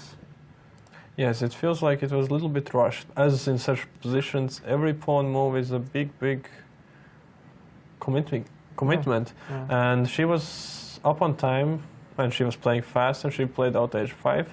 And I guess now she realized that she's not sure how to improve anymore. She's spending her time and going under 1 minute. And she played king h6. Yeah, so now the question is what happens after queen e6 check? Since knight g6 probably is not an option, and queen f6 even less looks like an option, and g6 we meet again this idea to play queen e4, e8 or c8. But as being in time trouble, Marina played very fastly king e2 again, claiming that she can even stand here. As actually, why do we need queen e6? As after knight g6, we can still play the same queen f5. Yeah, probably. But what now after, let's say, knight g4? Ah, yes, knight g4. This is improvement, and This quite is huge improvement. it's huge improvement. And I'm not sure about king e2. I think, Was rushed a little bit. yeah, probably it will little bit too fast. Okay, but now I can try something like queen e6. You had to play g6, I'm guessing. Yes. And now some crazy move like Maybe even Bishop bishop. c5. Maybe even bishop d4. I like the idea to have once you take on h4 to have check. Okay. So yeah, maybe not so easy anyway. Yeah, I mean, as after bishop d4, I think I could be able to take, as there are no too strong And checks. by the way, knight and queen are not so strong on the open field for king. They would be very dangerous if king, let's say, would stay in h1 or g1 or h2, somewhere in the corner. And then knight plus queen is amazing attackers do it, and on the open field, king is just running and not so easy. And white pieces are now are active after, let's say, bishop c5 or d4, and I'm Yeah, as I'm long not as so you sure. don't blunder some check and some fork idea with the knight. Yeah, of course, all knight good. is always dangerous in such positions, even if it is approximately 5 hours of playing. So anything could happen now. What we had in the game was king e2, and she checked. King f1, check, king e2, queen f3, and king f1. This is the current position. So she took a few extra half minutes for her, just to think a little bit about position. What could be an attempt? Some maneuver with the knight, avoiding exchanging. Knight g6 now? Maybe. And if, let's say, queen f5, maybe even knight h4. No, And what about knight h4? knight h4. Yes, so that's interesting. In my point of view, it's could be winning, because two passed pawns are very strong, and if e-pawn, I'm not sure if it can go forward. Yeah, black's king is very close to center of the board. so- Exactly, yeah. Yeah, knight h4 is very nice idea to watch out from, and it's actually very easy to miss. As you could expect in this position, that there's going to be something like queen h1 check, and that now knight h4 is not possible due to queen f4. Or maybe not so easy, because g5 Queen f8, then I will have a perpetual. is a perpetual. Yes, probably there is. The trick is not to play queen Yes, f6 here. That's the point why I just was doubting about this. She has repeated position once again. And if I'm not wrong, the game finished On board 3, yes. on board 3. With Alexandra Goryachkina winning. Yeah, I think the final position is like this. We still don't have an official result, but I can't see white stopping rook h1 mate. Yes. So it's safe to assume that that game finished. So Alexandra Goryachkina is taking a solo lead in tournament, winning with black pieces, which is a very good achievement. And tomorrow she'll be faced with white, playing against some of the rating favorites of tournament. Hard to prognose who, as this group with 4 points is gonna be quite a big one, but it's always nice to go into the pairings being a half point up. Exactly. So we have some development in this game between Marina and Olga. She played knight f3 after a few checks. What is happening right now? No, I don't have bishop e3, queen f5, as all the pawns are falling. So maybe she found another attempt to actually play for a win here. And what happens if I play just e5, let's say? Maybe it's also a crazy idea, but I just want to activate my queen and to just move my pawn forward. I just don't see any exact tactics here. I have a very hard time believing in such move, but maybe. But let's say knight h4, I will play e6, and that's a big question, what's next? Because my pawn is already activated and very close to the promotion square. And I don't see any treats from black side. The only treat to take h4 is already done. And what's next?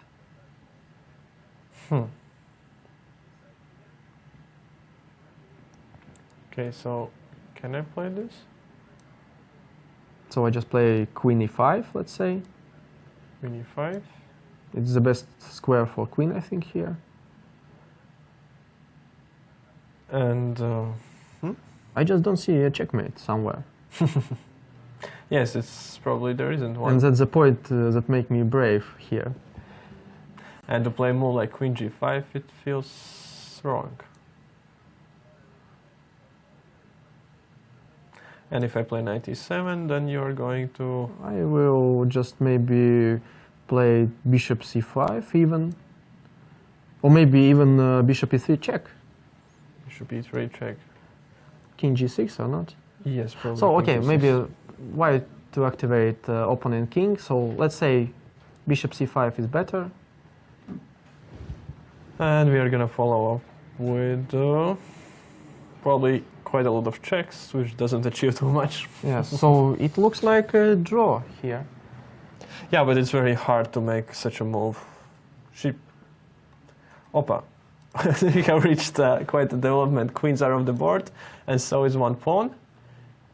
And by the way, it looks like it's winning position for black because... why is that? So king e2, king f5. King f3. I think I'm just in time. Okay. And this is just a draw. Okay, probably, yes. Probably it looks like a draw. How did it happen? Let's take a look, as it's very surprising for me. Yeah. She played As we expected, queen f5. f5, very strong move.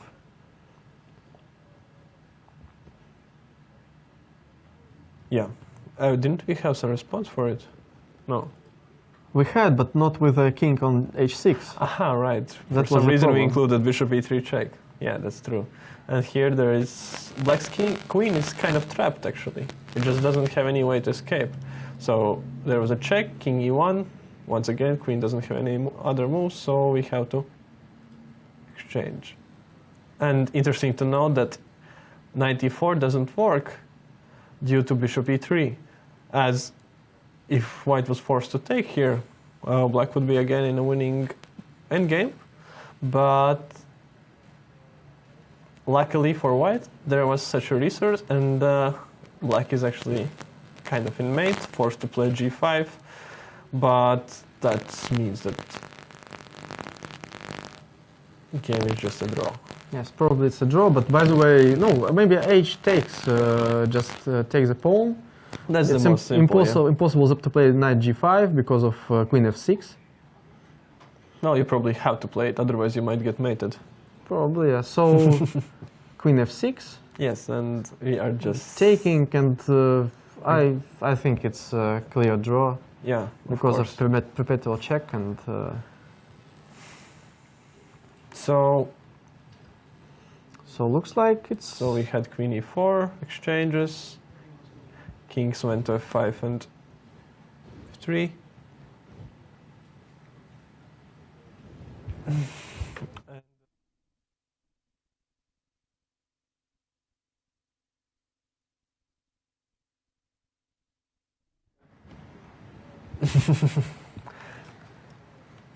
King went to f3. Yes, there was played. What was played? Knight d6, bishop d4, forcing g6, and now we are just gonna see some jumping around for a while. Yeah, but how to improve this position? Because king is stable on f3. And the problem even is that something like this you could try to check, but even here we can simply exchange and agree on a draw, as best black can achieve is simply to exchange g pawn against h, and we'll be left with h pawn, which is very easy and well-known draw.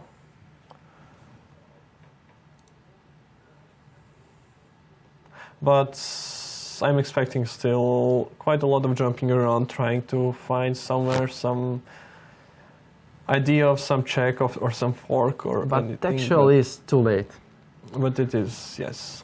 So maybe we can jump to another game. Yeah, Elizabeth Petz is still trying to win this position, and I don't even see if she had improved it. That is quite strange, because on the first sight it looked like easy win. Yes, but there is always a problem of g5 pawn, and the big advantage for white is that the pawn is on e3, thus not allowing you to stay calmly, put bishop f4, and then starting to activate. But it does feel strange because black has all those options of offering trades of rooks. As without rooks, it's easily winning. So maybe it's just a matter of time, and still some jumping around is needed to reach the perfect setting. I still believe that Elizabeth will win this position. Yes, me too. Maybe just not in so easy way as I expected. So do we have some other games that left to show? As far as I see, everyone has finished already. By the way, can we see how finished Evgenia Dolkhanova? Because we analyzed this game and it was quite interesting. White won. And with this idea on checkmate on h6. Yeah. We were It's quite a lot speaking awful. about the structures and ideas, and about that black should avoid taking their rooks away from defense and going with a king on h5. And what exactly we see in the final position is the very same motive. That is quite crazy. But even not for that, as we see, white were already in absolute control, having one pawn and two pieces for a rook. So something went horribly wrong for black here. We saw it after rook e5. There was taking on c4. Okay. Which probably made white's life way more easier. Yeah, because now I have the f file to defend this knight, and yeah, and b3 pawn now is weak probably. 3, there was doubling, and Yeah. also I have knight g4 protecting, yes. And again the same motive, because we don't have king h5 at the moment. And that's how pawns are just falling down. One by one, yes. Yeah. And next move was rook b6, somewhere picking up that pawn. Knight from g4 is blocking all the checking squares. Then it was just a question of bringing the bishop around to the long diagonal. And here is now this main idea we offered with Toms to attack the second rank, the king and the knight there. So now king is on third rank and knight is just jumping all around and attacking everything possible. So yeah, very bad things happened to Evgenia, and we wish all the best luck to her in the next games, but well, today wasn't her day, unfortunately. Okay. Well, as all the games are more or less decided in the leader group, at least in our opinion, as we think that it's just a matter of time while Marina and Olga agree to a draw, and it's also just a matter of time while Elizabeth manages to find a way to trick her opponent into losing a pawn or advancing somehow e4 or some sort of that, which leads to just a technical win.